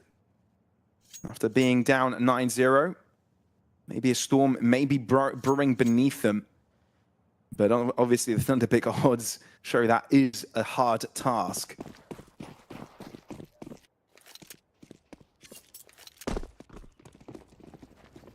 Let's check this out. 2 smokes, some molly, a flash, looking like a standard A execute. Smoke stairs, smoke jungle, or molly stairs. No, the molly's in the palace player, so yeah. Presumably pushing into our CT as well, 500. Rugin smoked off early. Yeah, Jericho gets a clean line of sight of the drop out of palace. ARCRED respectful of 500's this push. Drop back and look to fight another day. 5 players strong at that as well. 2 players make that 3, grouped very close to RedZet's position. Does he read it, man? A couple of them playing anti-flash. And for that reason, Red Star drops in right on time, still equally traded. This has gone so damn close, so damn quickly. Volt, the only one standing for 500. He knows the importance of this one. This could easily allow the secure for 500, but given that the bomb is not planted for him, it's a simple bait out. Raijin able to close out his opponent's life, and with that pistol win, ARCRED may have got a chance to close up this distance. Yeah, this is looking really good right now for them. You're looking at the retake as well. It gets a little bit weird there for the side of 500. It is because those 2 players were staring at the wall playing anti, but they still had that 3rd guy looking for the peak. It's just the fact that the CTs are able to win the fights. It all comes down to it. Both teams played it well, according to what they had or considering what they had in store. 500 not going to waste any time, though, here. Going for ecos and such. Got the bomb plant. Force bite coming in. Raijin has to be really careful, able to get the first one, make it a double. And it's the fashion in which he got the first one, which is a spectacular one, right? Couple of last bullets landing while he is dropping from the skies. On how the M4A1S continues to be accurate. 2 players behind here for 500 is a rough one, with Red Star realizing he's got to do some heavy lifting, leading the charge. And that apartment's approach, RedZet with just the jump spot will be able to figure out what the setup is. Actually, not just yet. 500 have been crossing their screens. They've got no utility, so it's all about letting, I guess, the rifle go for the first peek, and then you need the Tech 9s to jump over, try and create some good angles for Red Star to find a multi-kill. They are forced to wait behind this smoke. Yeah, Jack has got another one in play, thankfully. He is not in towards that B-bomb side, or that would have been a little bit painful. This is where the smoke becomes a wall you cannot cross. But it does finally subside. RedZet still jump peeking. And with him jump peeking, there's a less likelihood for Raijin to be there. So I wonder if this is checked. Indeed it is.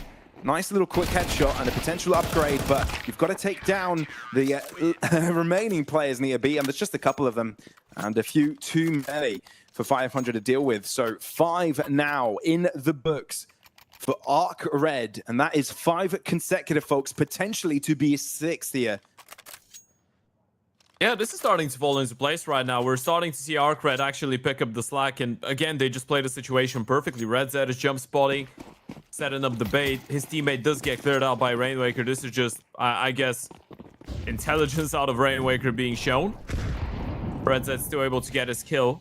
Slow down enough for DSSJ to rotate back in. And now we're just looking at a couple of Deagles. 5 Deagles spread around the map, looking for individual picks. Actually, the brunt of the attack. And towards that A-bomb site, and Hampus will get taken down. Yeah, in his effort to get onto the couch there, get a little bit comfy with it, in that apartment's control. Does get jumped in on that cross. But it's no secret as to what 500 are going for this time around. But there's just so many rifles here. They've made the A site a shooting gallery. And with 5 players surviving by the end, an important amount of rifles going into the next round to build the CT side economy.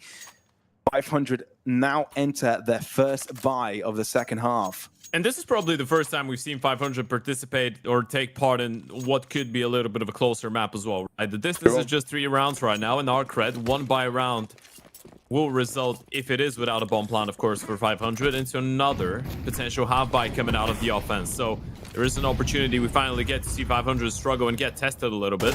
Oh, get Jekka. That is interesting there. I mean, you had the backup from Ryujin, but it's just not enough. 500 had 3 players waiting in ramp, and it was just enough. A site control is theirs. It doesn't take long. As soon as 500 get rifles online, ARCRED aren't that competitive. Sure, 3 players are low, but they still hold their lives. And that is 500 having a statement now on the T side. I'm not really hating on the double push from the CT side and towards the ramp position. I guess maybe 1 flash would have made it perfect, right? But you get the idea. You don't want to announce yourselves to the world. If there was no one in towards ramp or they were holding a little bit more passively, you want to get that piece of real estate without giving away your intention, so they just walk in. And unfortunately for them, 500 again set up pretty nicely with Red Star, and then 1 more player playing a little bit deeper and ready to swing. They even had that player on anti there, 500. So they were ready even if there was a flash. Ooh, contact play here for 500. The fireworks suggest their push. Raijin holds his own over in Catwalk. RedZ realizes he needs to support his teammate's life. Raijin, turn around, and he gets a double kill. RedZ has got a gap with the smoke to work with. So 500 trailing big time, especially with Raijin holding onto his life with 20 points of health. Rainwaker is left all to himself. Smoke fades, so even less cover to work with. And DSSJ doesn't even give him the benefit of swinging out. So there you have it. Doesn't take long for ARCRED to have their answer back. Yeah, and we're seeing another set round coming out of 500. I guess this is going back to the conversation we were actually having on Nuke. I feel like it's probably a little bit easier for a newer team when you've changed leadership to play more set rounds, right? Where everyone knows what is needed of them. You can lean into the defaults a little bit more, maybe, as you've played together for a little bit longer. So we're seeing 500 trying to be a little bit more disruptive in that sense onto the CT side, trying to hit them with quick set pieces with a lot of Veto and a lot of pace, but great defense in the previous one from ARCRED. DSSJ going in huge with another double kill. We could be seeing a big green battle as well. Cirque and DSSJ holding that big scope gun. All mid control for 500. No one testing it thus far. Potential 3-sided approach into A.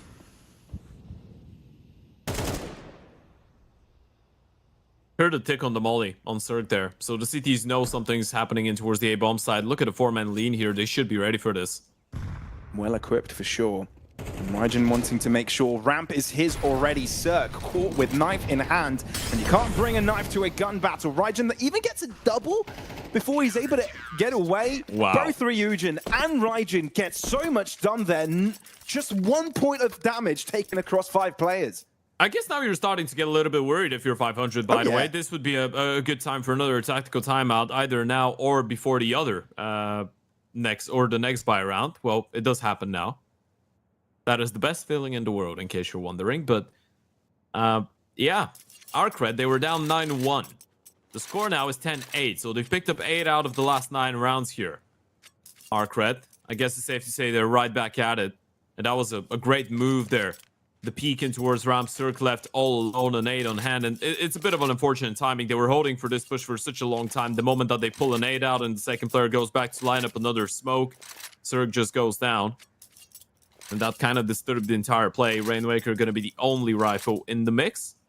2 smokes, 3 smokes, and a handful of flashes here for the side of 500. Curious to see what they've been able to muster up.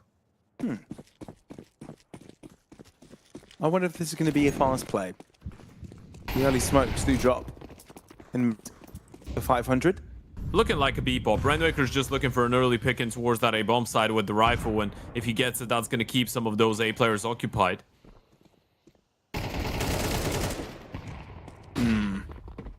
They're still working. They've still rotated A. Red Set's alone. All right, this is going to be interesting. You know Red Set is behind the smoke here, and you know the rest of ARCRED are closing in the distance. Tech 9 can't quite swing wide enough. Hampus able to close in. That smoke is brilliant. It closes up the distance. Ryujin tries to walk right past it. Oh dear me, that's 2 AK upgrades. And with the bomb down, the pressure is now all on the CT side. And you've even got to wait for Ryujin to approach from apartments. They need to take their time. Smoke has to fade away here. They still have the kids, they still have the YouTube, but it won't be an easy retake by any means. And the SSG has to close in with a pistol. Can't afford to be scoped in because his opponents could be anywhere, any corner. And that's where he gets shut down. Hampus able to trade out his life, but here's Get Jekka joining in onto the fray. Fine. Red Star, the only player without an upgrade. The Deagle out. The USP will win that fight, but I don't think there's any time left, is there? He's got it. Just on time, he might, and indeed he does. Boy, that could have gone so wrong for ARCRED, but they do recover it by the final second. You just say NT after this one. It was a damn good round out of 500. Rainwaker unfortunately goes down to Get Jekka. Look at the way that they're clearing out Red Set. That's a 3v5 at one point. Beautiful taps coming out of Hampus there. Unfortunately got stuck in a position where towards the back of bench he was being shot from 2 directions. Red Star with a good attempt there with the D go into the 1v2, able to get the first one, but just couldn't buy enough time there. Still the damage done, money on the CT side, not looking fantastic, but the distance is just 1 round now. Oh boy. This started as a 9-0, guys. This started as a 9-0. And this round started with Volt saying goodbye to Ryujin. And to Get Jekka as well. Volt unstoppable, but he might be in trouble, indeed it is. Ryujin able to distract him long enough for DSSJ to put him into bed.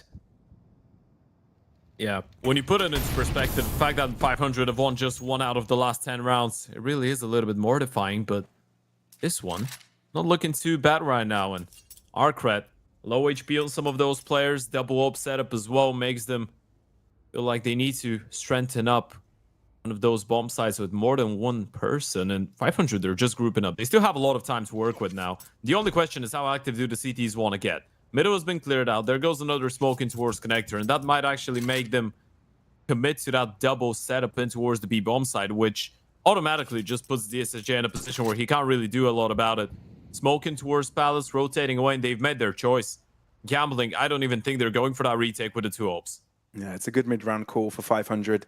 Slow down the pace, you've got the advantage, retreat entirely, make question marks into the map here for ARCRED, take that gamble onto one of the sites.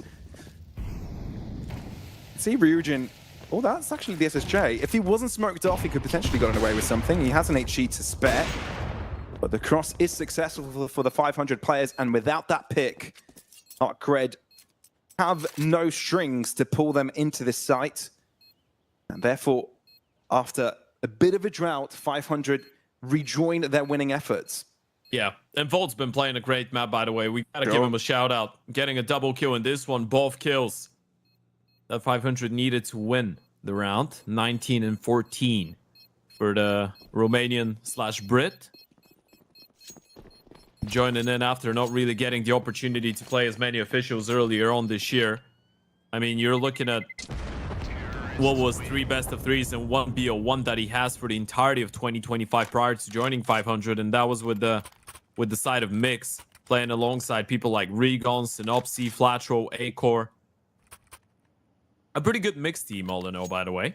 Got some decent results. They did beat ARCRED in the EPL Open Qualifier. That was a 22-20 Anubis map, and Volt was 38-27 in this map.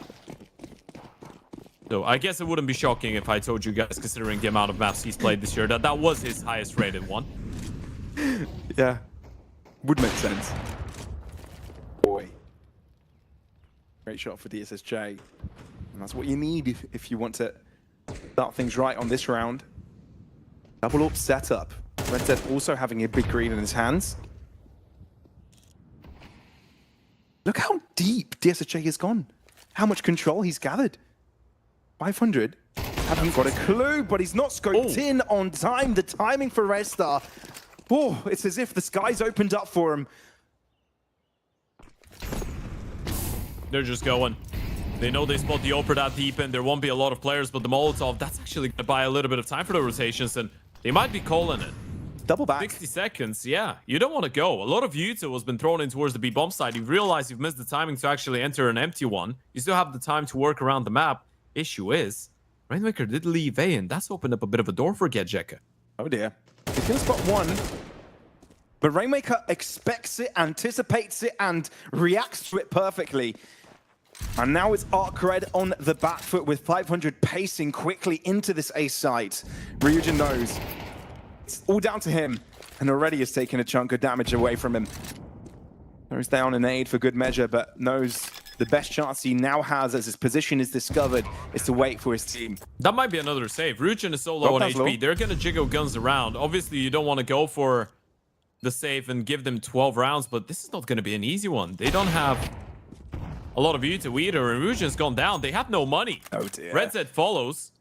Ryujin needs to hold on. Instead, goes for consolidation frags. There is some extra cash in pocket. I mean, This I think ends they're up going to being be the fine. last round. Yeah. You still don't want to lose all guns, though. Losing all guns would mean that I think Red Zed would have to take a bit of a hit. I guess they were hoping that 500 would have been in a worse economical state.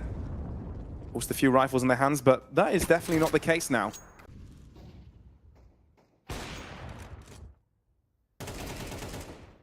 That's tough. That is so tough. That was where the round changed entirely. If DSSJ was scoped in there, that would have been his kills 9 times out of 10. I mean, he probably gets refragged 1 for 1, but even the difference of finding 1 kill could have been quite severe under those circumstances. And then Rainmaker is able to get the kill and to get Jekken towards T-spawn as well. It was just a couple individual fights that 500 are able to come out on top in. And ARCRED back into the hole. Third and final tactical timeout here for DJL. 500 with 3 opportunities to close out the day, make it out from the groups into the playoffs, and do that without even conceding double digits on a singular map. Sure, considering you had a 9-0 lead here on Mirage, this is already looking like a bit of a terrifying prospect of this going to OT, but a 2-0 is a 2-0 in the end of the day, I guess.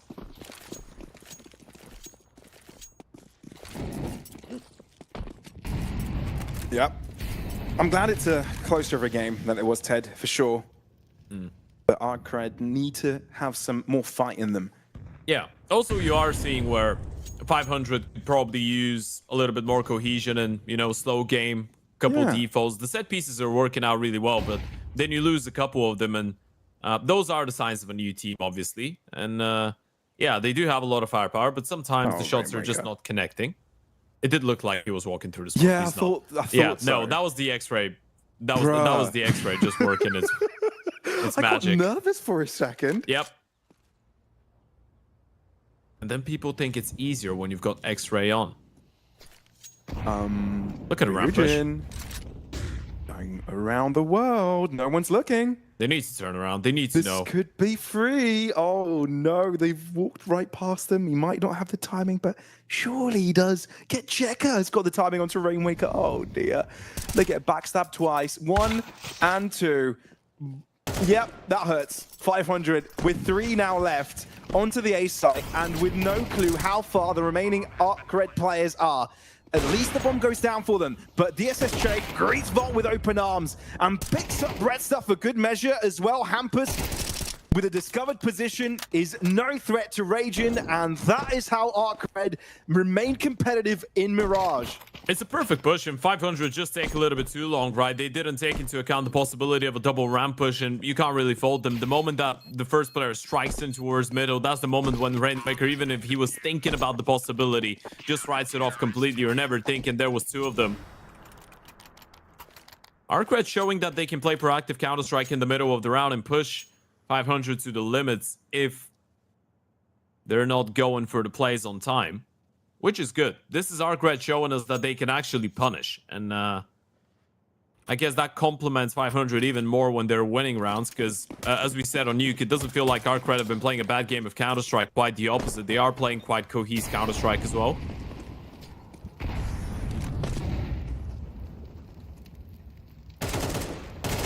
ARCRED wanting to pressure ramp. Successfully, I might add. Oh, a switch of position. What? DSSJ walks right past Volt and vice versa. But I think DSSJ will take that every day of the week. HG putting Volt down to 4. He's not saving this one. He's not clutching that one. ARCRED are 1 round away from taking us to overtime, Ted. And who would have thought that would be the case after being 9 rounds down from the start of the game? That's insane. It is absolutely insane. Look at the money of 500 as well. I think they should be able to actually drop guns around, so it's not going to be that dire of a situation. Hampus the only one taking a little bit of a hit, and there's no big green involved, but this is a phenomenal comeback coming out of ARCRED, and DSSJ going absolutely nuclear once again. Double push in towards the round. This time works out a 2 for 1. They did have the ult. That was the one difference. I mean, it's ARCRED showing that they've got a few set plays of their own, really. Oh my god. That's clean. I've never seen a cleaner kill. Look at well, I Volt. have. That's not fair. Volt's in jungle already. But it doesn't matter because his teammates are dead. Do they That's know? 1 past. They don't. Rainmaker clue. allowed access to A. What do you do with this Volt? Knows 1 has passed. You don't know if he's spawn or ticket booth. Oh, Ryujin. He needs to play for more than 1. He Ryujin. knows it. He needs 2 kills out of this. Oh my goodness, he's just letting them pass. That's 1, but it's a rough spray. Oh no! That's a head scratcher. That could have been 500's way to close out this map, but I'm afraid it's all down to Rainmaker. 11 kills to his name, but 3 needed. Spray down is not where it needs to be, and ARCRED force things to OT. Well, I guess that's the tribulation by fire here for the new lineup of 500. You get a 9-0 lead on the CT side of Mirage, and you can't close. It's You not had a so 500 many game if it's not chances. entertaining. Nope, absolutely not. You just can't close it. And it's not like there hasn't been clean rounds or close rounds. It's not like they haven't been close to winning them. ARCRED are just holding on for dear life right now, but they're doing it in such a spectacular fashion. And you have to give them credit. You have to respect the hustle out of ARCRED. They don't want to lose this game. They want to go all the way to overpass. I guess we get to see in this series what it's like when ARCRED are the ones having the momentum in their favor. Just unstoppable, really. And sure, there were a couple of interrupter rounds there for 500. There was a couple of bounce back moments. They, after all, the half did end at 9-3. They had to get to 12 one way or another. But no, ARCRED, unstoppable, really. A couple of really cool moments as well for both Ryujin, Red Zed as well.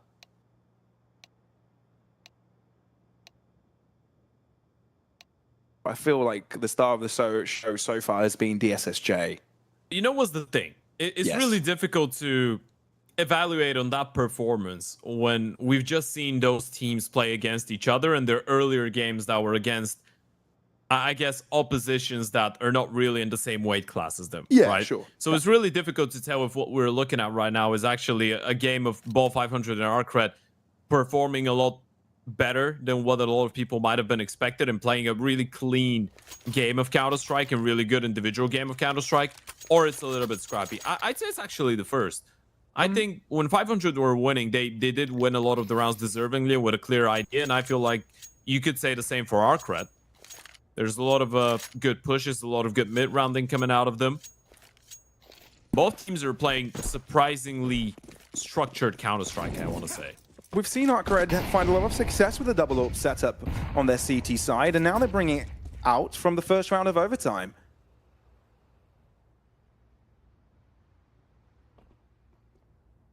Oh, Raijin. That is so much information. Apartment's fully clear. He realizes this. They've pushed under so many times. A minute 30 push is absolutely wild. It's ahead of so many timings, and DSSJ still went towards under with the AWP. Oh boy. ARCRED happy to keep 3 players nearby this A-side defense. They know. And 500 double back though, looking to re-clear all the space themselves. That smoke that has settled illustrates how deep ARCRED have gone, which means 500 are going to either use pieces of utility to cross through this or have to wait a lot longer. They need to go through this. 55 seconds, you can't wait out this entire smoke. You break it and you go, or you go with a flash, you need to pick up the pace. You don't know how many players have crossed in this direction. You've got to assume it's just the one. They dry peek it to make sure they've got enough utility for the site take overall. Raijin throws down Incendiary as smoke is needed to allow the rest of the team to close by. Raijin is asking for reinforcements, and indeed it arrives with the likes of the SSJ. 500 needs something and they need it quick. Molly into the Raijin's feet, but he's able to swing out and trade out his life. This is getting rough. Volt needs some heavy lifting. 25 seconds and Suck has gone berserk. Both 500 players low, but Redset with a big green means that it might not really matter. That nade does so much, and now the bomb needs retrieval. Suck doesn't know his opponent has an incendiary in his hands. 9 seconds has to go for the plant. All Redset needs to do is drop in and it's nade into the ground, but instead it's the dry peak which Redset will win. Holy moly, this game is unleashed. It's absolutely wild. What a comeback that would have been from Cirque as well. He's been so quiet throughout the entire T side. Had a great start to the map, but he's gone a little bit cold. All the U2, all the rotations arriving, and look at those shots from the AWP. Lovely flick once again, but it's just the timing towards the end. Redset plays it to perfection in a 1v2 clutch, giving ARCRED a 13th on the board. That's what you don't expect, right? Having that second AWPer come in, with Redset not really showing where he is. Oh, damn, sure. Yeah, the odds still favoring 500, but come on. You must admit, ARCRED are a fight of a mind rate waker. They should finally win a round. I feel like 500 have been that so close so many times. A 5 versus 3 like this one definitely should be it. But Raijin walks past Volt. And it shouldn't matter too much. But it might if he gets the jump on the T players. Don't think he's got the timing for it. They should play. Oh, the bomb is going back. The bomb is going back. You might want to take your words back, Ted. Alarm on. There's no way. Oh no. Oh dear, Cirque decides the AK is what you do with it. And the benefits of Volt walking past Raijin there is that, you know, his opponent doesn't quite expect his presence. Redset, he's just scoping of his life. But 500, even though have the numbers here, still have mind games to get through. Hampers calling from the grave for that B push to take place. You should know B is clear right now. Redset gets that kill. DSSJ, I mean, there is a slight possibility that they've left him with the other open towards that B bomb side, but they're still going. Should be able to get that bomb down. Rotation's coming in. DSSJ should be too late to actually stop the plant. He's got an HE. Let's soften them up. Oh, Rainwaker. All of a sudden, this becomes very, very interesting. Redset. Now with an AK. Closing in. 500, no. There's one in apartments. There is question marks, though, on the rest of the map and of DSSJ's location. They've heard him. They heard him jumping towards short. They know. Cirque is locked in and is right on time for the collection. Redset, he's running out of time here. He knows it. He does have a kit available.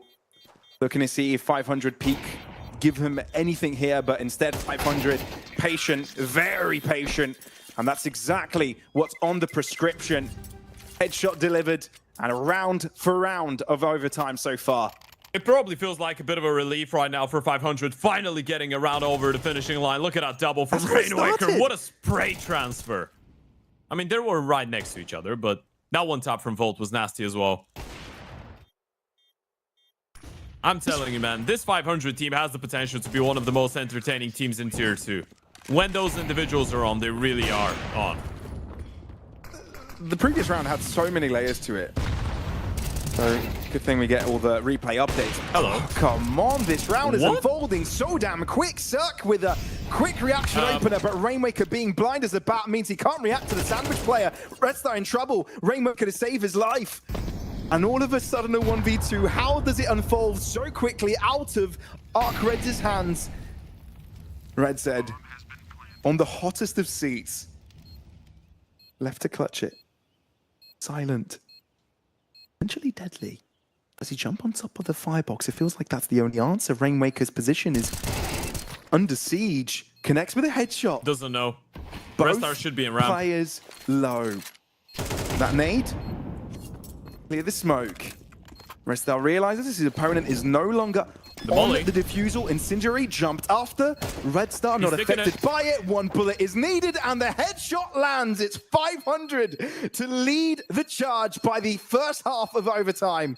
This is the pure definition of chaos, ladies and gents. Go find a dictionary, open it up. Next to the word chaos, next to the word carnage, there's going to be a screenshot of that Mirage matchup. Look at that. There's just so much going on. Red Star getting ahead of the molly. One tap as well to finish it off through the smoke. He just locked on his head instantaneously. Oh, That is Dios insane. mío. That is... You can say that one again. That is crazy. Monte. Oh. Well, fancy that. 2 rounds required for 500 if they want to close this one out here. But ARCRED, on the other hand, need to be flawless. This is pure prime Tier 2 Counter-Strike, ladies and gentlemen. It's pure entertainment. That's what it is. Yep.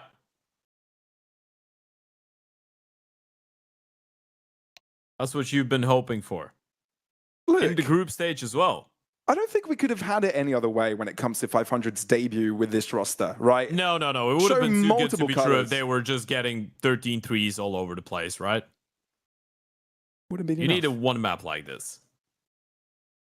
Or maybe 2. We don't know Maybe yet. 2. Exactly. I was about to say that. Maybe overpass. Yeah, for Needs those to of you say that hello. are just joining in, this is only the second map of the series. If ARCRED indeed end up closing out that Mirage, we still have an overpass coming up, and this is Group A taking place today. Tomorrow we've got Group B, where you've got Partizan, Mix, ECLOT, and Copenhagen Wolves. So 3 more best of 3s coming right at you starting 10 a.m. Central European time, but more about that later. We're still here. We're still on Mirage, still with 500 and ARCRED, who are taking a little bit of a toilet break, I presume. Yeah, probably. Right. After the game being so long. I mean, I'm sure a lot of butts were clenched, for lack of a better phrase. No, that's a perfect phrase. Oh, dear. Looks like the timeout is running out, and we heard a few ticks on the server, so we'll be resuming shortly as the teams change side.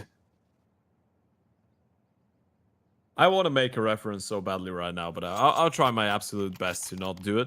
Refrain yourself, Ted. Yeah, Or I will. don't. That'll also be funny. Yeah, I know. It would be funny for you. Probably funny for a lot of people in chat. I won't do it though. I'll just say, if you have watched, because we are getting older. Do you know the cartoon Gumbo? The blue cat that has an orange fish as his brother and best friend. It rings a bell, but I can't say I'll show yes you. I'll show for you sure. a GIF after this. I'll show you something after this. Yeah, there's something hilarious about butt cheeks being clenched, but we're good to go, folks. right. Second half of OT. Red Star's rocking that double op alongside Cirque as well. 25th kill for the Red Star, and DSJ finally does take Cirque down. So you get that 1-for-1, but there's 2 more players in towards A. Volt's still here as well. They might not be ready for this. Rainmaker knows he was a bit under siege there, so a third player could have been sent towards that A site, but they realized their opponents We've have got cut B. noise. This could very much be a B site traversal, which is indeed the case. Hampers so smart to realize the SSJ was out of position there. You And can't a go simple anymore. spray down puts him down. Thing is 500 are low. Hampers has his That's the M4 bomb. out just on time. And with the bomb drop, ARCRED have a lot to do. Rainmaker could have been a brilliant spray transfer. but it gives Red Zed an opportunity for this 1v3 clutch, but I'm afraid Volt does have his number, dials it in, and round to 500, putting them on yet another map and series point. That should be it. They had a lot of chances in regulation, had a 9-0 lead to begin with, but this should be it. Hampus spammed through the smoke, even dropping the bomb in towards the apartments after that, and Volt's diligent enough to hold on to that connector area for Red Zed. This should be 500 taking it over the finishing line. Now on the CT side as well, they haven't had a better opportunity.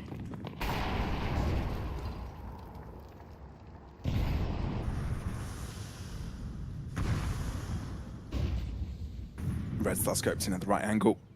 Thing is, will he be distracted by a jiggle?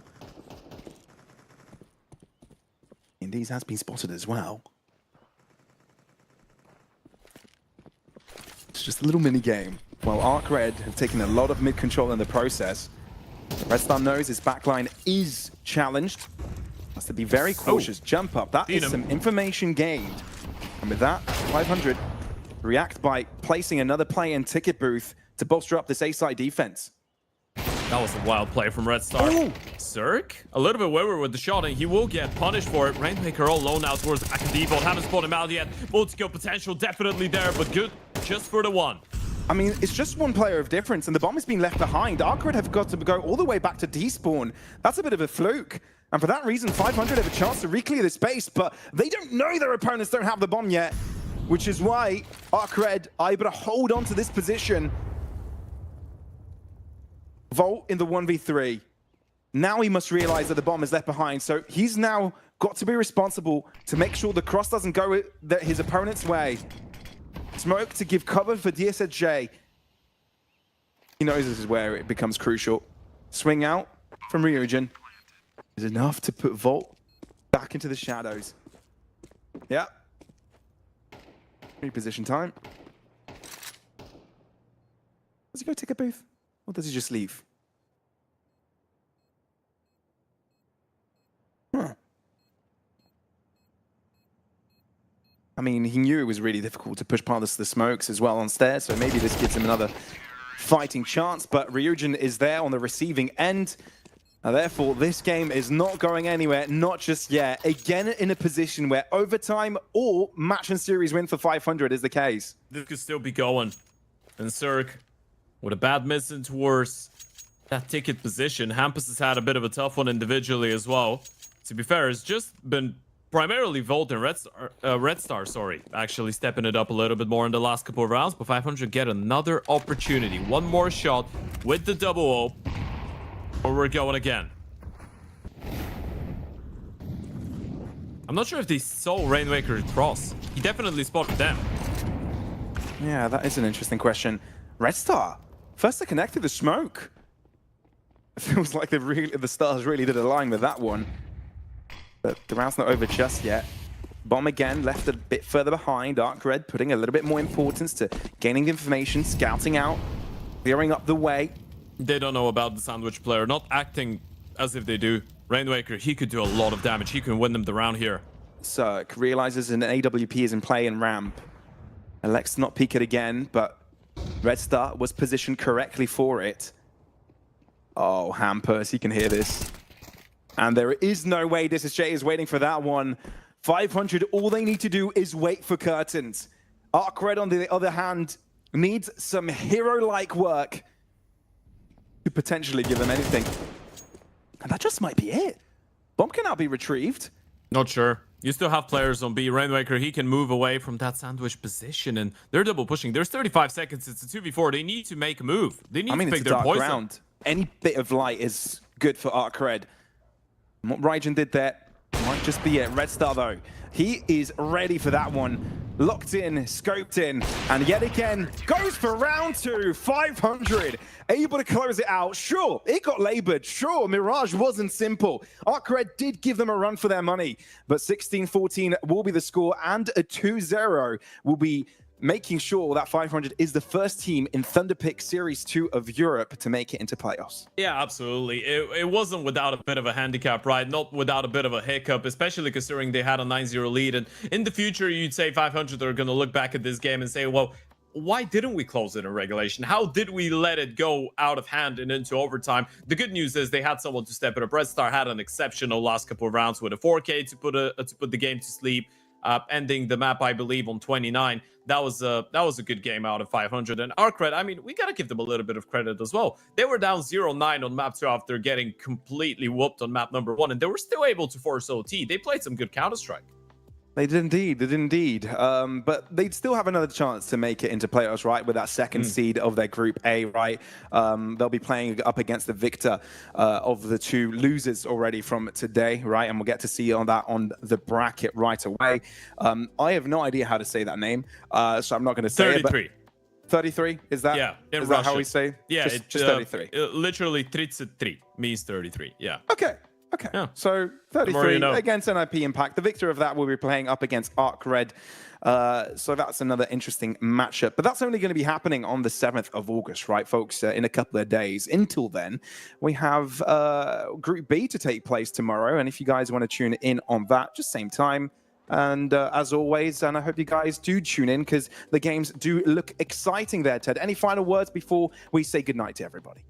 I mean, I'm looking forward to those deciders, man. But before that, we got to go through Group B. And there's some pretty exciting teams in there as well. We already talked about the Serbian side of Partizan, Mix as well, the team that Volt was part on, now going in with a new iteration. So tomorrow is definitely going to be a banger of a day, starting off at around 10 a.m. Central European time. So make sure you're here around 10-15 minutes earlier to catch the pregame. There's going to be a beautiful set of casters whose names I don't really know right now, but I'm sure they're going to be beautiful because they are rocking that Thunderpick World Championship banner, so they can't be anything else. Thank you for being with us, folks. We'll see you tomorrow.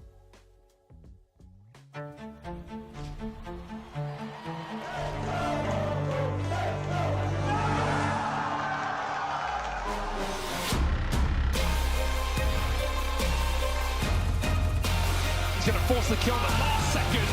Right to the